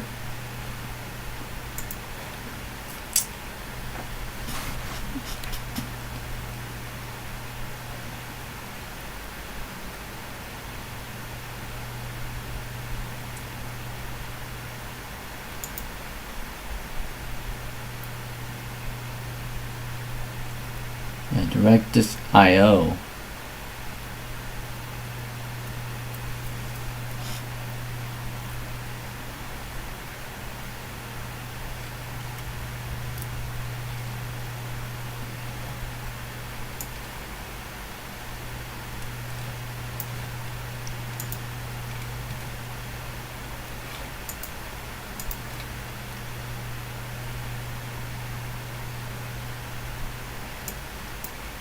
It says not responding now. part 3, let's see, format. Well, there's an exFAT thing down there, but I had to like convert that into FAT32 under well, wait a minute. It's a 65 gig partition, so properties. I mean, what's my 64 gig drive is? Is that on exFAT or FAT32?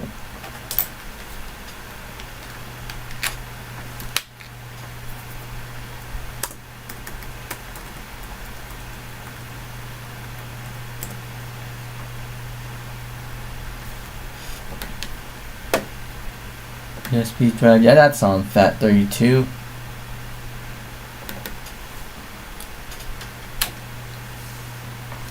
Yeah, that's FAT32 right there. Alright. 0%. 5 hours? I'm gonna wait 5 hours for this one. Cancel. Just saw 5 hours there. That's gonna take a long while. Operation canceled. I think it's just gonna, I'm just gonna go ahead and start fresh. But first things first, I do have to move some stuff out.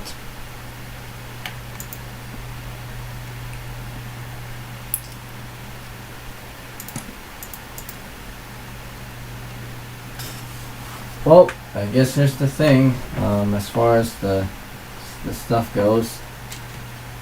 I think it's about time that I should put this Chronos OS Selector 5.0 disk, insert it into the drive, and then reboot the system.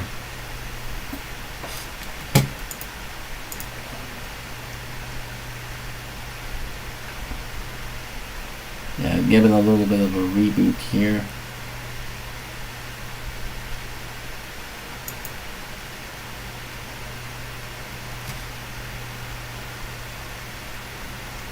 And I'll probably save a few things, obviously.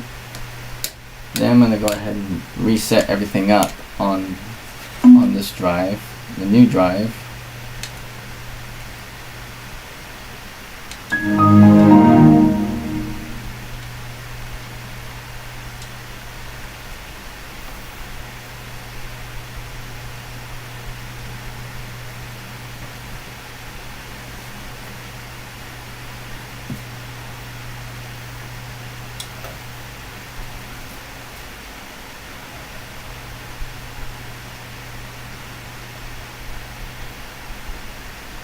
Oh, I should probably turn it off first so I can take out these safely. I don't want these to be involved.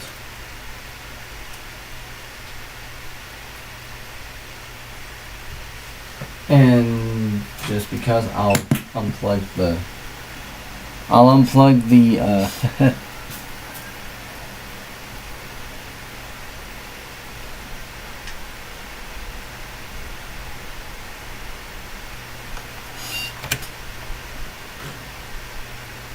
so let's error is oh.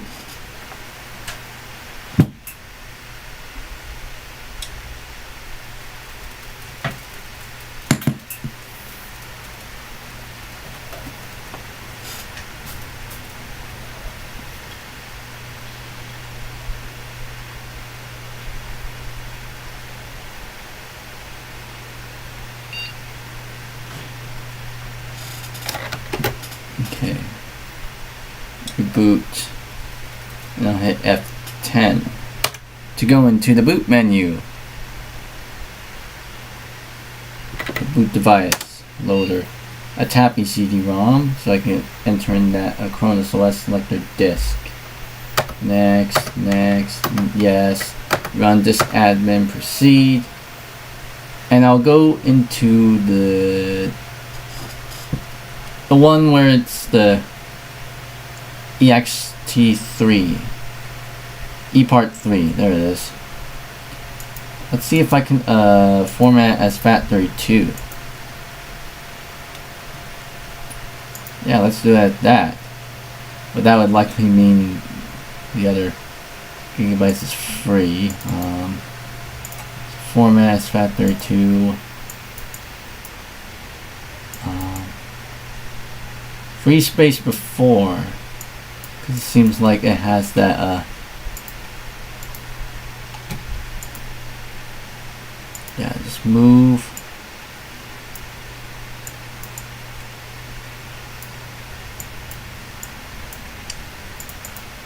I don't know why it has that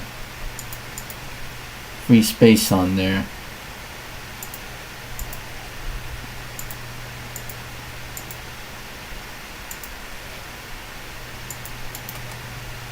It's like a little bit uneven.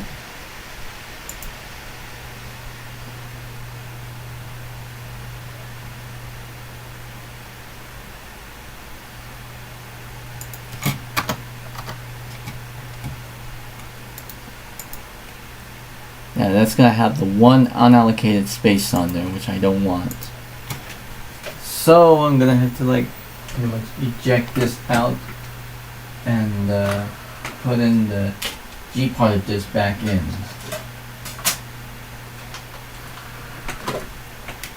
This ain't gonna cut it, so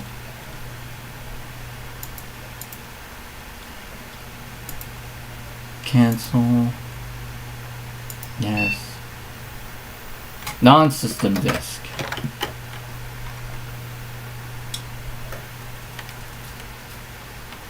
Go hit F10 here and go back to back into Gpart to begin. BJ with large font and into RAM.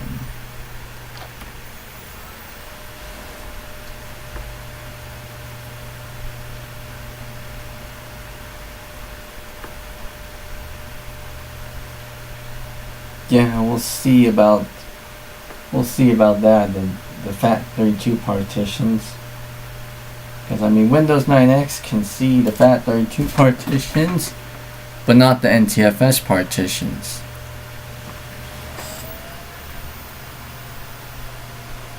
And quite frankly, I would probably, just for a quickie, I think I would probably just have to load everything from the CD. Just to save time, obviously, because like 2 minutes, that's the estimated time, obviously.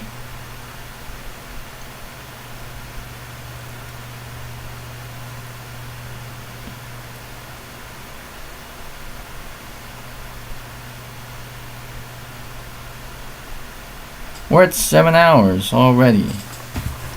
The last stream that I did was 7 hours and 3 minutes.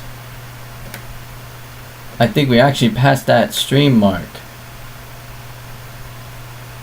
So I bet this stream is going to be as long, you know, longer than the last one that I did yesterday. Because here I'm just doing tinkering.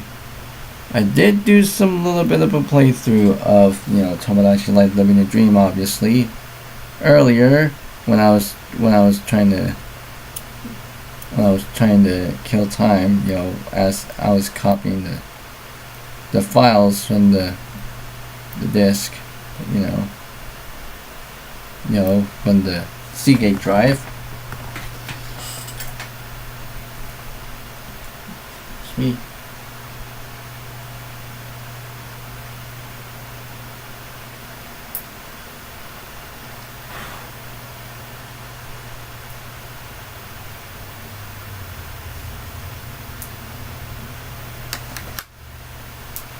Okay, now it's gonna switch the text display.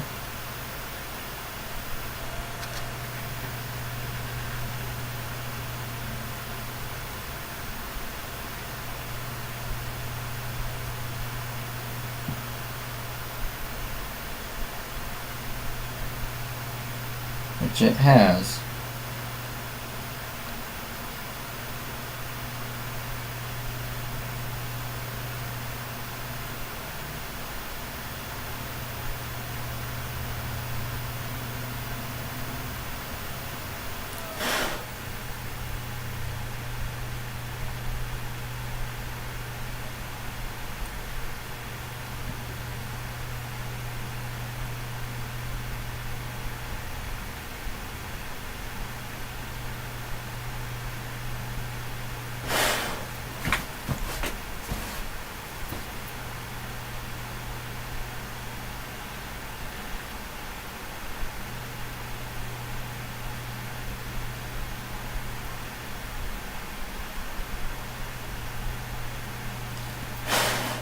Okay, here comes the locale configs. I'm just gonna skip all of them.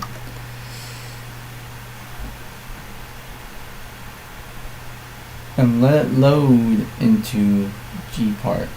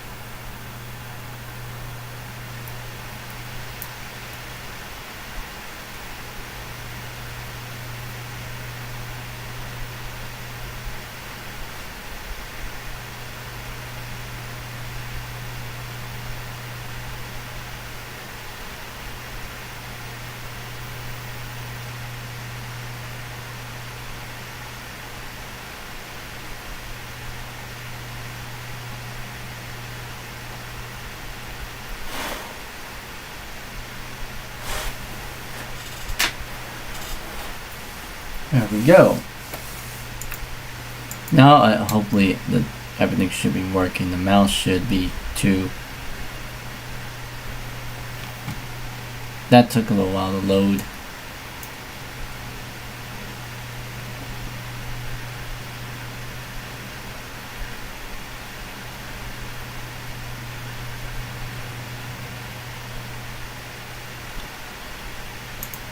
Alright, that's the first drive. The second drive, and I'll probably format this to FAT32. Yeah. Format to FAT32.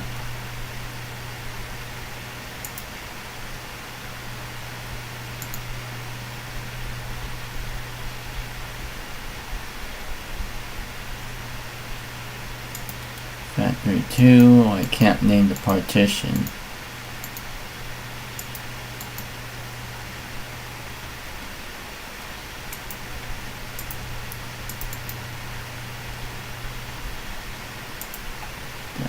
Convert to FAT32, why not? Let's see about that. It's probably going to make that unpartitioned space though.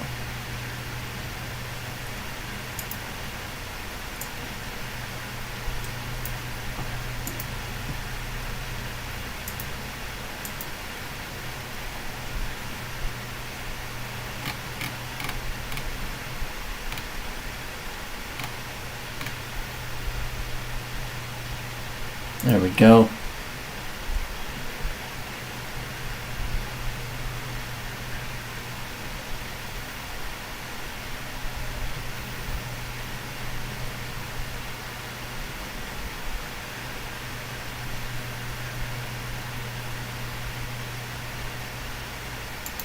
And there it is.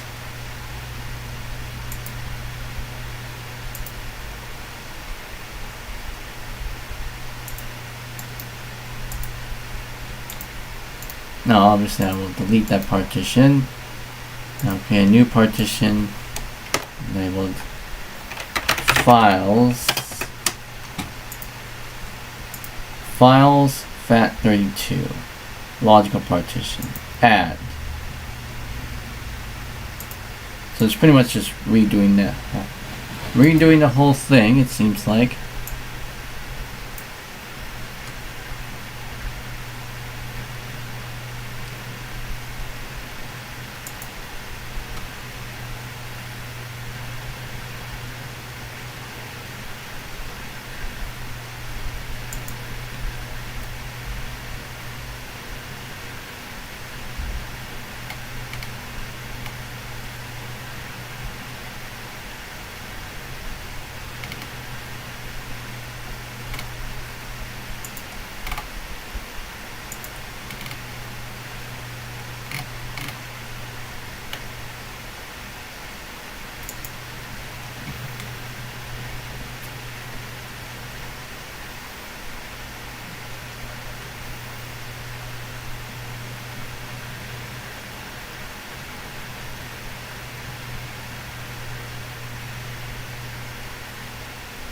Alright, and now we have a files folder that Windows 98 can access because it's FAT32. Alright, I think it's about time that we shall reboot the system. So I'm going to take the disk out.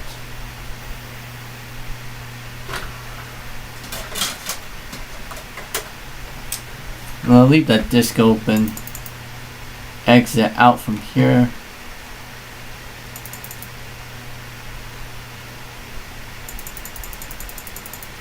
Oh my goodness. Oh my gosh. Look at all these windows popping up. Rebooty.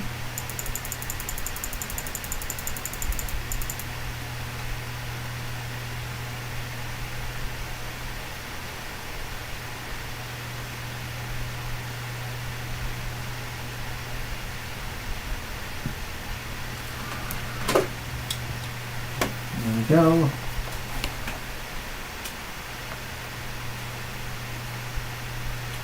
Now that we're booting back into the main system, let's go to Windows XP.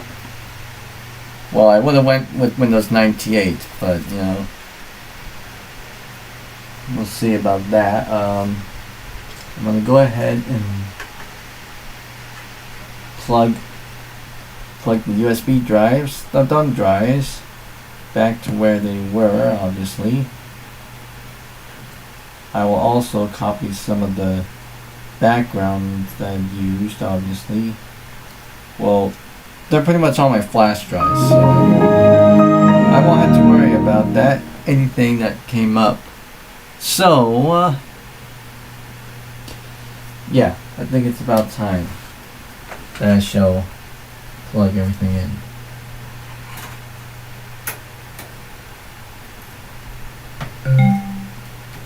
First one, now the second one. File transfers. And yeah, I have, because these are like what? They're like what? 7-8 gig drives. Yeah, they're like 8 gig drives. And 8 plus 8 equals 16. So I basically have 16 gigs worth of storage, obviously, from these things.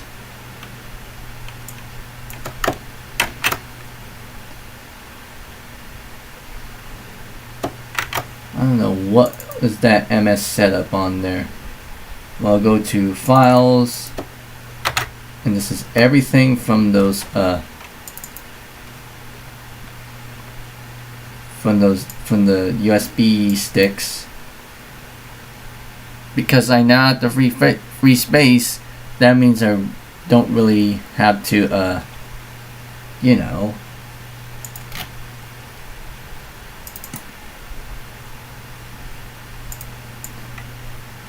put stuff on it.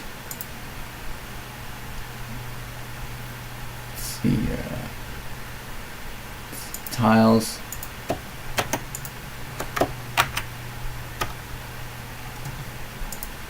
"41 minutes, so let's see if I can yeah,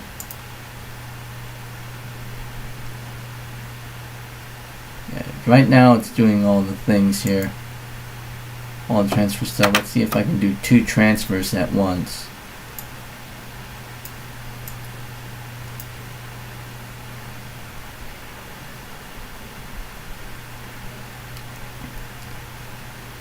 Here we go. I'm doing 2 transfers at once from those 2 thumb drives. That way, if I ever had to reinstall, you know, Windows 98 or whatever, I will still have, you know, the stuff in it.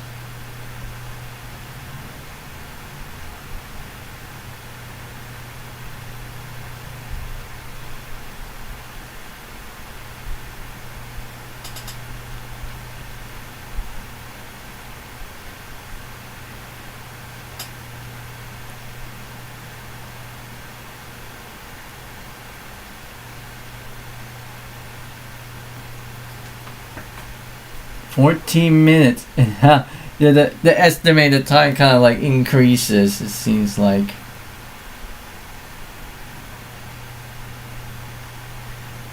We're 7 hours and 16 minutes in this stream, obviously. Seems like my casual stream, I just me tinkering.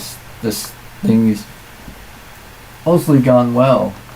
You know, we had some problems here and there, but you know, everything seems to went a bit smoothly with some, you know, minor hiccups here and there, but you know, everything seems to be going well.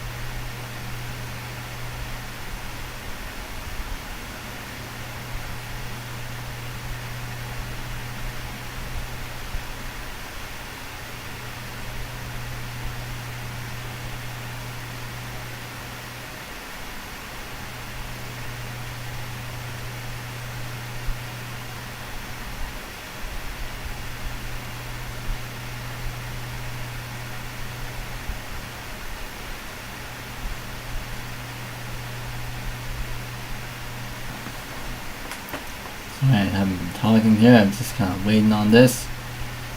That seems to go by pretty quick. I mean, the USB ports on this thing are all USB 2.0, so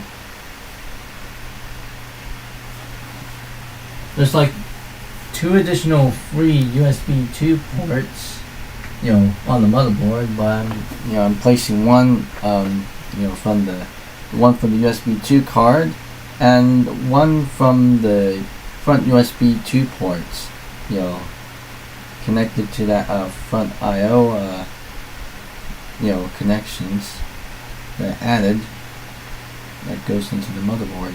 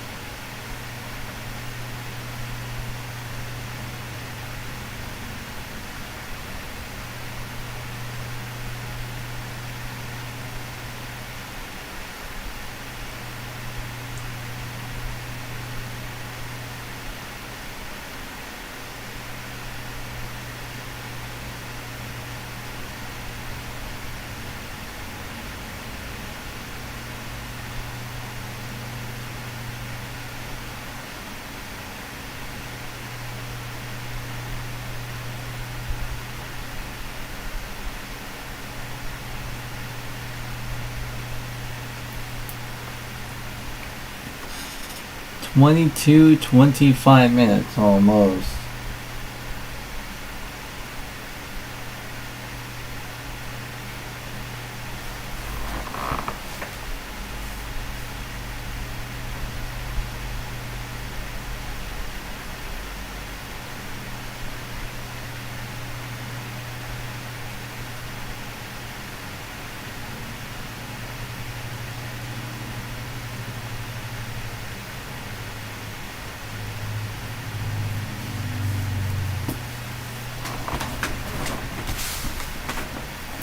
Oh, the camera is actually hold down a bit.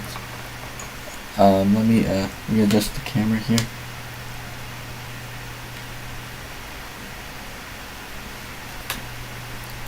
That's good as it can be for now. Trying to position the screen.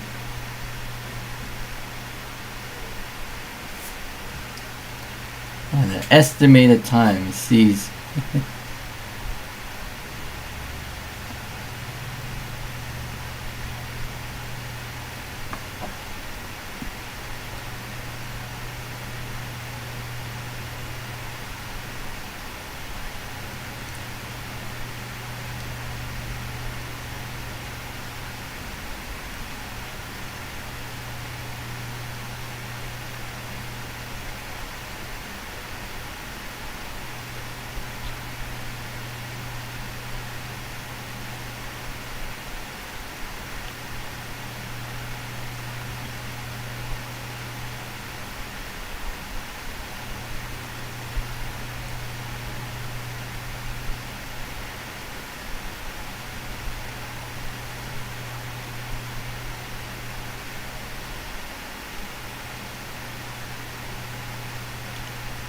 Pretty much still going with 33 what just happened? I thought it kind of like crashed there for a second, but it's screensaver. 33 views already, so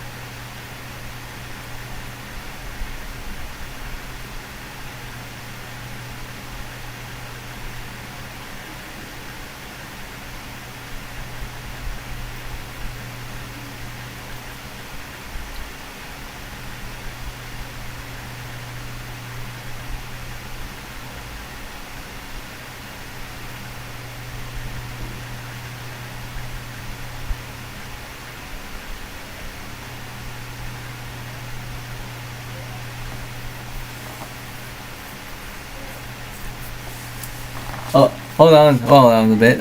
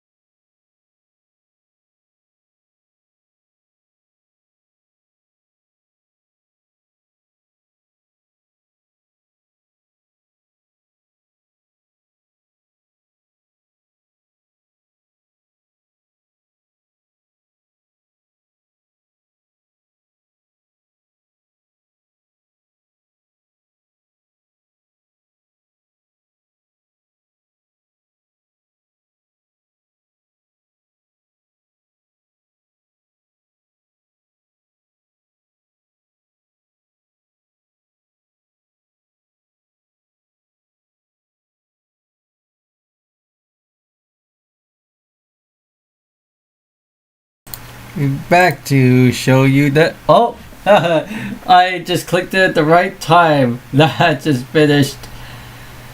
So now I'm waiting for the other one to finish.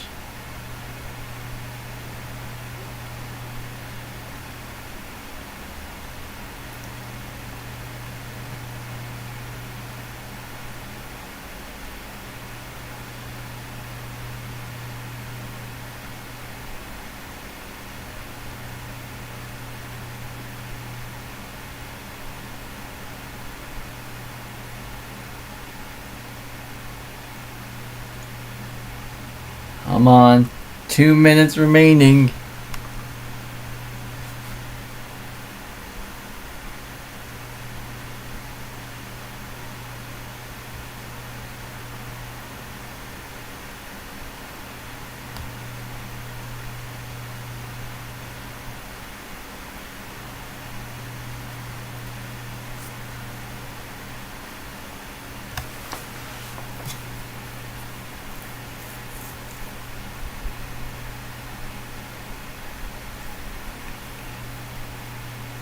Mm, 5 seconds. Hey, there we go. Everything is all copied over, and that took up like what, 16 gigs or something. See about that. Well, how much it took those drives. Files, yep, 52.3. So we got 13.3. Yeah, about like what, 14 some gigs used. I got 56 gigs of free space.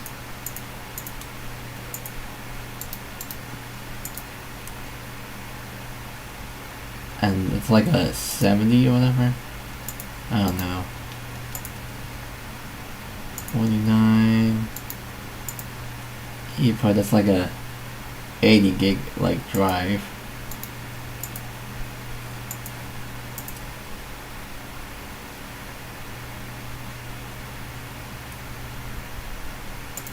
Yep, I have everything copied over. So now I think it's about time I shall unplug those drives safely. Because I know one person on stream kind of warned me about that, so it's always best to be kind of safe in these situations. Especially when it comes to these thumbsticks. Or thumb drives, I should say.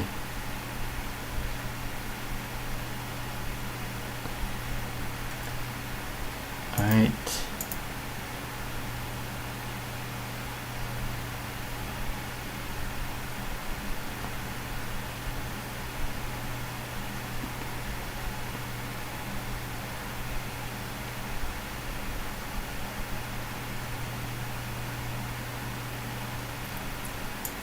Alright.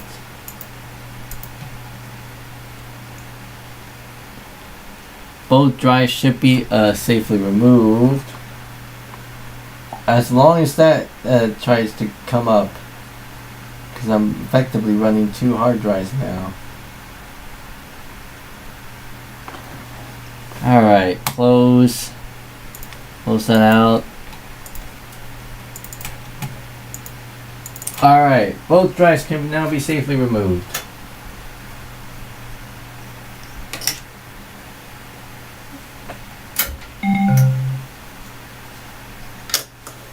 Two drives have been safely removed. Alrighty, I do want to double check on the files thing to see if there's, if I have anything in there. Of course, what's this? What's this? Oh, that's just my profile picture. The SysPro thing, the PowerPoint stuff. Some of the stuff that I kind of used in that rebranding video that I did on this channel. Which I have yet to like post an update on my channel about about why I ended the John Pack week, as I call it. Oh, that's just ROM files. You don't want to know what that were. There's plenty of stuff that I might not know. Because effectively, some of the stuff is kind of like, I don't know. I don't want to show it.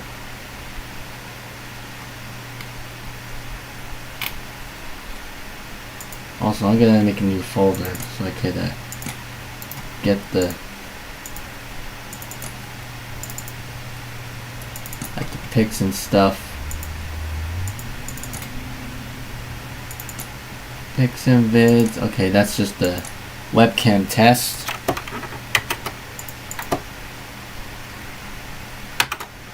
This is the picture that I saved on the DivX movies. That's probably from the What's this? I need to save these. I don't want those to get wiped out. And the downloads thing, I'll have to keep note of that. So I'll have to save anything that I have an XP.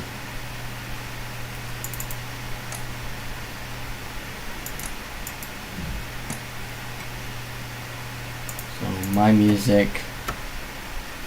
Well, nothing in my music. Update of 5. What was that? And then the reflect folder. Database. I don't know what that database is, but the my picture stuff. Sample pictures.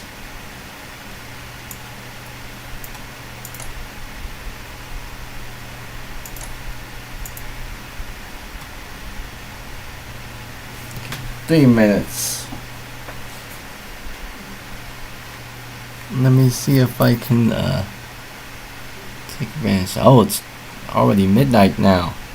It's already April 25th. The next day.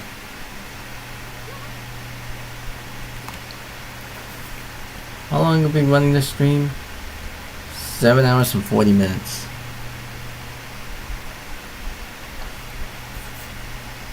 This won't take that long. I'm just gonna do a mini BRB. I'll be back.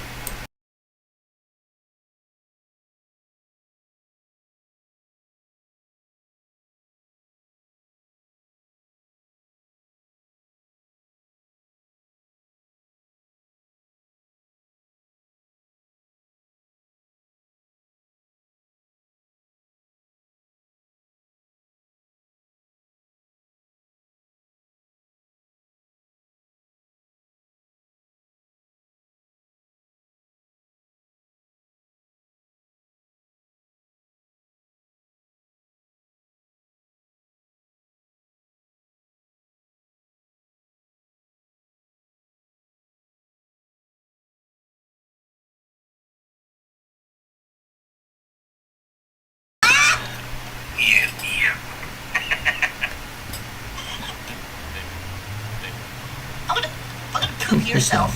No, he usually goes. Say hey. Say hey, Chuck. Yeah. No, Don't click.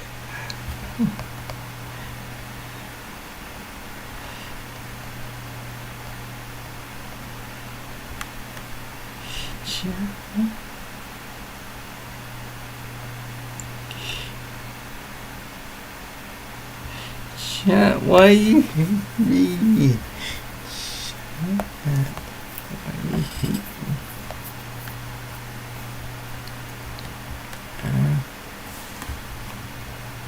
Say hey, Chuck. Yeah. No, don't.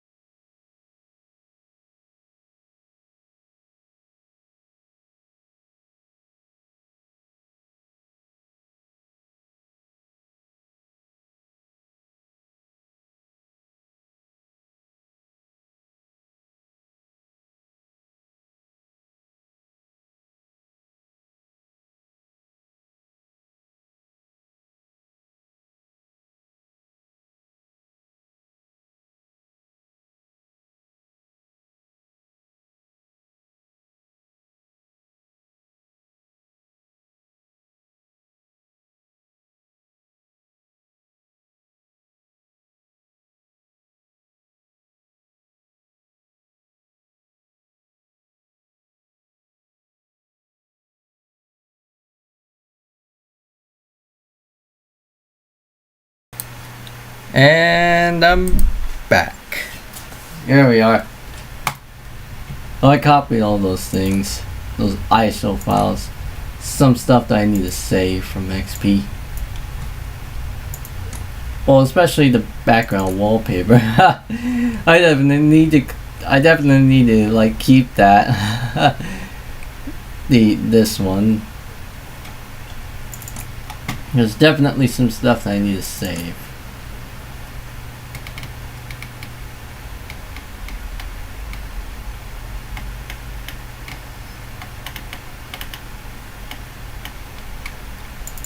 There's the libOPN and the... I definitely need to save all these ones. So that way they won't get deleted once I formatted this drive.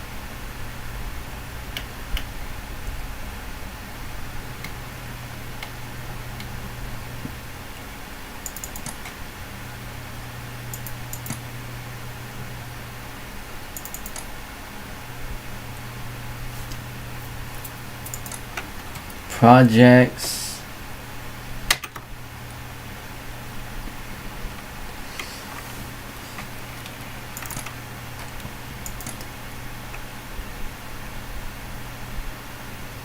Yeah, I have not I had not made backups of this thing, obviously.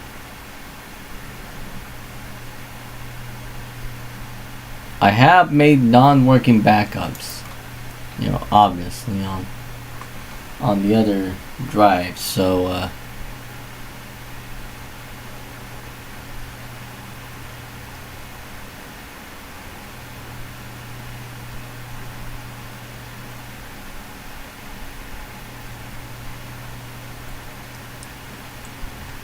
so let me guess. I'm gonna probably make some backups of those partitions, you know, separately. I would probably likely assume, but I don't know how long that will take, as opposed to like a you know, just doing a whole drive of those partitions. So I probably have to do it one by one, it seems like.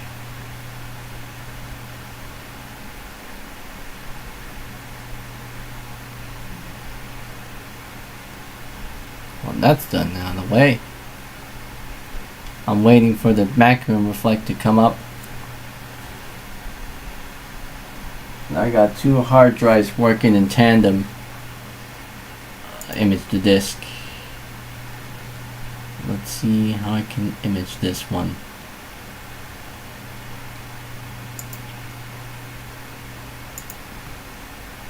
So I got this one. I'll be putting in the I drive. That'll be W98. BP4 W98. I think that's what I should put as.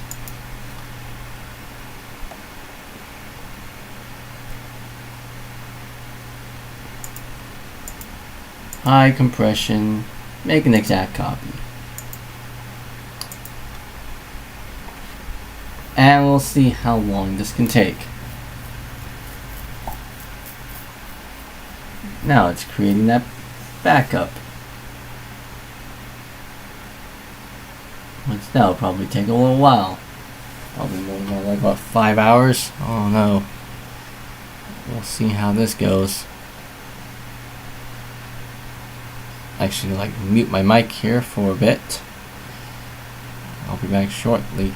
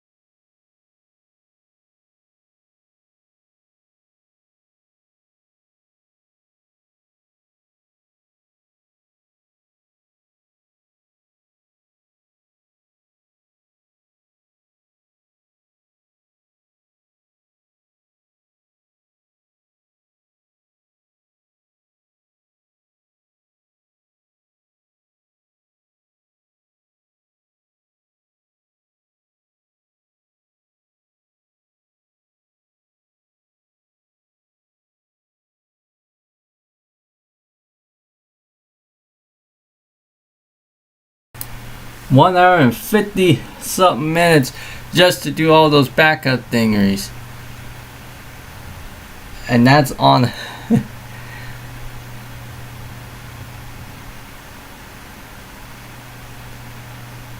You know what? I'm gonna have to actually set up a contraption again.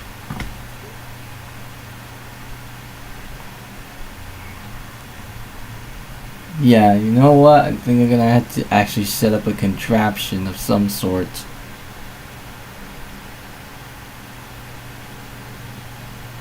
But how am I able to work that in? Let's look at that. The time remaining, 2 hours and 12 minutes. That's more than what I have. I mean, that's just obviously like a fluorescent sector copy. I think just to save time, just to save myself some time, I think I'm just gonna go ahead and, you know what? Let me just delete all these stuff.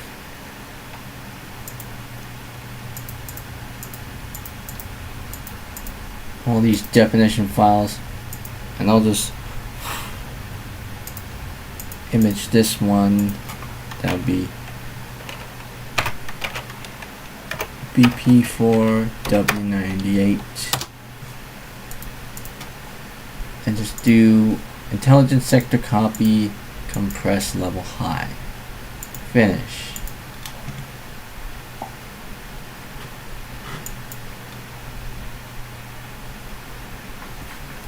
See how long this will go.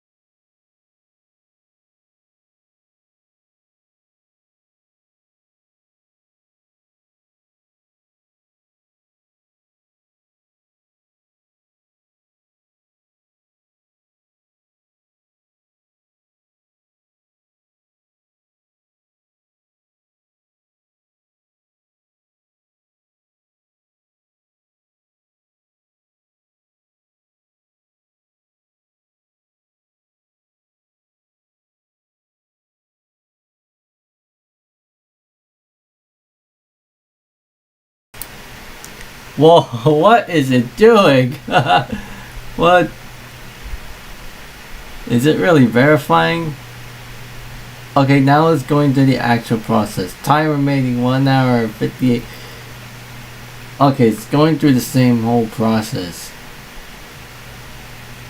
What says it's probably going to take like an hour of some sorts.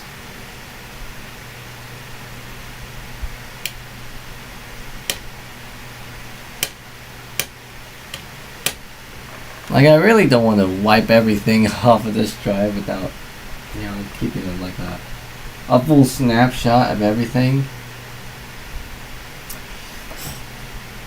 You know, I'm also running on time too.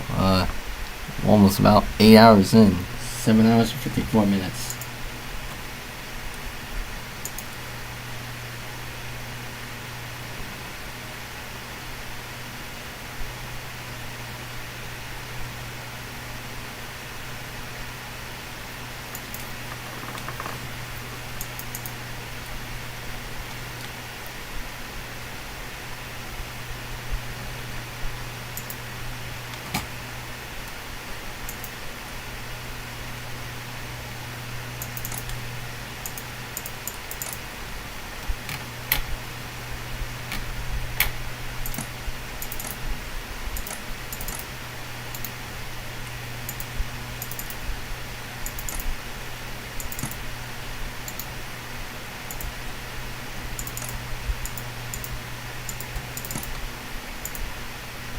Okay, those are like the quality tests for 3D Mark 2001 SE.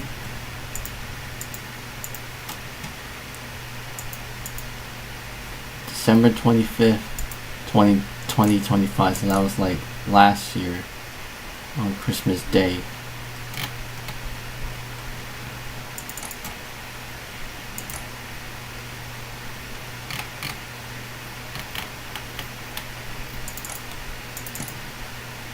Do I have any save data for this thing? I'm not too sure, but you know.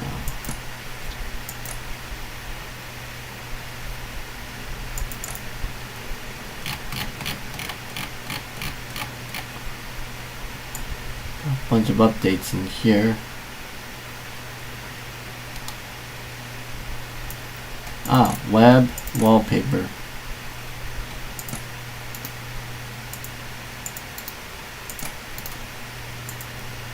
These are some of the stuff that I would like to keep.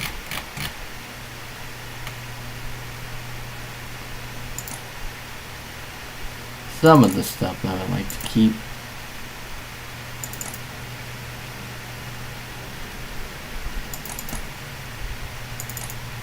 And as far as the Windows 98 stuff goes, this is some of the stuff that I have on that 98 partition. I'm just gonna put it in this folder. Music. Logitech photos. That's this March 3rd, 2026. Pictures and videos.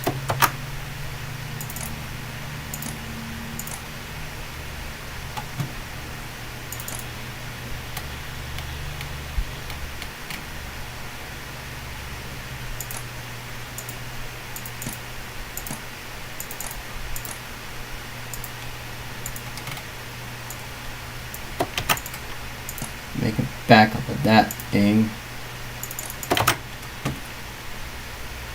Like the entirety of that, including the page file and stuff.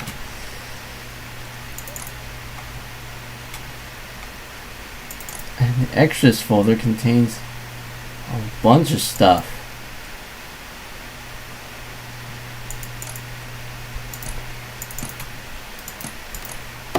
Probably put the extras for how big is that?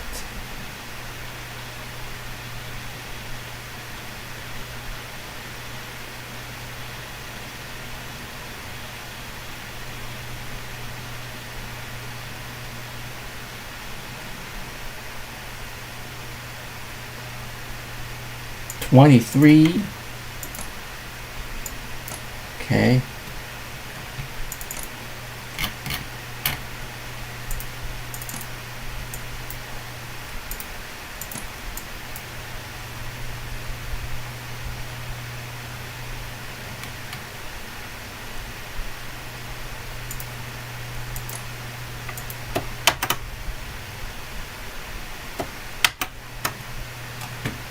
I mean, maybe it wouldn't hurt just to try it.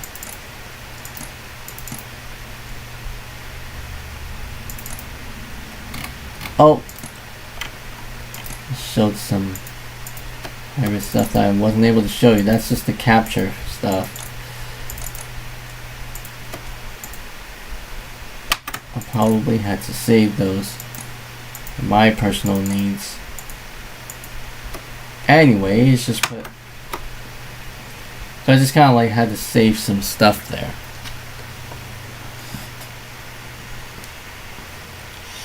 And yeah, oh, we got a viewer here. Hello. Just gonna do some stuff at 17 minutes. Up on the recording here on live stream.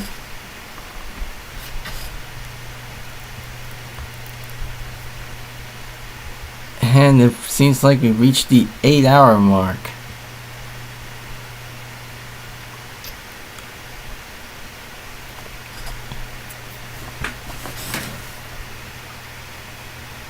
Hello.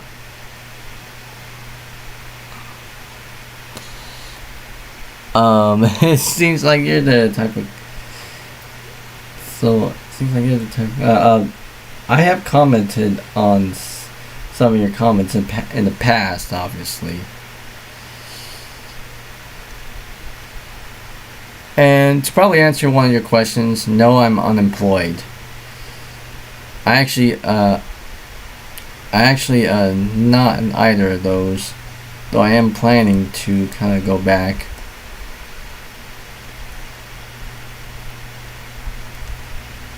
And yes, you can have multiple different versions of Office. You want to know how I do that? It's just simple. I install one version of Office, but name it in a different folder thingery, and then I install another one, but name it in a different folder, and so on and so forth. You get what I mean. 17 minutes remaining. 18. I'm just trying to get almost a little bit of everything off of this thing. Off of this drive of some sort, before I go ahead and wipe it.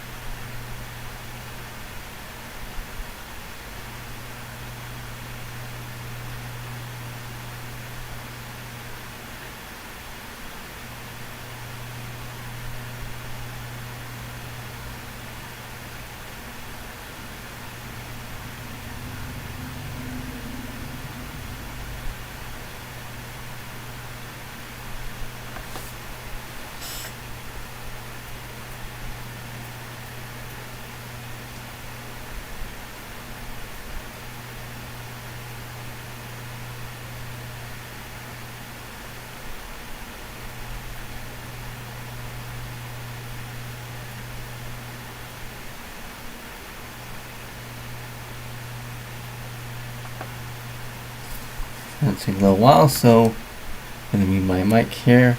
Back with you guys in a sec.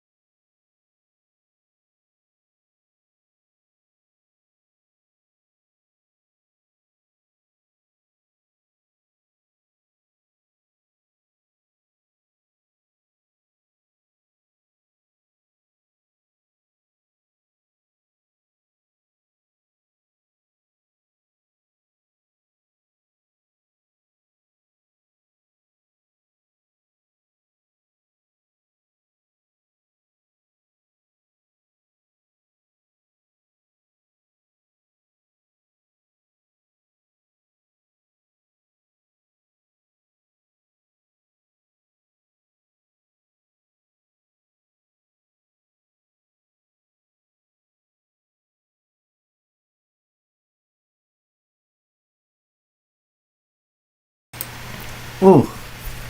Now I got all those things done, backed up. Yeah, on the backup stuff. USB mass.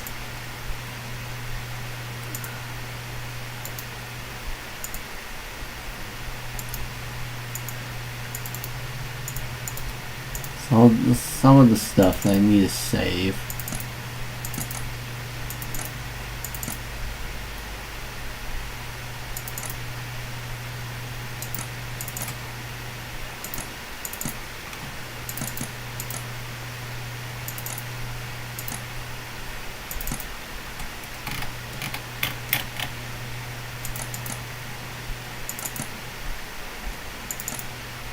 Especially for the XP stuff. It's like the image picture.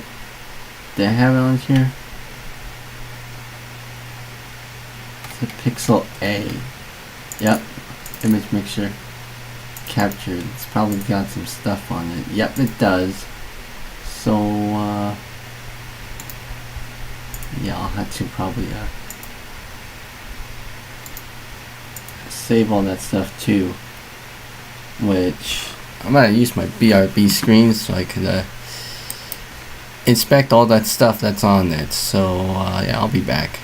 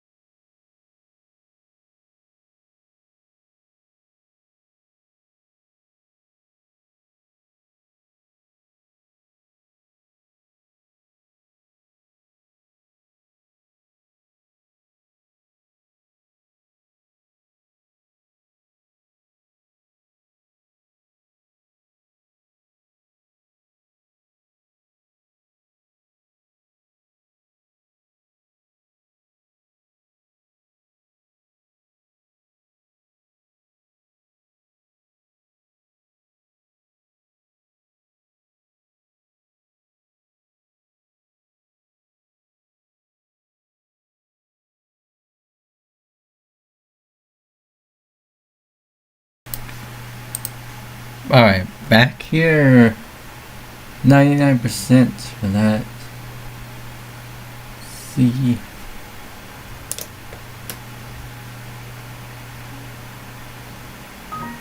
There we go. That's done. Image complete successfully in 26 minutes. 26 minutes. Wow. And 19 seconds. 26 minutes, eh? Let me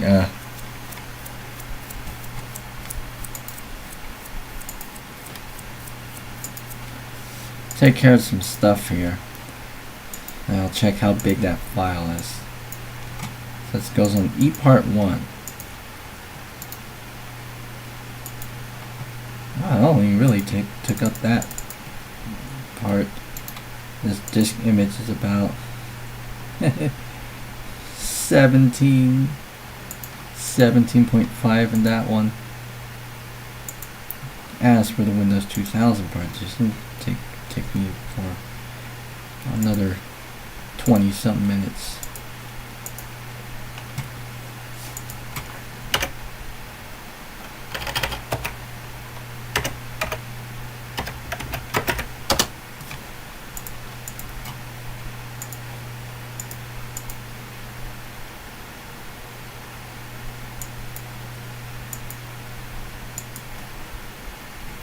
Just do intelligent sector copy.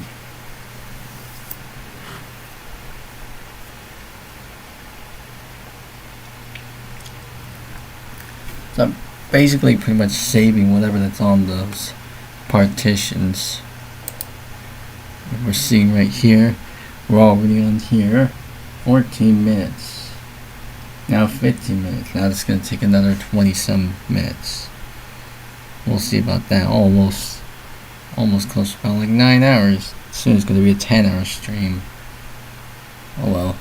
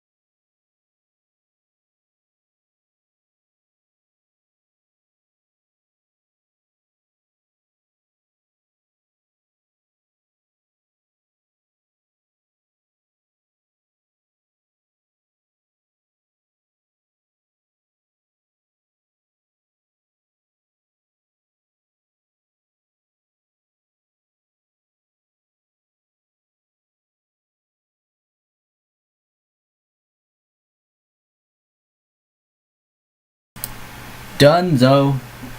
17 minutes and 2 seconds. That one. E part 1 now has 27 gigs. Now the next one.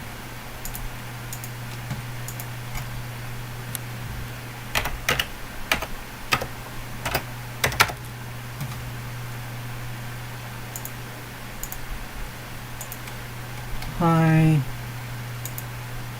Finish. And how long is this going to take?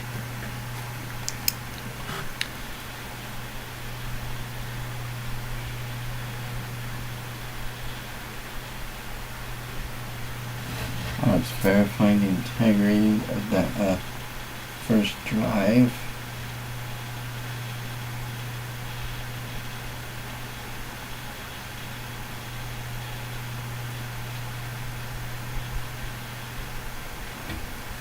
How many hours is this going to take? 28 minutes. Okay, so another 20 some minutes. We're at 9 hours and 11 minutes.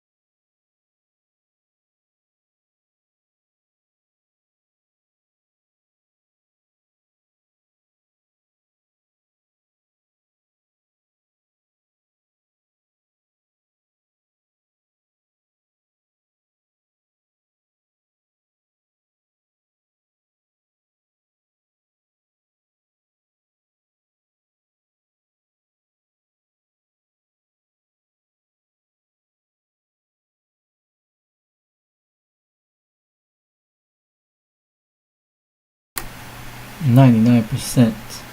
10 seconds. 7, 6, 5, 3, 2, 1.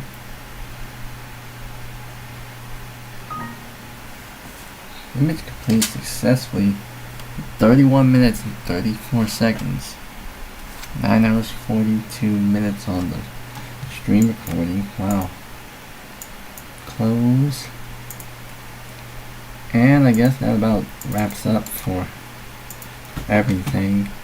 So I got the Windows 98 partition, the Windows 2000 partition, the XP partition. And they're all on separate disks.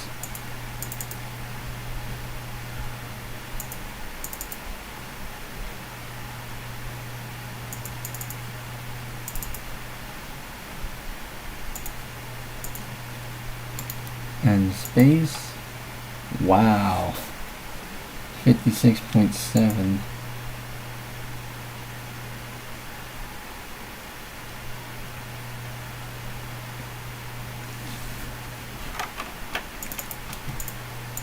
Looks like I better move these over.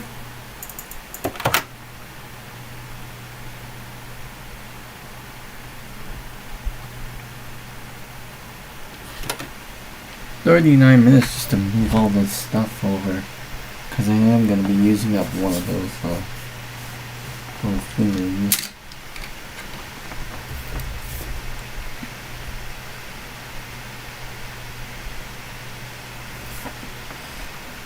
Actually, no.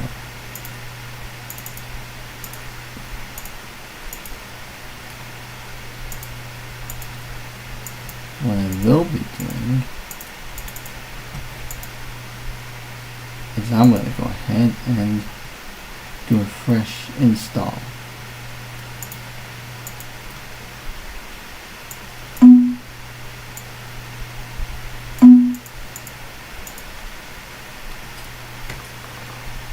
Do a fresh install. I'm just going to turn this off for a moment.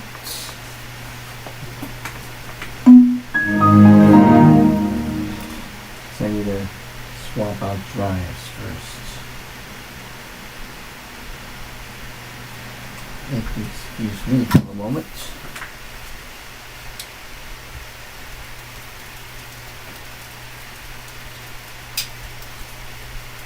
Turn that off.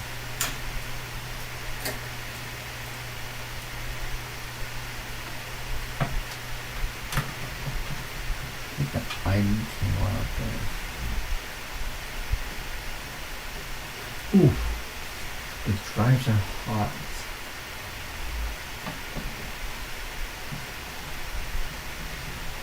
They're really hot. They're hot to the touch.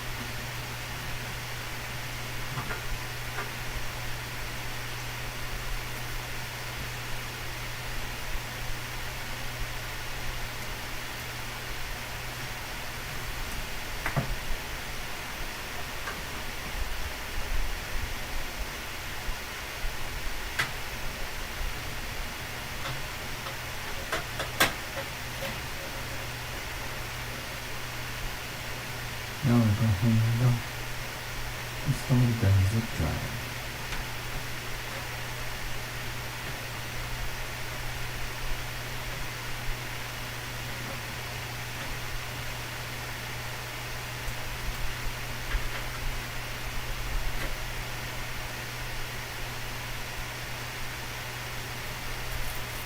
And now that I have that in there, time for me to go ahead and swap out the jumpers.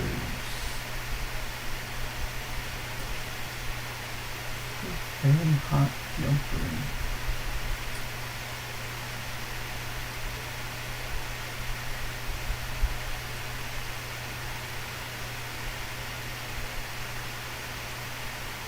There we go. Now it's on master.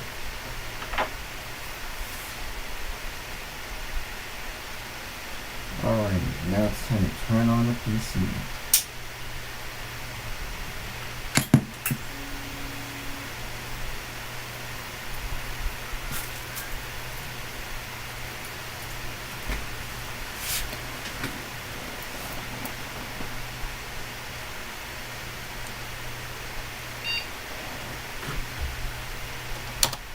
That's not working.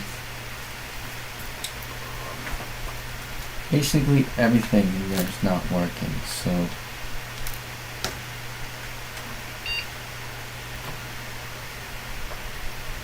have to get out the one disk. If I had around here the Windows 98 disk. That's 2000 Windows 98 OEM disk. There we go. So there we go. Windows 98. Just gonna insert this in. And I think just for good measure, I'm just gonna pretty much zero out the drives. So I'm gonna have to like zero out those partitions and then just using G-parted because I know the partitions on here are broken.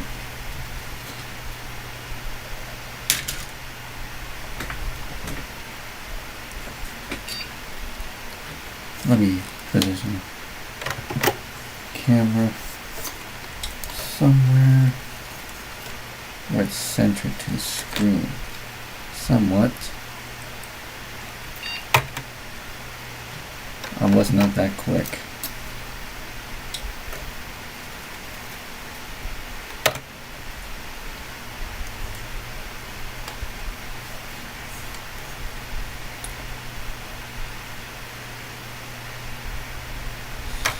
A tappy CD-ROM. Then we got the G-parted stuff coming up. VGA with large font and into RAM.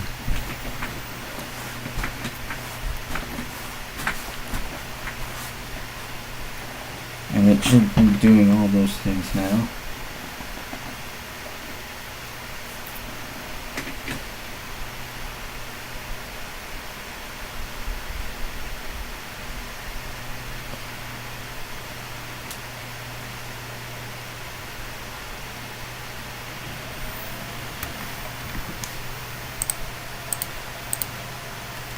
.40 views now. 9 hours 50 minutes.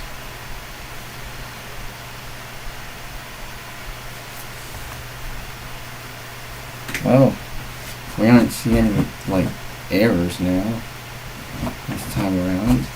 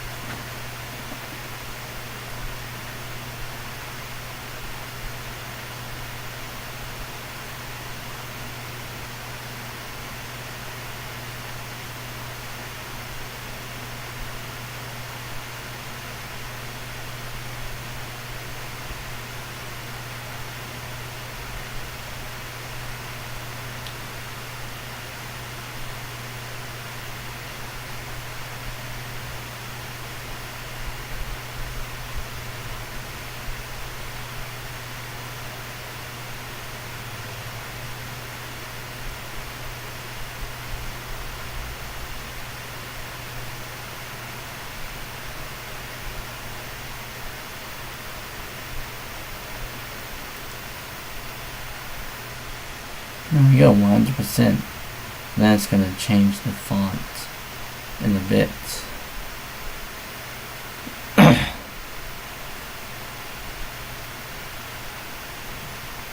Yeah, those things. I'll probably change the font in a moment.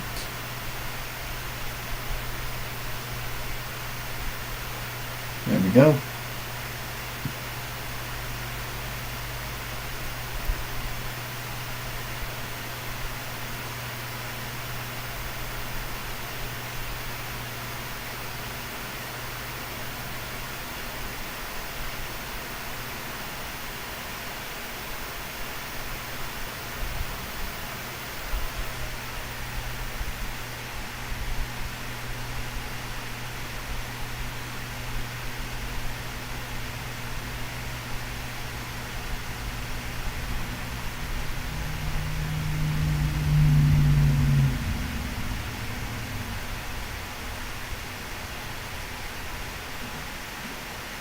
Done.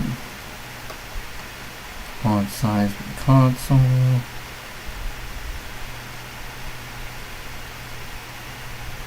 And now I'll just go ahead and skip all those.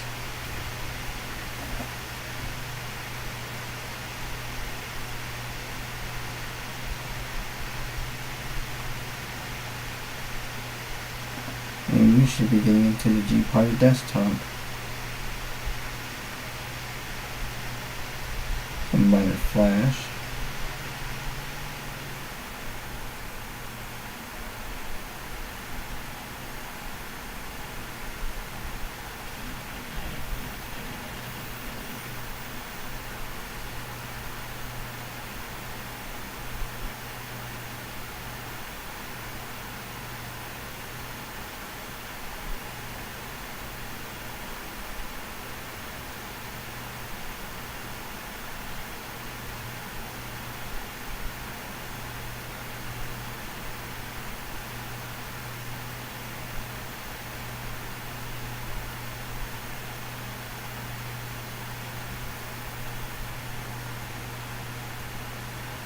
Alright, we are at the G-Party desktop, and this management tool should come up.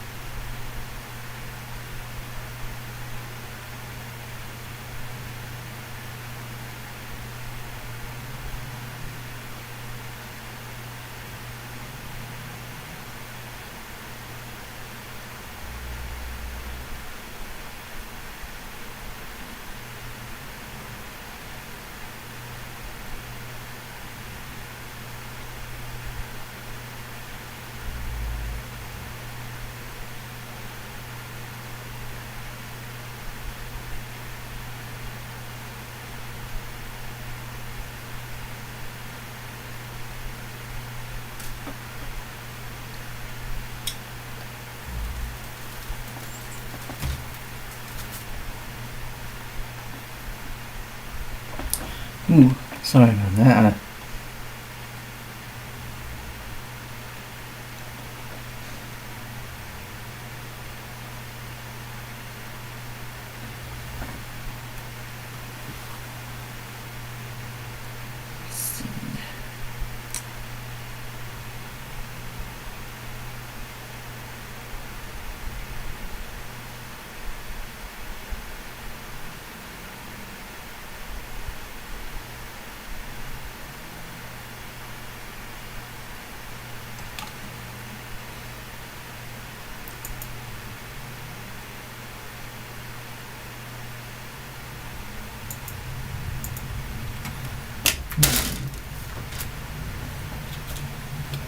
Oh yes, this is what I'm gonna be doing. Zeroing out those drives, those partitions. Cleared.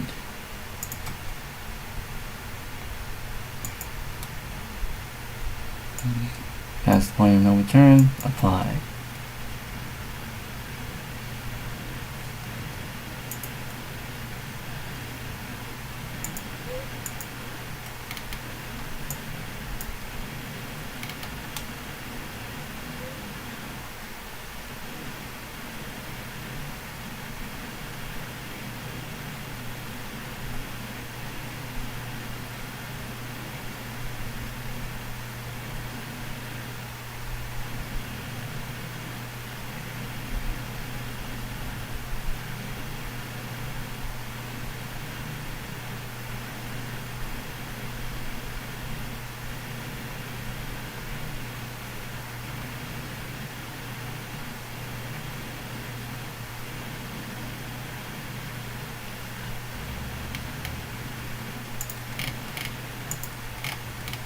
There we go.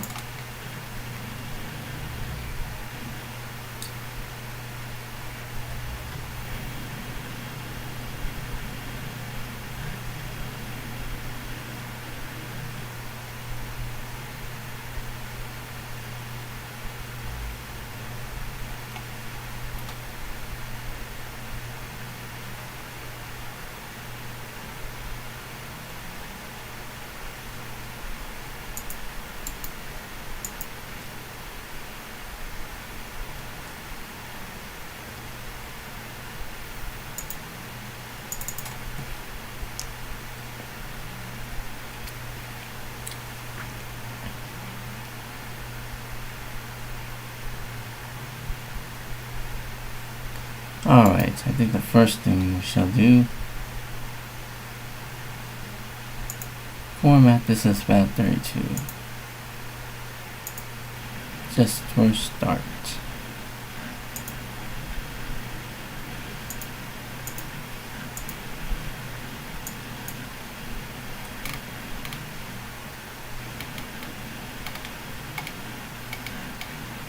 Wow, we're having a 10-hour stream now.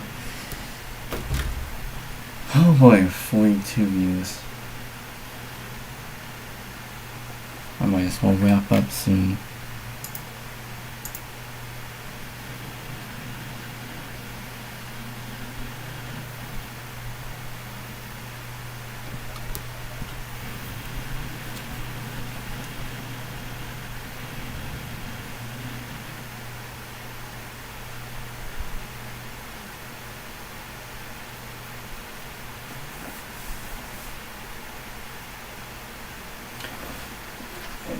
Eject this now.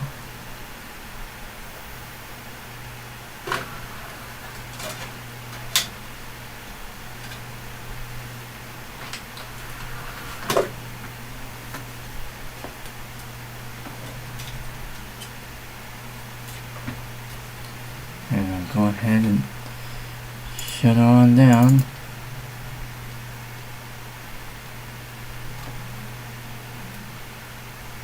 As soon as it comes up. There we go. Reboot. Put the 98 disk in. Quickly.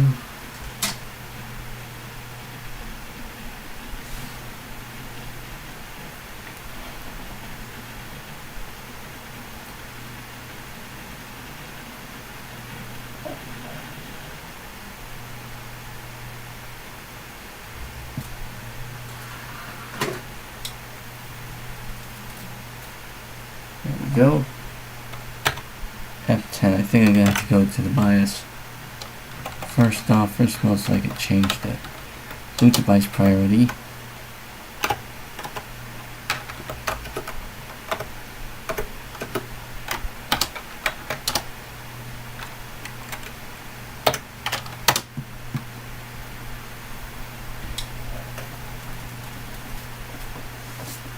Alrighty. Setting up Windows 98.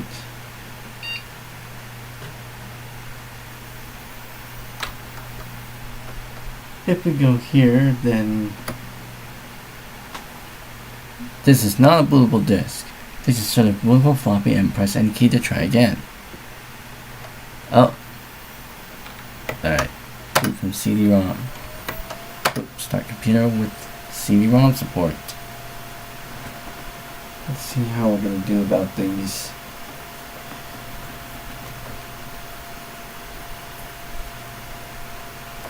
Okay.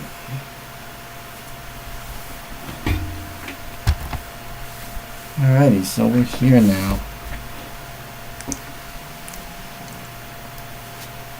So C, nothing. 81 makes free, so CD198. Oh, what's this? Oh, this is the extra stuff.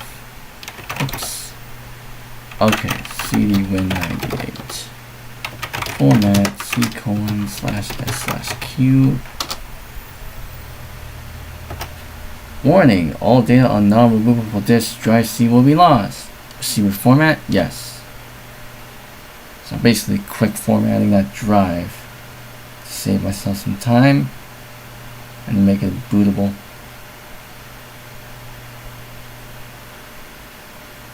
System transferred. Name it Windows 98. Yep, Windows 98. I'll make directory Windows. Then I'll do the options. Then cabs. And then I'll do copy /198 star. I could leave the star out, but best to do that first.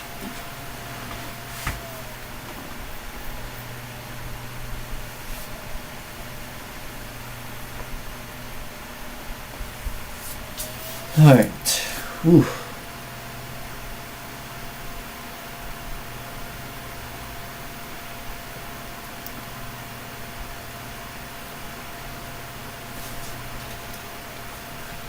I'm gonna close one of the jewel cases.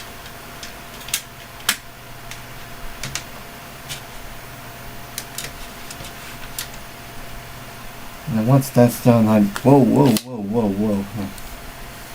Knock the camera over.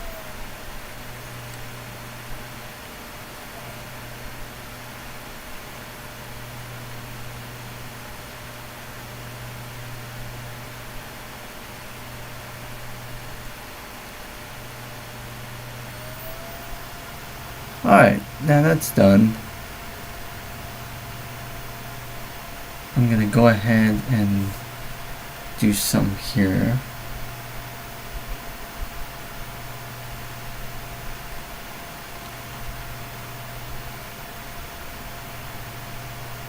Okay. So,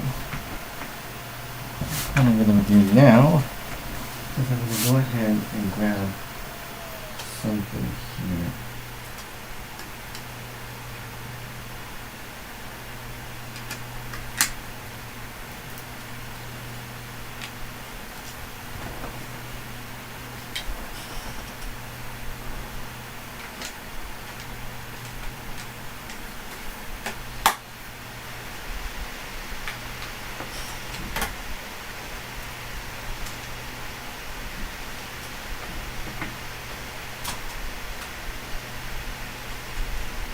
I'm gonna grab this. The Windows 98 2nd Edition Emergency Bootable CD. So I'll take the Windows 98 disc out. Put it back in the jewel case. Place that up. Now insert the bootable, emergency bootable CD in the drive. Restart the system. And I'm just gonna hit the F10 key just in case. If it doesn't boot up to the tappy, yep, it just switched. A long beep. Start computer with CD-ROM support.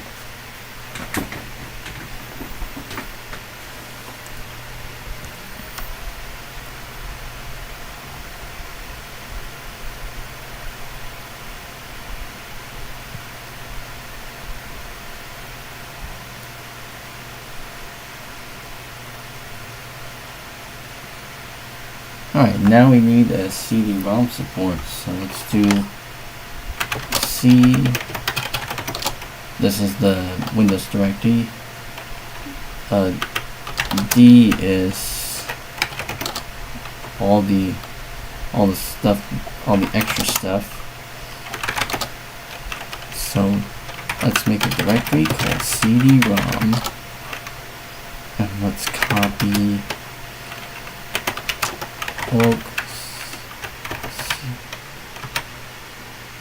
cd-rom.sys, if that's there. Yep.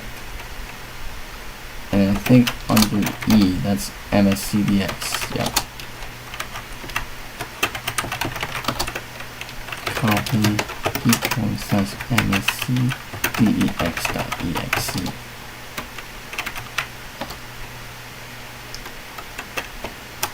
CD/. There we go. CD /. I'll do edit. And I'll do device equals c:/cd-rom/org cd-rom.sys/dcon mscd001. I sure hope that works. config.sys. There we go. New echo off.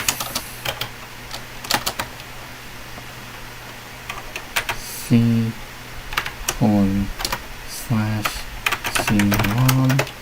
mscdex.exe dcon mscd001.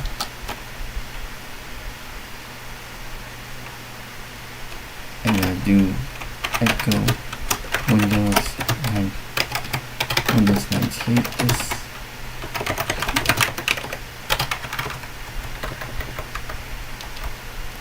Something like that, something basic. Save autoexec.bat.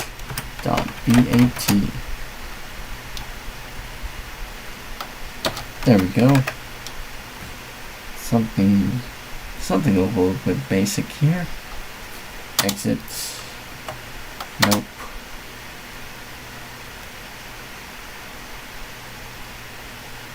Now let's see. I'll eject the drive. Eject that disk. Reboot.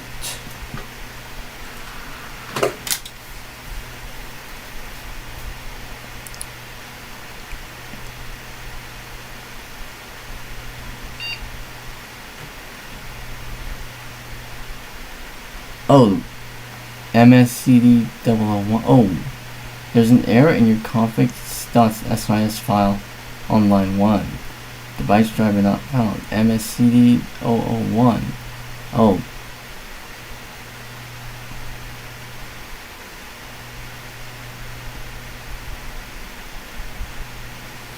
Let's see. CD-ROM. Oh, did I not copy the mscdx executable? Oh, the oak CD-ROM.sis is on the main part. Whoopsie daisy. Let's see, help.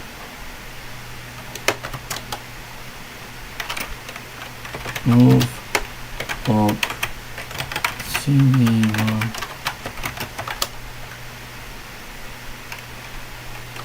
Okay, Dell.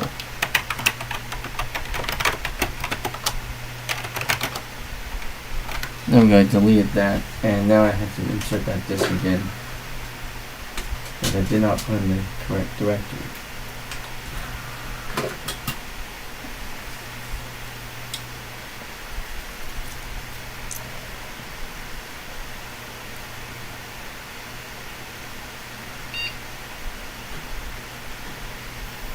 We've barely just gone through this.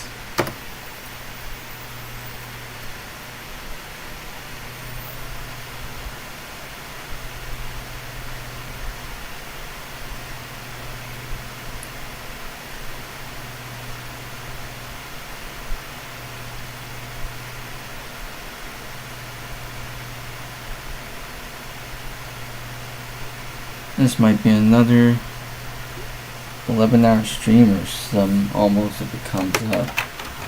Oh man, CD-ROM, copy, a:/book CD-ROM.ss.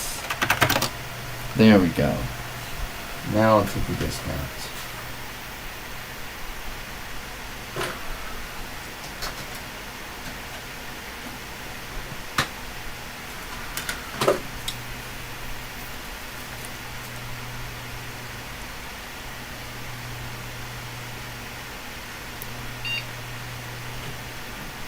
Alright, now let's see if it works.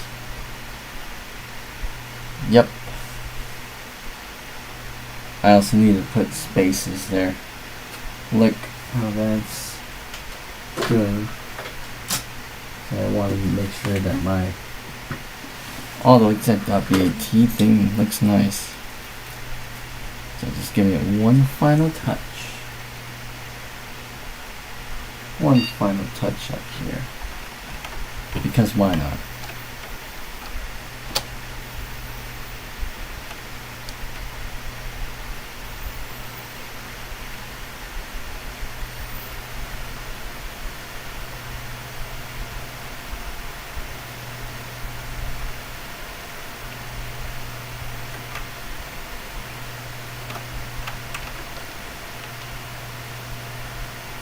Alright, colon, edit.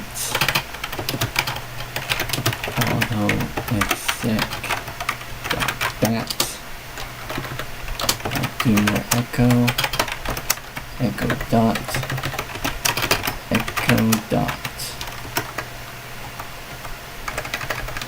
I'll do a ren stuff.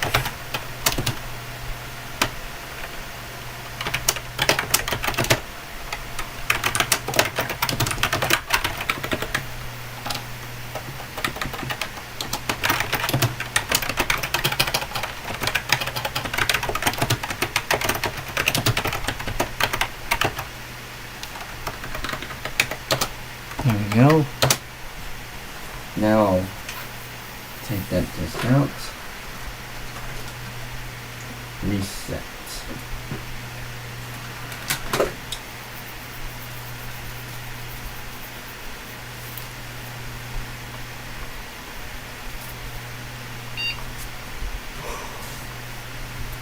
I'll tell you, I'm feeling a little bit tired.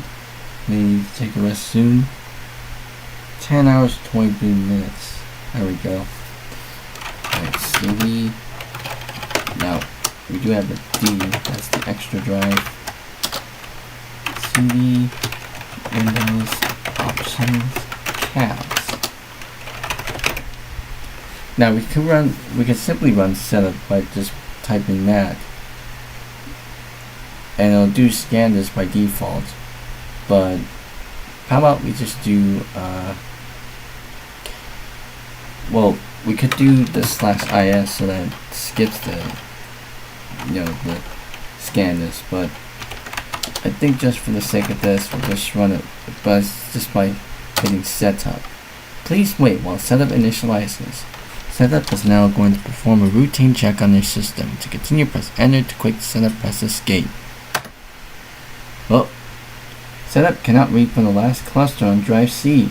This cluster is either damaged or your system is not configured properly. Drive C needs to have logical block addressing. Oh. Stop. Exit. Exit. Okay. I think it's probably because we have all those other unknown partitions on there. So definitely have to take care of that. Back to G part I go. So there's some things I kind of forgot.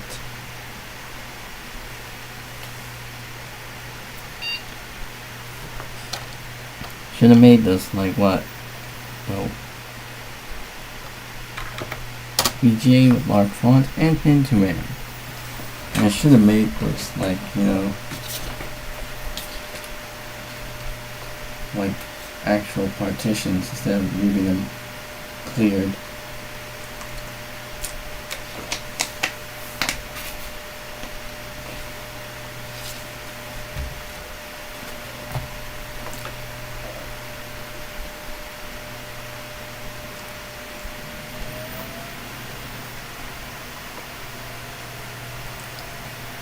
And now it's copying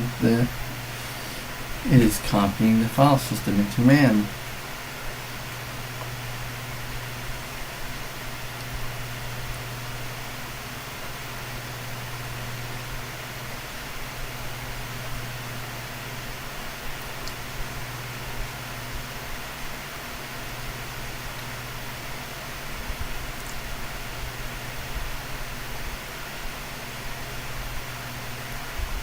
We'll see how this goes.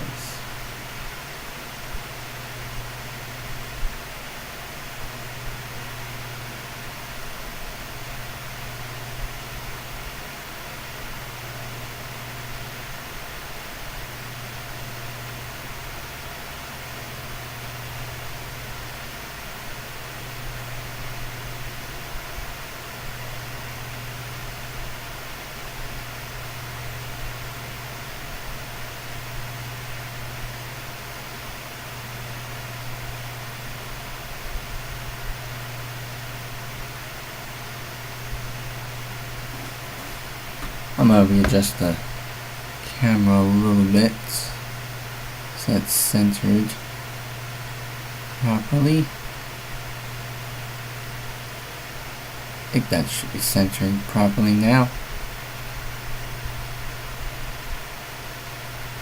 Yeah, I think that should be.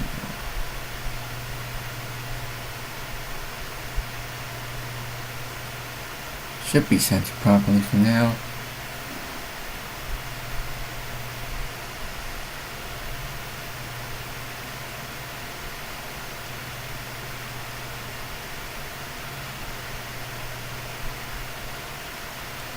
It's done all those things, and then it's going to change the system font in a moment.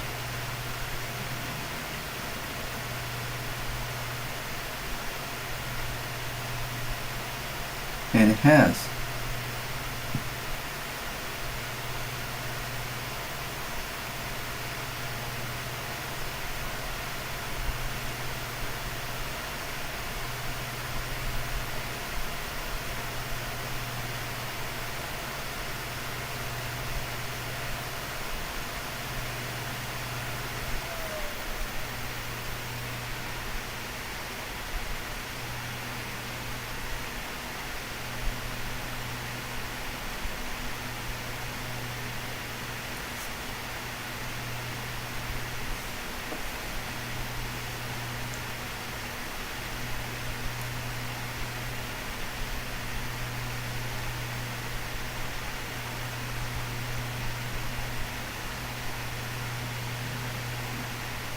Done. Now it's time for me to hit the enter key on all of those things so I can skip all those screens. There we go.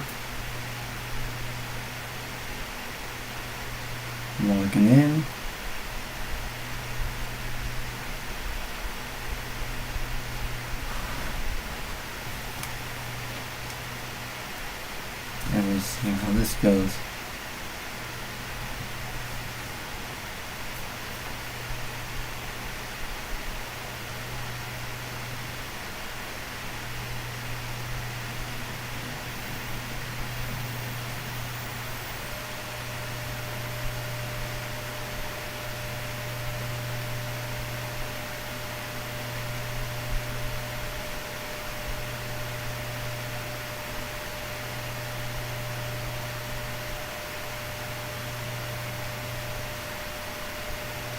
Alright, there we go.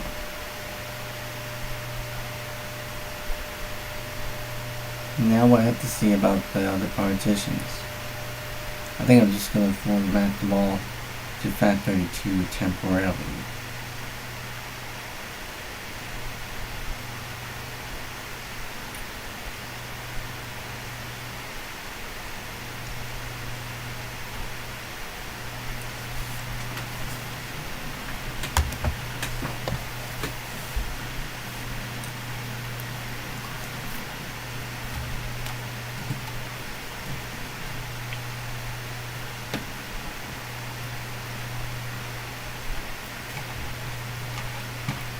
Unknown. I'm going to delete this partition and create a new partition. FAT32 temp1, and I'll delete this partition and I'll name it temp2. These will be formatted as NTFS. Apply all operations.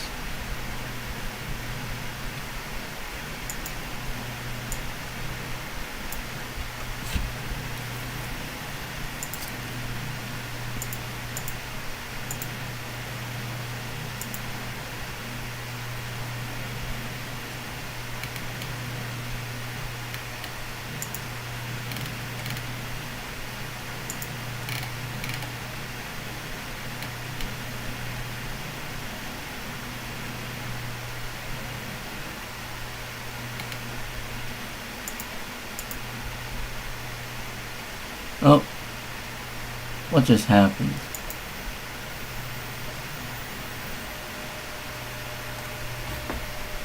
Did the G part thing just crashed?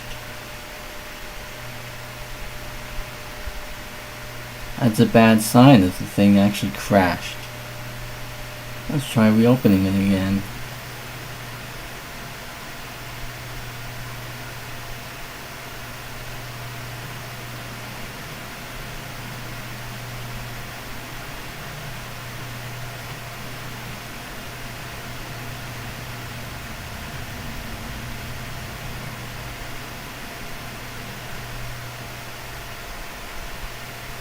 Well, at least we got the temp1 down. This one, delete. This one, FAT32, temp2. And I'll try not to touch that.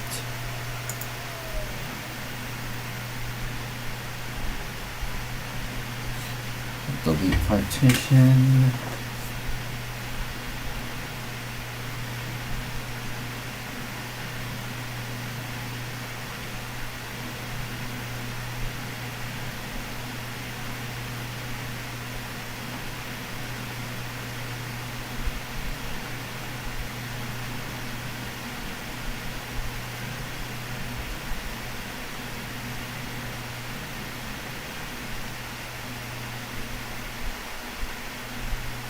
I can hear the other hard drives just clicking away.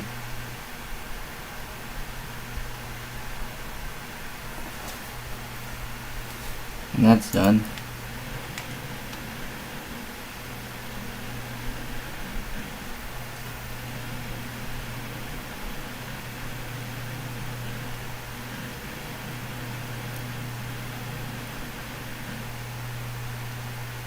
And there we go.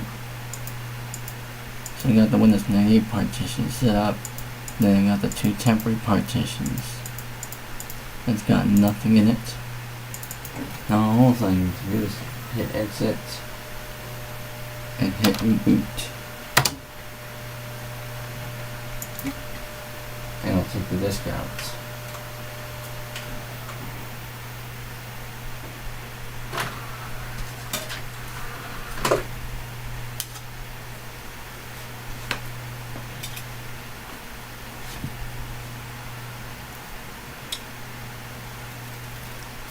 Okay, so we're rebooting back into Windows 98. Second edition. Perhaps. Alright, CD, Windows, Options, Tabs, Setup, Close, Setup. Please wait while Setup initializes. Setup is now going to perform a routine check on your system. To continue, press Enter. To quit Setup, press Escape. SanDisk cannot read from the last cluster on drive C. This cluster is either damaged or your system is not configured properly.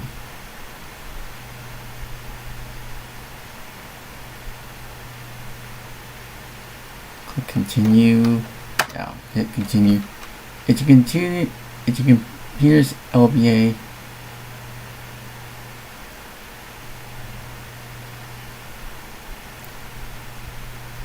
yes.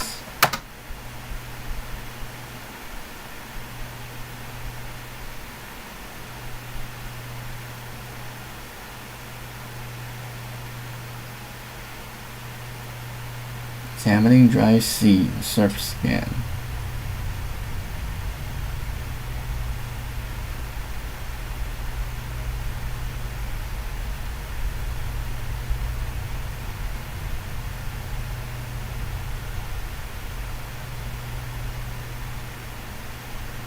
Obviously, I have wiped those partitions clean.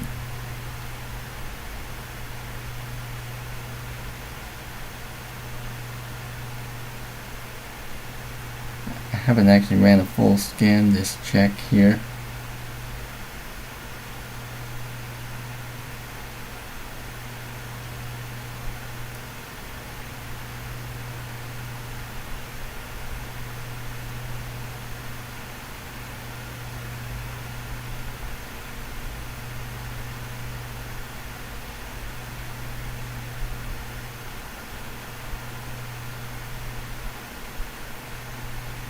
Dang, this might take a while.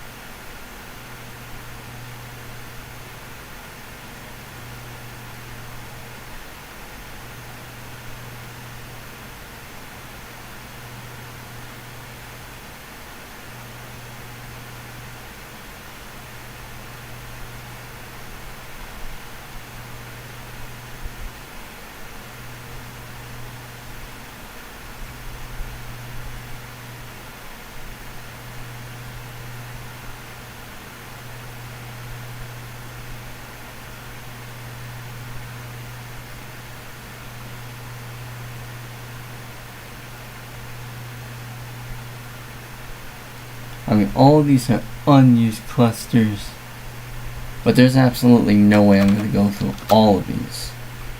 Exit.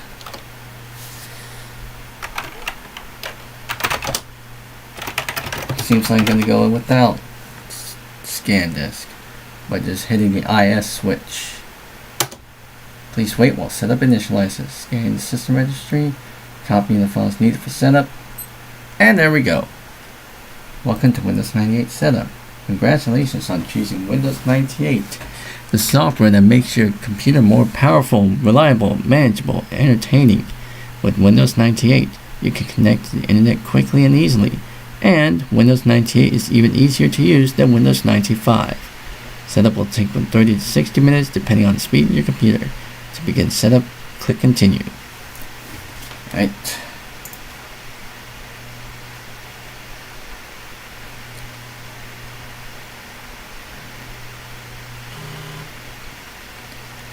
Setup detected an OS/2 or Windows NT file system partition on your hard disk. Files on this partition will not be available when you use Windows 98. For more information, see setup.txt on Setup Disk 1 on the Windows 98 compact disk. Now, it's wanting us to install Windows into C:\\Windows.000. We don't want that. It's just going to make a new Windows directory and it makes everything untidy. So I'll delete the .000. Caution, the directory C:\Windows already exists. If you continue, files in this directory may be overwritten. Do you want to continue with the specified directory? Yes.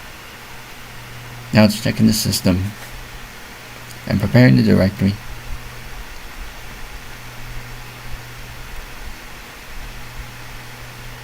Alright, we got typical, portable, compact, and custom as for setup options. I always go for custom because you want all these things.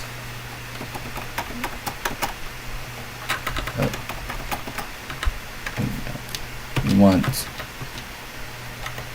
yes, we'll just unselect all these things and we'll just select everything in there.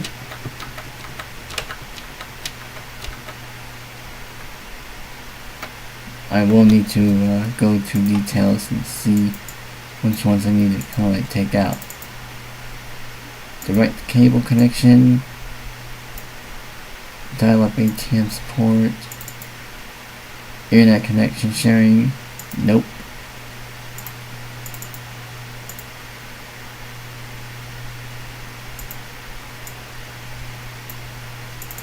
Multimedia, yeah, we want the sample sounds because now it gives us the full sound scheme set. Otherwise it just leaves us with the Microsoft sound, startup sound. And we don't want that. I want everything. System tools, we got everything in here. Web TV for Windows, that won't work anymore, so I'm gonna leave that out.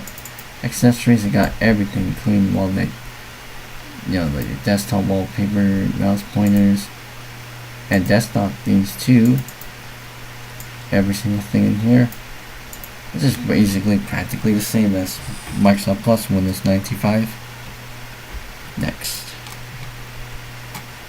Now I'm going to set this again. P4 Bondi.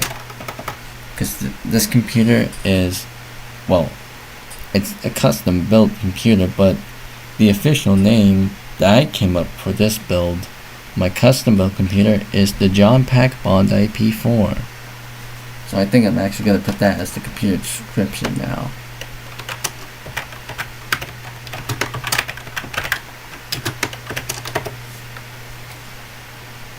I did put it as custom built P4 computer or something before, but I don't know, I'm just going to put it as this. Alright. Keyboard layout, English, United States. Everything looks good.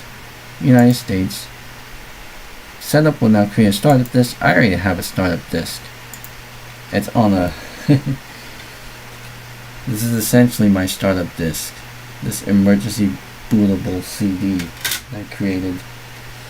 Start copying files. The Windows 98 setup wizard now has enough information to start copying the 98 files to your computer. To start copying Windows 98 files, click Next. And there we go.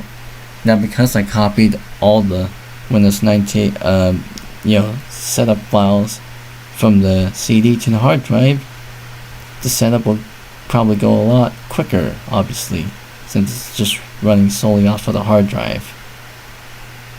Welcome to Microsoft Windows 98. Windows just got better.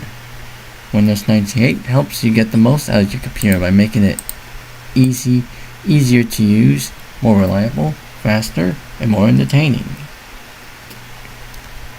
More innovative. This new release includes hundreds of enhancements and you're back. This new release includes hundreds of enhancements and new features based on customer requests and support experiences. Easier to use. Your computer and the internet are easier to use than ever before. Simplified navigation features like the back, forward, and favorites buttons makes it easier to use among others. files, programs, and internet sites. It also makes it easier for you to select and open files and programs. Yada yada yada. 10 hours and 44 minutes. Oh wow. I'm gonna read by the chat here. I haven't really taken a look at it. You know, I'm actually planning to do something like that for my 98 install, like all the updates and stuff, including Plus and Windows 98. Because I already got the essentials put down. I got the basic install, and I'll be installing all the usual stuff that I put on it afterwards.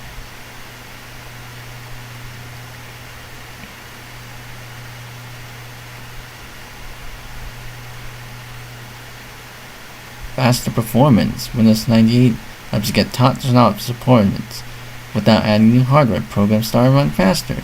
Got a maintenance wizard. It has the on now feature. More storage space. Gain extra disk space by converting your hard disk to the FAT32 file system. This file system supports large capacity drives. Increased dependability. With hundreds of enhancements and a new suite of wizards and smart tools, Windows 98 helps you keep your computer running smoothly. A new registry check monitors registry files, automatically repairs and restores the files as necessary. Increased reliability. The system file checker automatically locates modified or corrupted system files and then repairs and restores them. More entertaining by converging real-time 2D and 3D graphics, digital video, audio, and the internet. Windows 98 redefines the role of the computer as an entertainment platform. Better games. Games are more engaging and exciting with DirectX capabilities, including digital audio support for force feedback joysticks, enhanced graphics in 3D. New hardware. 98 supports more than 1,000 new printers, modems, monitors, network adapters, and other hardware devices at the time. It also has support for USB. More accessible. Windows 98 provides new accessibility features that makes it easier for people to interact with computers. Also, it includes Microsoft Magnifier. More customizable. The new accessibility wizard helps you customize your computer screen, keyboard, and mouse to fit your needs. Windows Update. Stay up to date with this web-based extension of Windows 98. Thank you. Please register your copy of Windows 98 for Microsoft Windows 98 team. Alright, restart computer. Setup needs to restart your computer to continue. Your computer will automatically restart in 15 seconds or when you click restart now. So I'm going to let that go by there.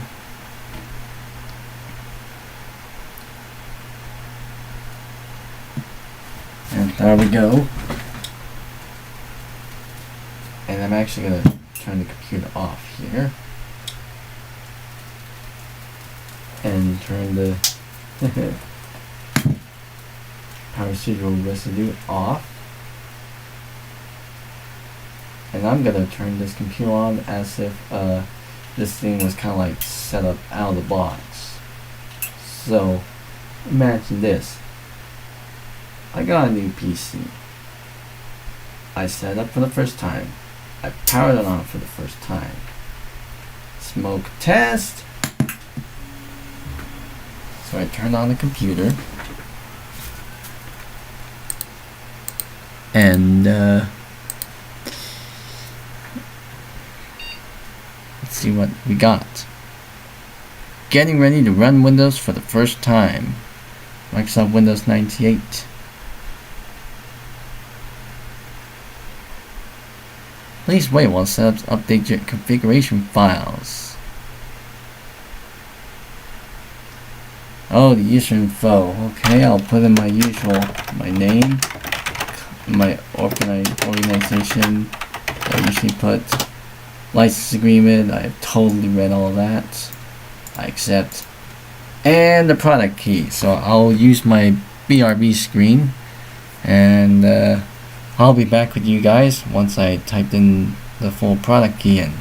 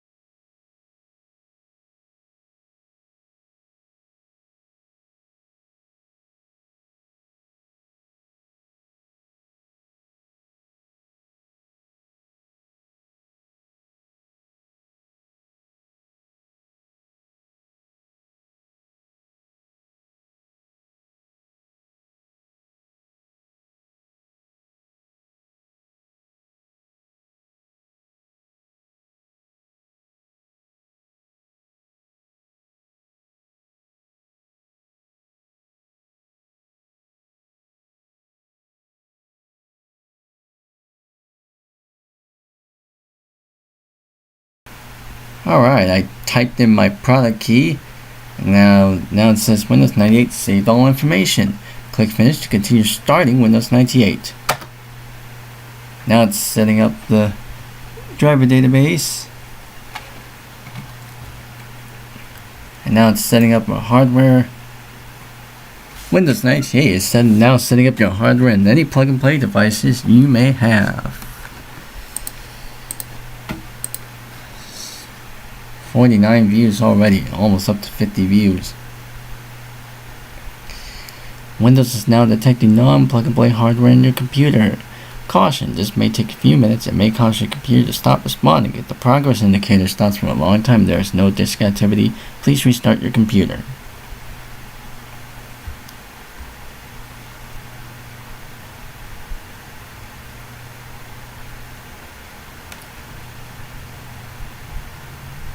You know, pretty much this stream is pretty much mostly about me tinkering around with, you know, my retrocomputing collection, especially the custom build, obviously, since I done a hard drive swap to it. I did play a little bit of Tomodachi Life Limited Dream as I was like killing time with the you know, the transferring stuff from the files from the hard drive that I already put in here, you know, stuff like that. But mainly this stream is pretty much just me tinkering around with stuff like this, and that it's probably the first time I ever done a live stream like this where I actually tinker stuff in real time, obviously, because I've done stuff like this before, but those were pre-recorded. This is a full-on live stream. Like, this is full-on live. Like, we're doing it live. Look at this. My hand right there shows that I'm live. Wow, the clock is really off. It's 7:14 now. 7:14 in the morning. It's 3:12 a.m. That's, let me readjust it. 3:12 or 3:13.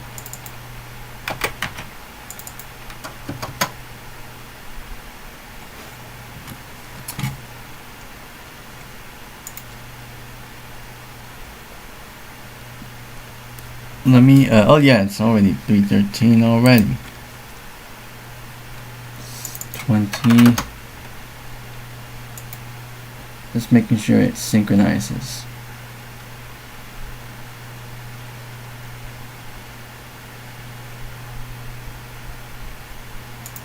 Yeah, it's kind of synchronized a little bit.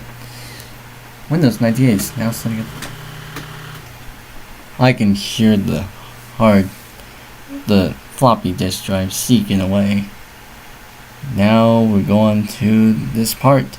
Updating system settings. Windows 98 setup with those drums. The drum icon. Seems kind of fascinating, especially for those that used Windows 98 back in the day who has set it up the first time. Obviously, the drum icon, if it freezes, that means the setup has frozen and you need to restart.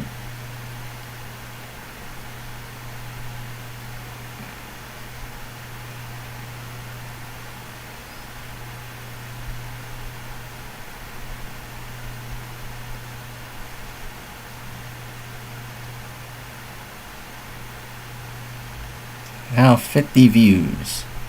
And we're about 10 hours and 54 minutes now. Almost close to 10 hours and 55 minutes.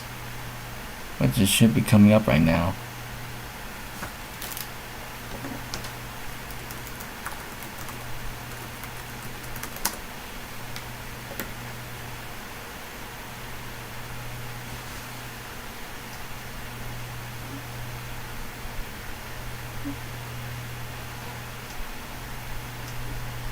And we are officially 10 hours and 55 minutes already.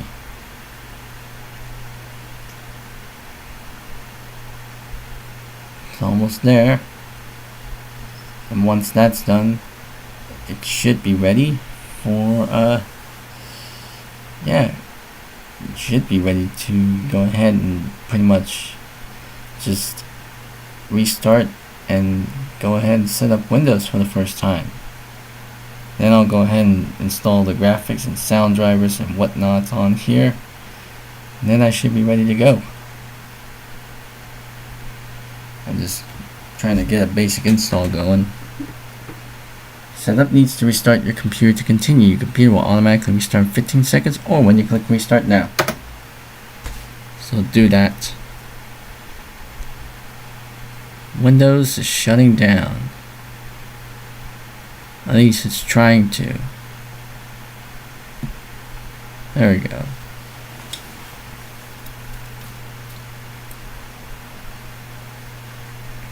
Intel desktop boards. Intel Inside Pentium 4. Alright, Windows 98. Well, let's see if we get that blue screen where it says something about those MS-DOS compatibility mode stuff. That pretty much, see, that comes up.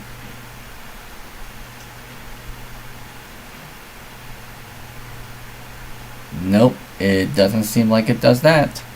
So I think we're all good. Type a name to identify yourself to Windows. Enter a password if you want to. Tip: if you don't enter a password, you won't get this prompt again at startup. Let me type one in here for just because. Please confirm the password you entered. This will be used as your Windows password. Alright, I found the monitor itself, the compact MV740. Next, next, next. Yep. Updating system settings. And obviously we don't have sound drivers and video drivers installed. Not the one that came included with Windows 98. So we got that in very low resolution. Welcome to the exciting new world of Windows 98, where your computer desktop meets the internet. Close. Alright, so now that we're here on Windows 98, 2nd edition, now let us go ahead and install the graphics drivers first. That's the most important thing. You can see here we got a temp 1 stuff there. A H is not accessible. A D is not accessible. For whatever reason.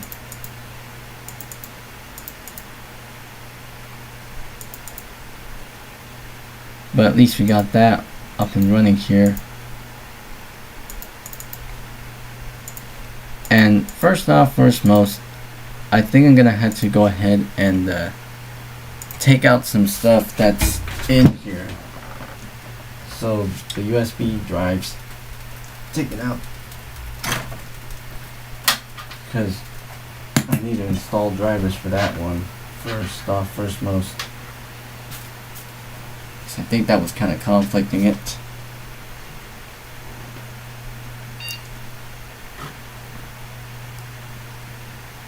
But hey, at least we got a basic install of Windows 98 going.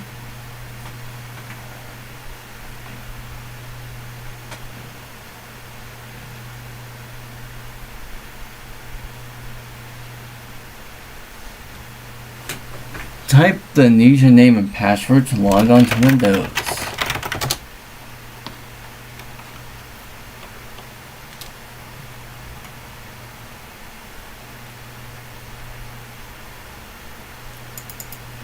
Alright, do we get the other drives? Okay, D and F are somehow not accessible. How about do command, oh wait, first WinVer, sysdm, CPL. Okay, that doesn't work. That, and, let's see, 8x12, full screen. Oh, what resolution is this? 640 by 350. Let's see here. CD General failure reading drive D. Okay, this. I think something really went wrong with those drives. I think those drives probably got corrupted.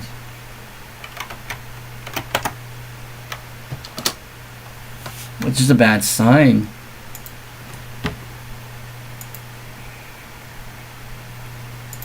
I mean, yeah, drive F is not working, but temp 1 is working.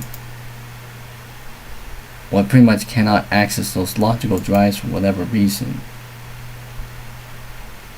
But hey, at least we got the basic setup here. And we at least got these drives.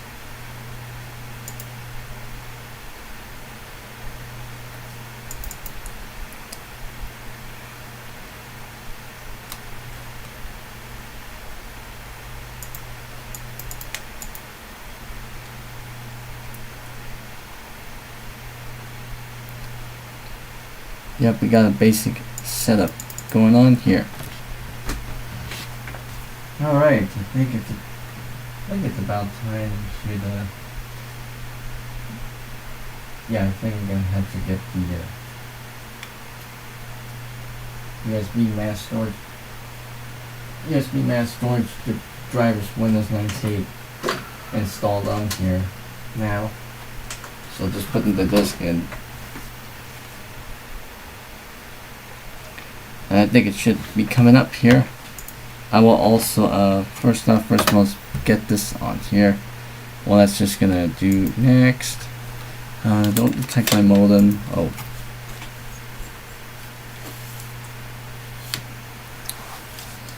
Yeah, the camera on this thing always seems to move somewhere.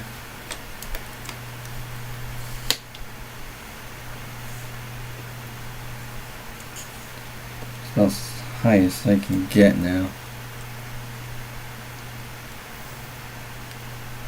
Trying to adjust focus.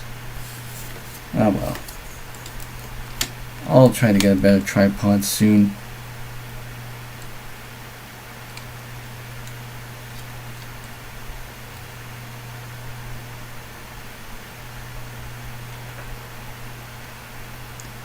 And trying to make sure that this is centered.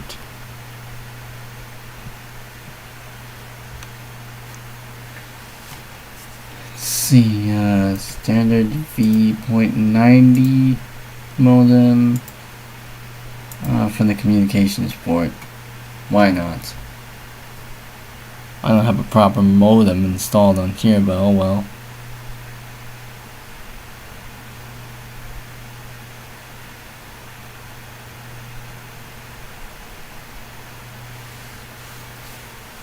Yep. LAN.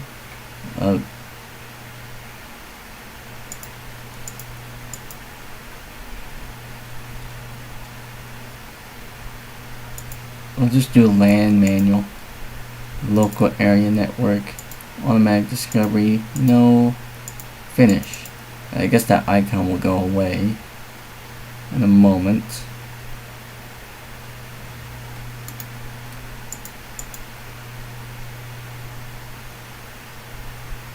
If it will, probably might not, it seems like. There it is. Internet Explorer, this is version 5. IE5, yep. 5.0. Alright. USB mass storage drivers from Windows 98. Yes, you can see now it's got the full thing. I'll install this one first. Then I must restart.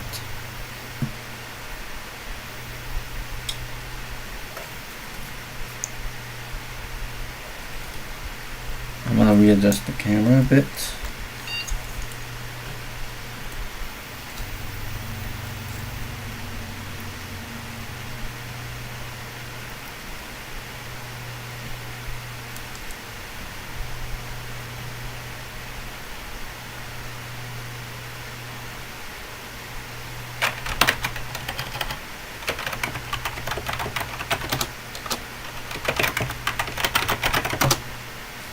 Please wait while Windows builds a driver information database.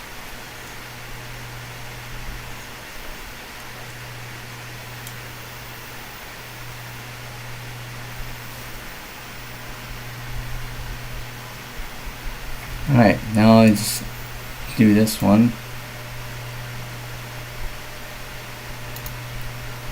That way I can pretty much access the other drivers.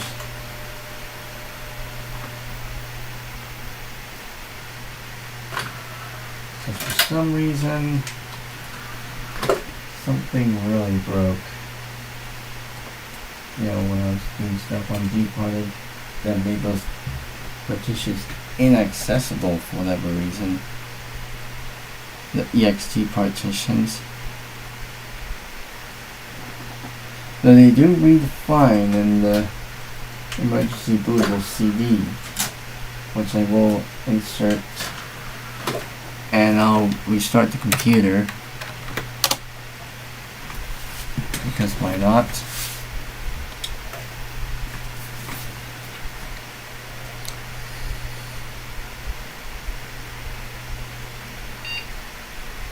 What just happened? I mean, I've already got the Windows. I got the Windows 98 thing set up.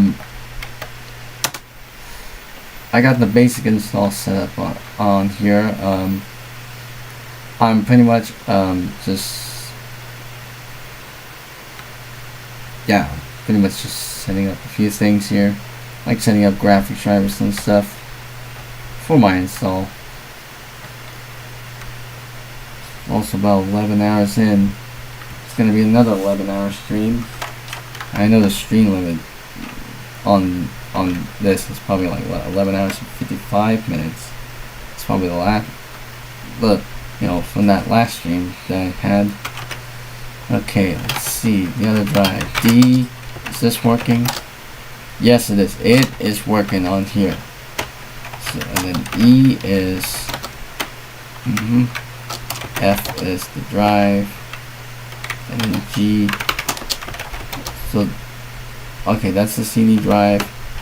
So there's nothing on the F drive, and the D drive, it does read it successfully. Like all the files are on there. I don't know why Windows 98 doesn't really see that, but there's the Windows 98 drive. So it's strange that I could actually see the files on that D drive and, you know, within, you know, DOS or whatever, but not under Windows 98 itself for whatever reason. Oh well.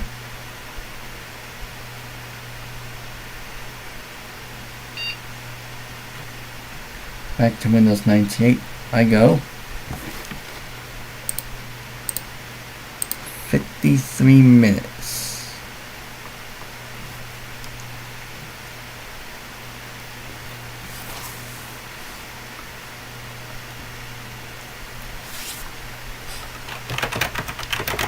I might as well with that password requirement.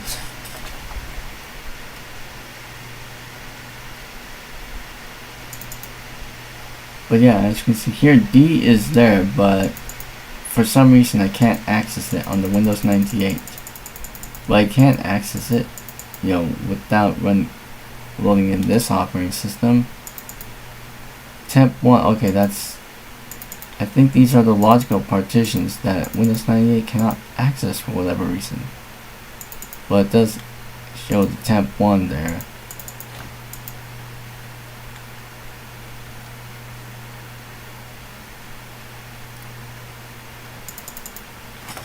I know what I will do. Before I do that, I'm going to go ahead and insert the first USB stick in to the front USB ports. And as you can see, it's building a driver, the information database, USB mass storage device, U-disk, USB disk. Alright. That went by fairly quick. Yep, everything's in there. Drivers, graphics, GeForce 6, Windows 98. Now that one, accept. So let's read the contents of that package. Slowly but surely. Because graphics drivers are the important thing. The sound drivers are another. 53 views. Welcome to your install shield wizard for NVIDIA. Yep. I want to restart.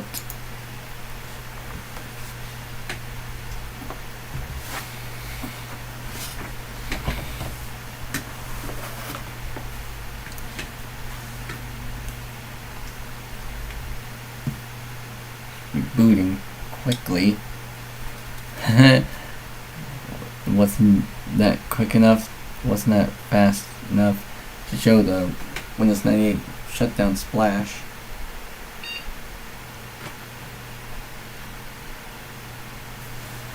The Windows 98 boot screen yet again.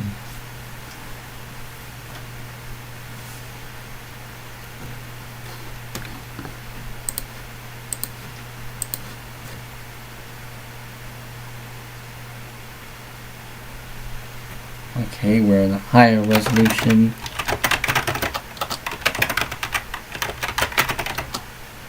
Updating system settings. Higher refresh rate too. I gotta switch. Oh, yeah, the USB stick is still on the drive. Switch it to 1024 by 768. Apply the new color settings. Refresh rate set down to 60 Hz. Yes. There we go. 800 by 600. Switch it to true color 1024 by 768. There we go. That's what we want. It's on optimal, so I'll set it back to 60 Hz. There we go. That's how I want it. I can also set the settings here. Screen resolution and refresh rate, adaptive defaults, yada yada yada. And I'll do this. Smooth edges show window contents while dragging. So that way we have that. Alright. Now that we got that out of the way, let's see how we can go about doing this. Oh, P4 Bondi. Oh, that's just the...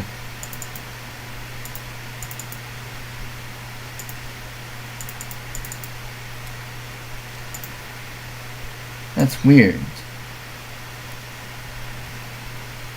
I think I might as well eject the USB disk.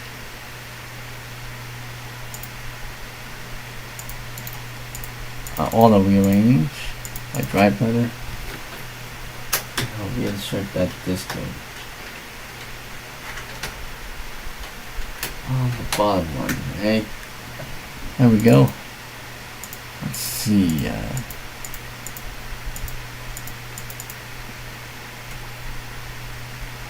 Now let's see if we can go to okay, auto rearrange. Sound. We got Sound Blast Alive in here. Let's see what type of drivers did I use. I think on the Windows 9X. I think it's on the driver CD and such. A CT run? Something like that.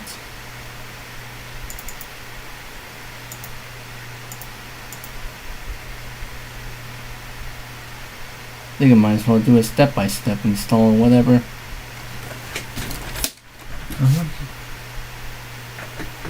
There was like a bug or something on there crawling on this monitor.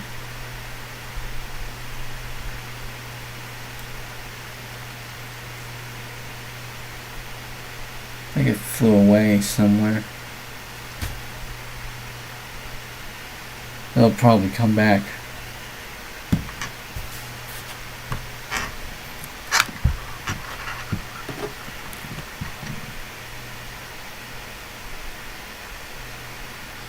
Alright, so sound.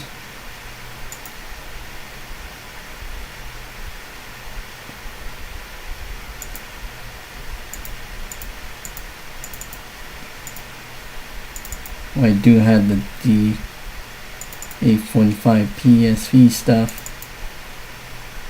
So let's see. I mean, all the ones. Oh, what?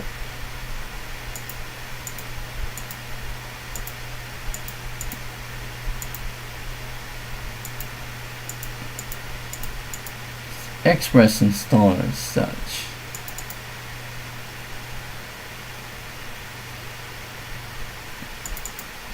Oh, nope. Open setup stub. Okay, and that's just gonna load the thing every single time. Yep. There's no way to kinda leave that out, so I'm just gonna do the Express installer here. Drivers 4 out of 6. These are everything that's on there. Genuine Intel.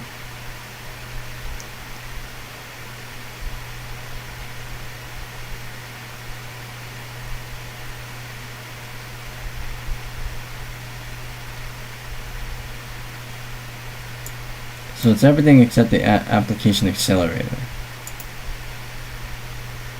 And then I got all these other ones here. Because I don't know if the application accelerator replaces Ultra ATA storage driver, disable fast, enables. Well, let's see if I can do this, and if it breaks my install. Do I have the driver CD? Do I have the driver CD for that? The Intel one? I think I might have. Yep, I do. I have the disc. I have the disc right here. So I can just insert that in.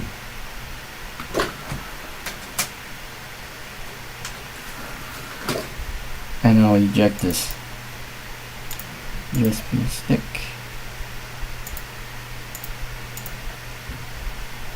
Oh, I had to close this program out.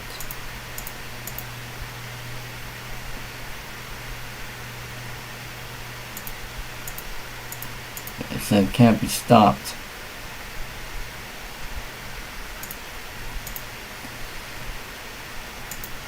I'm gonna risk it. The volume that was removed had open files on it. Next time, please check to see if the volume can really be removed. That's a rare blue screen of death there. Alright. I think it's about time I shall restart.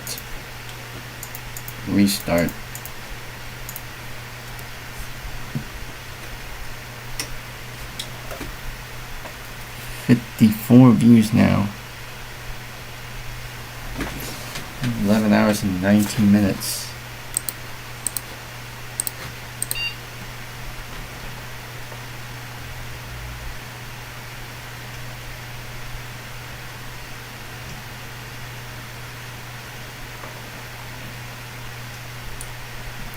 You know, even if I don't get everything, you know, done on the stream,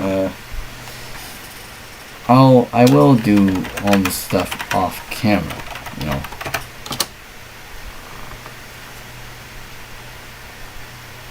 All this setting up and stuff.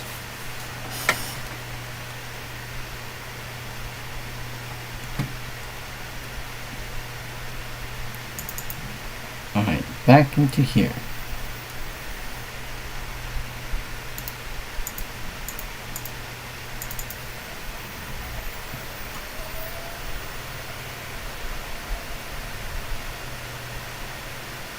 Intel desktop board featuring the Intel Express installer CD.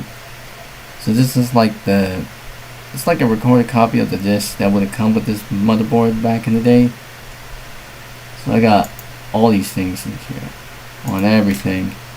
I don't know about the application accelerator. It might break this install. But let's see. Well, these are the defaults. I'll select all of them because why not? And I'll install now. I accept the license agreement and I'll install all of them. And there we go. The chipset updates.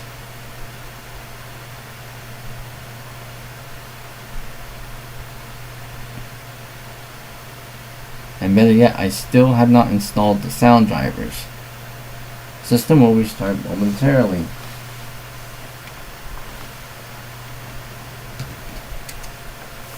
So I got a different set of Sound Blaster Live stuff, installation CDs,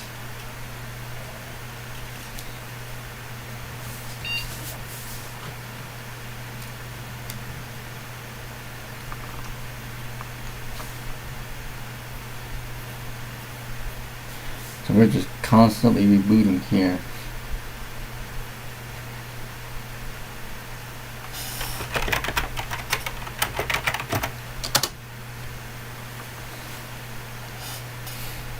History 1 Windows built a driver information database.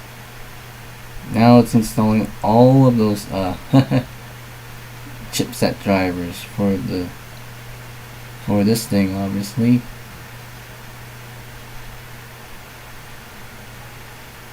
You must restart your computer. Yes. I want to see if something breaks or something. Or will give me a blue screen warning me about like the MS-DOS compatibility mode and such. Who knows?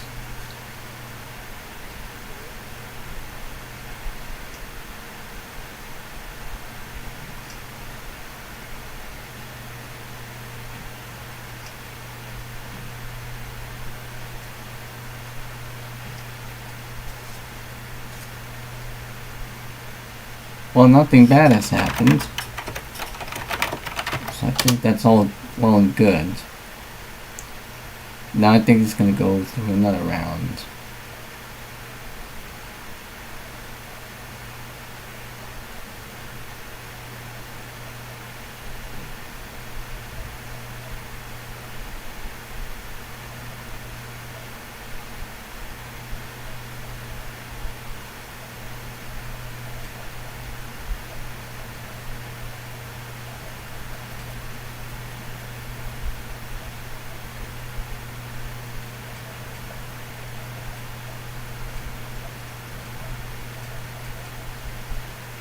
Yep, it's going through another round. The Win98 SC patch for WDM audio driver. And it's doing the network onboard network drivers. I disabled the onboard audio, the SoundMax one, obviously. So we got that going on. Now it'll restart momentarily yet again.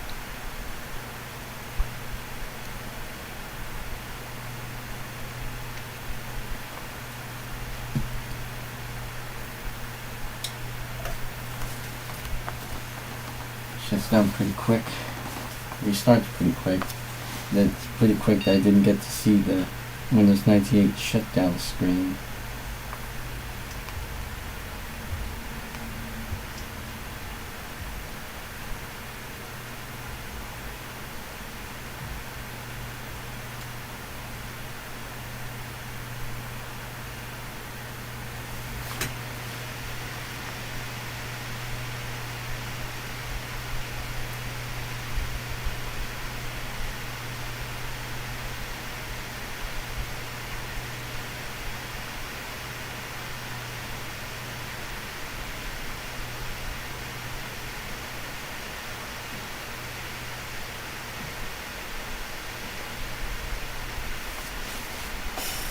Wow, that was so quick.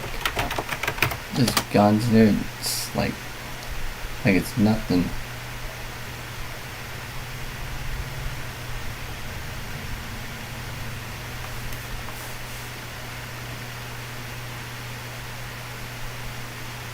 I'm gonna have to close this my computer thing.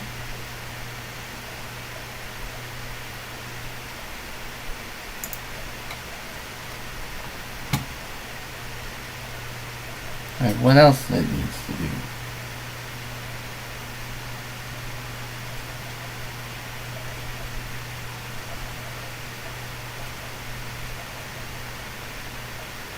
There we go.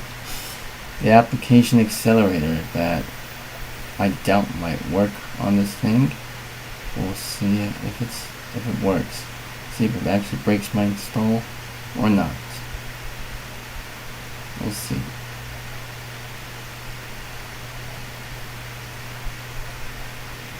Let's see, like that work.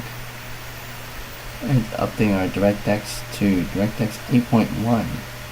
I think the one that came with this one is like DirectX 6 or something. Or DirectX 7, I'm not too sure.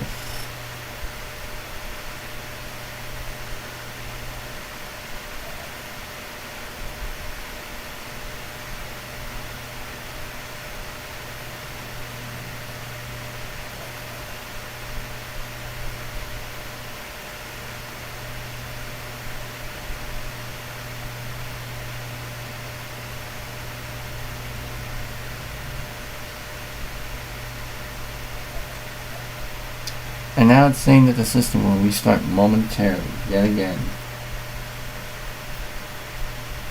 And fingers crossed, I'm hoping if this application accelerator thing, the Intel ones, actually breaks my install.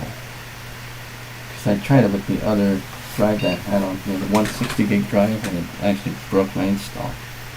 Let's see if it does it well on the Seagate 500 gig drive.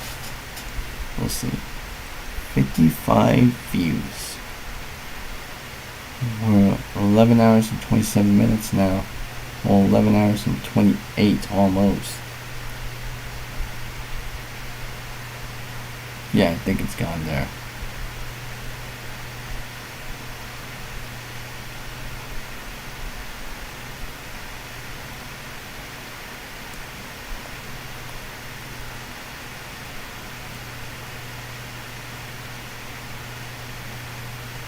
Please wait while set up, update your configuration files. This may take a few minutes now. I think this is probably the point where it freezes. Oh wow. Oh. Blue screen of death. Oh my goodness. Fatal exception. Oh, now there's 3. Okay. I think my installation is borked.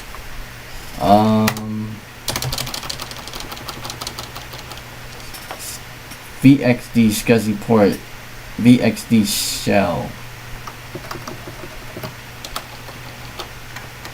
Okay, my keyboard's not working, so I'm just gonna have to like hard reset. Well, that was something. That wasn't as good. we got blue screen there. See if we can try to overcome that. But we might get a blue screen yet again, or whatever.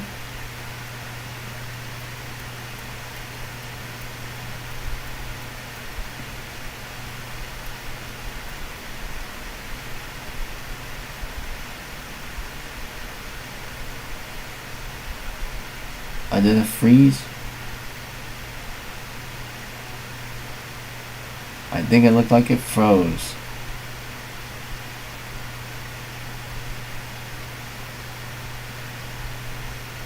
Yeah, it looked like it froze there, so I'm gonna... Oh, wait, whoa. Wow, I thought it literally froze there. Is it gonna blue screen yet again? Yep, it did. Intel ATA. Okay, I see that. And now the SCSI port. So yeah, uninstall that. So the application accelerator thing, not particularly a good idea to kind of install it. That's why it's pretty much left unchecked. So let's go by safe mode. See if I can try to uninstall that thing. Well, we're in safe mode. Windows is running in safe mode.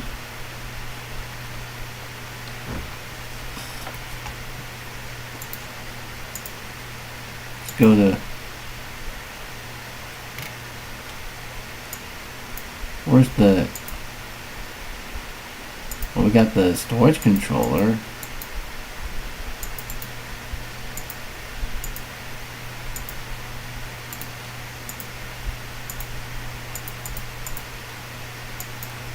So I actually removed that, so I think that was causing some problems.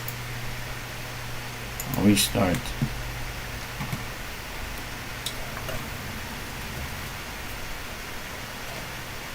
If anything, I will have to uninstall that application, accelerator thingery from the system.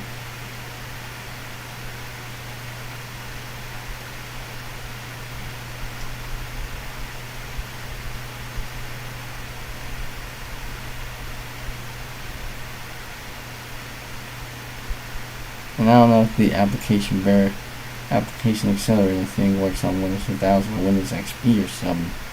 Who knows?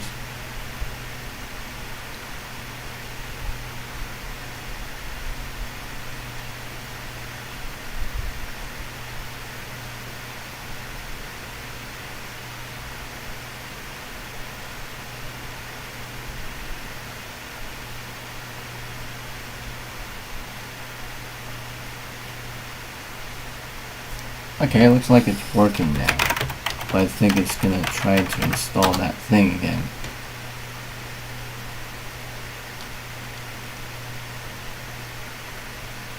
PCI ID controller.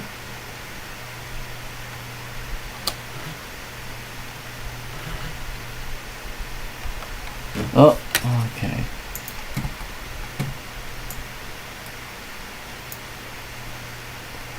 ATA 98 CAT.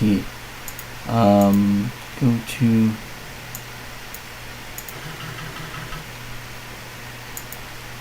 do I need to search it for? No, I don't want to restart now. Should at least check it for under CD-ROM drives.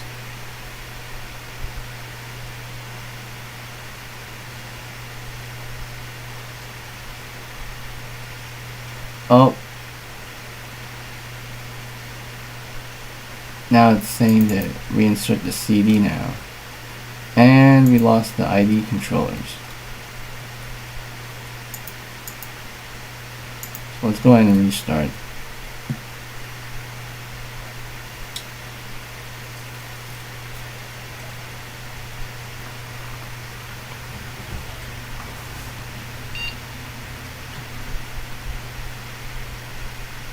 And it's probably gonna blue screen here yet again.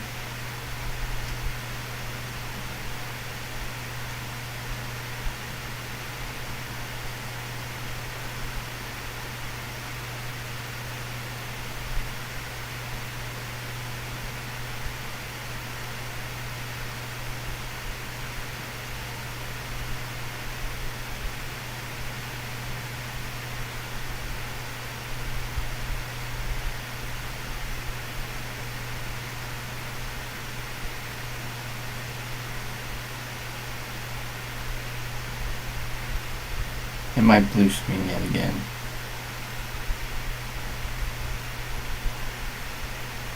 Oh, what? Whoa. Whoa, whoa, whoa, whoa. Oh my goodness. I never had that before.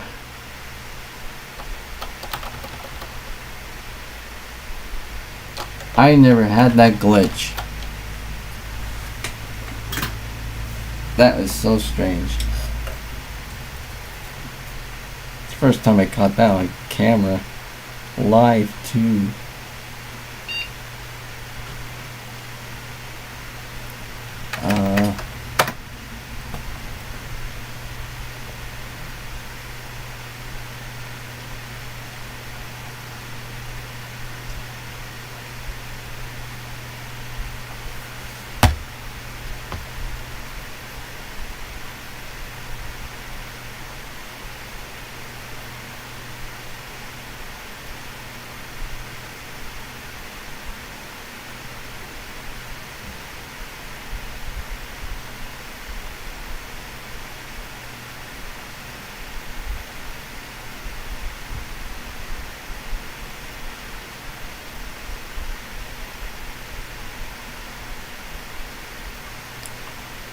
This might not work.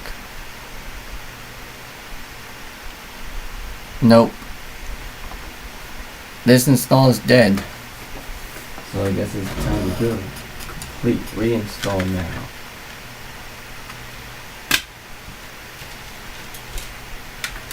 So, as far as Windows 98 installs, do not install the Intel application accelerator.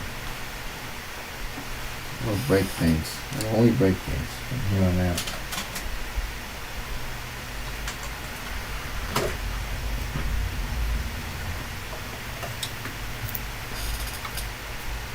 F10.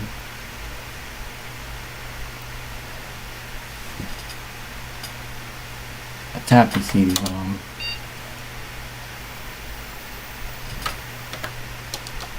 Let's see, boot from CD-ROM.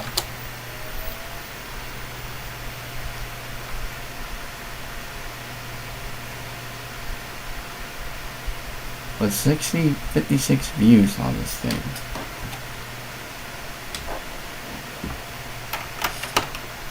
Oh, what's under there? Well, we got Oak CD-ROM.sis and MSCDEX.exe there.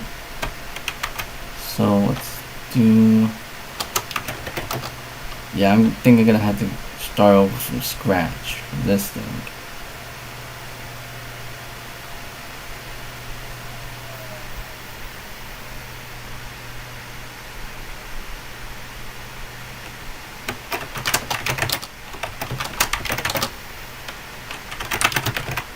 I think I might as well have to start over from scratch. Format C:/S/Q. Yes.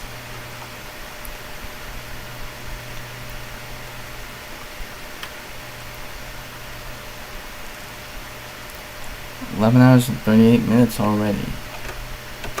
Caps lock. Windows 98. C:/. Make directory. Windows. Options. Cabs.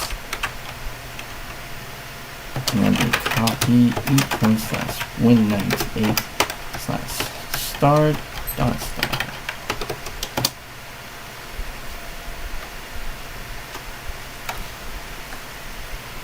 So we got everything up on here.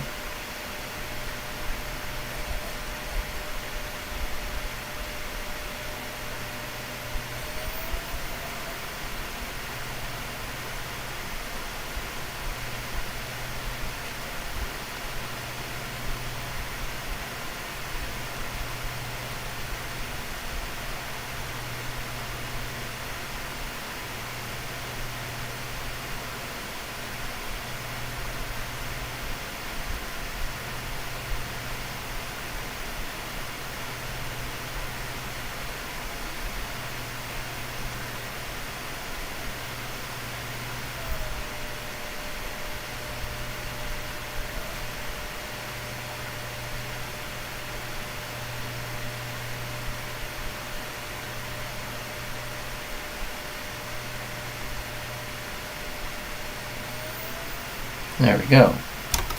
Now I'll do cd backslash and make a directory called cd-rom. Within it, I'll copy the old cd-rom.sis and then the mscdx.exe stuff.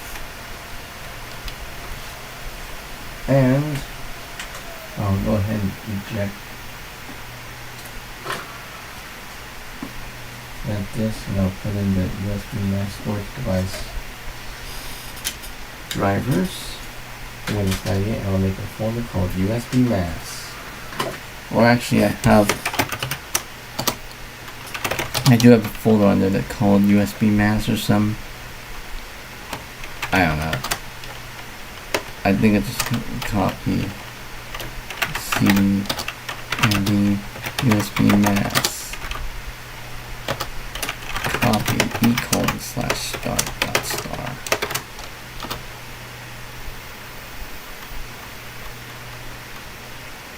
There we go.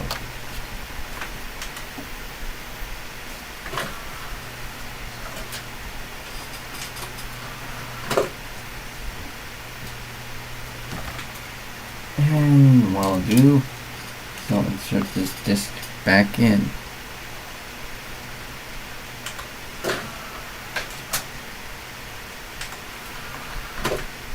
And I'll reset.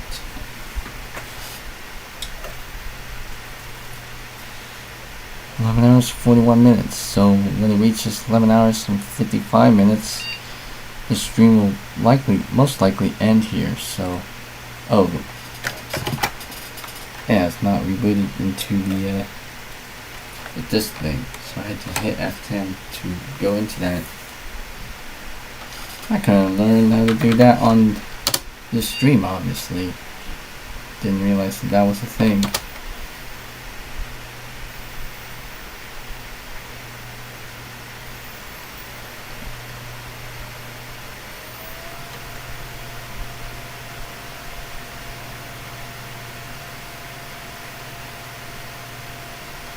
$56 views now.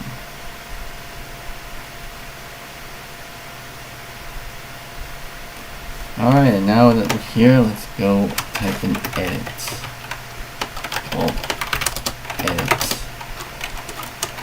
Device equals c:/cd-rom/d:/mscd001. And I'll save it as config.sys. New. I'll just do echo off. Make a new line. I'll type in c:/cd-dex.exe/d:/mscd001. Do random stuff that's like load CD-ROM driver, and I'll do a ram that says display startup message. Oh, ram.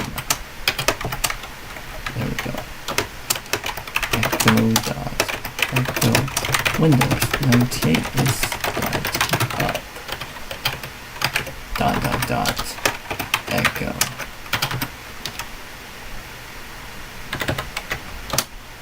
Now type in auto exec.bat. Exit. Then I'll remove the disk. Control delete.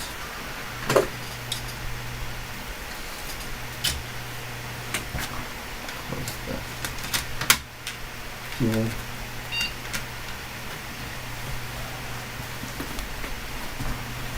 And there we go. Close CD, Windows, options, cabs, close, setup. Let's do IS yet again. So it doesn't do scan disk. Continue. Just gonna speed by through this process because I'm running on time now.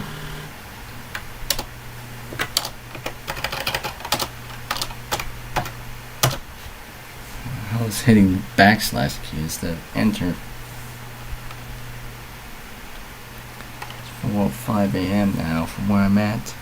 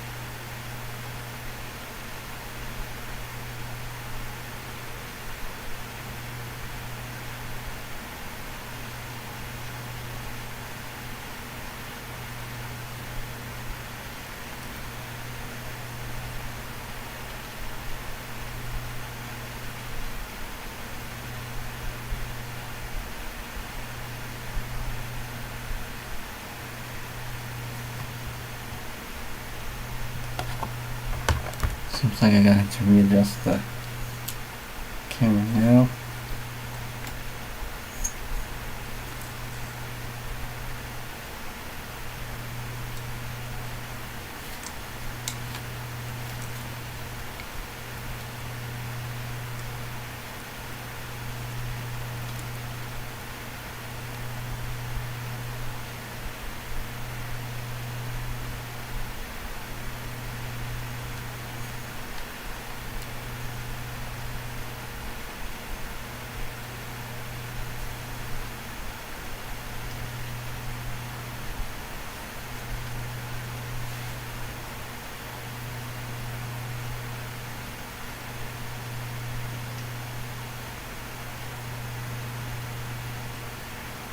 We're 11 hours and 48 minutes on the stream now.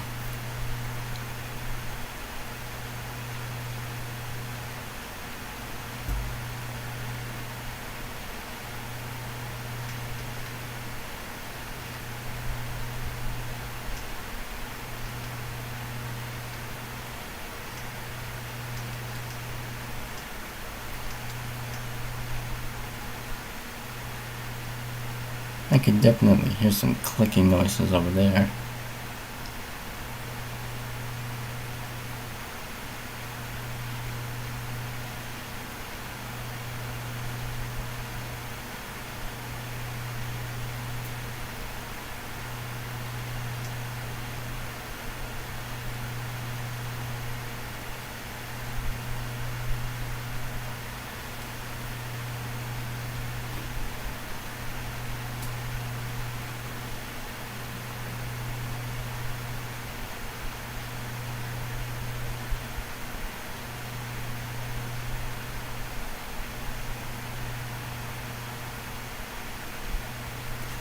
And it's kind of like readjusting the camera slightly.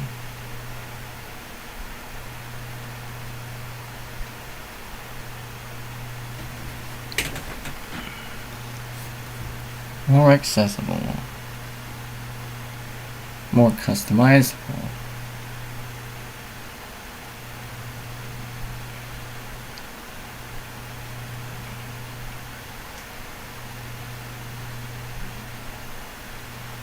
Thank you. Please register your copy of Windows 98. Once again, just kind of breezing by through here. Well, we got 5 minutes left in the stream. Getting ready to run Windows for the first time.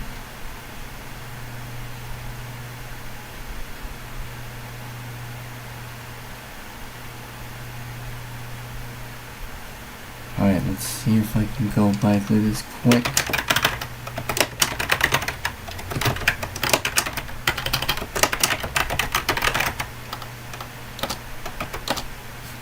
Okay, just gonna do BRB screen quickly.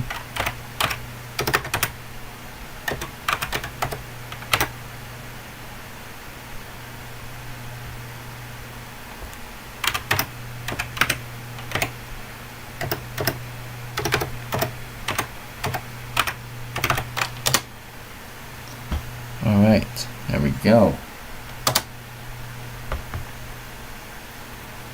Now we can initialize to the driver database. Now setting up hardware, any plug and play devices you may have.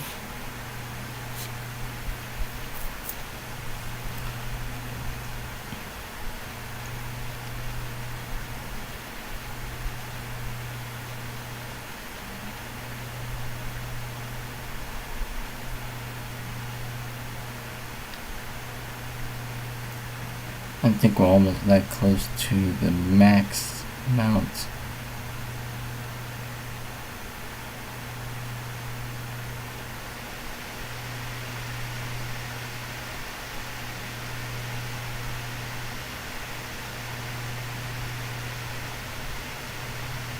Almost close to 12 hours.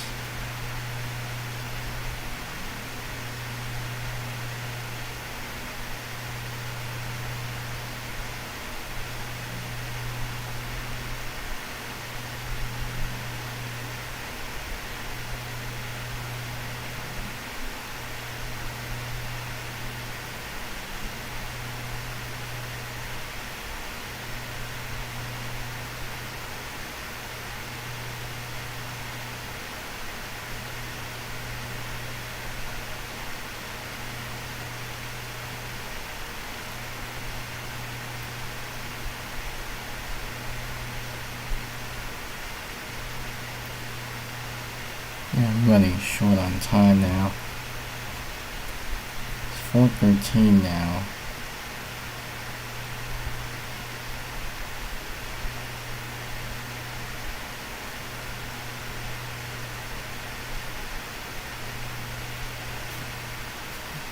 Yeah, the clock is correct. Windows is now setting a control panel.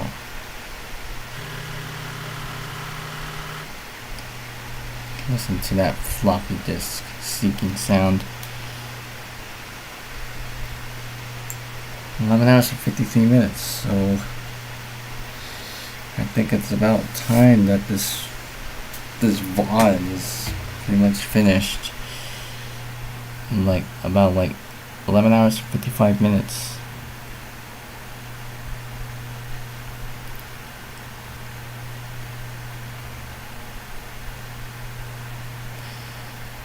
Alright, so we're down to the last minute of this VOD.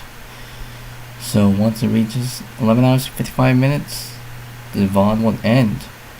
You know, this stream VOD would end. So yeah, I'd like to thank you all guys for watching this live stream. Whether you're watching this or not, you know, just me tinkering around with all this stuff and playing some Tomodachi Life here and there. But yeah, I guess there's nothing really much about this thing. Seems like I'm gonna do the whole thing. I'm gonna do all this off camera now, so off stream pretty much. So yeah, I'd like to thank you guys for watching this live stream, whether you're watching this or not. And yeah, I guess that's it. Thanks for watching, and hope to see you on the next one. See ya.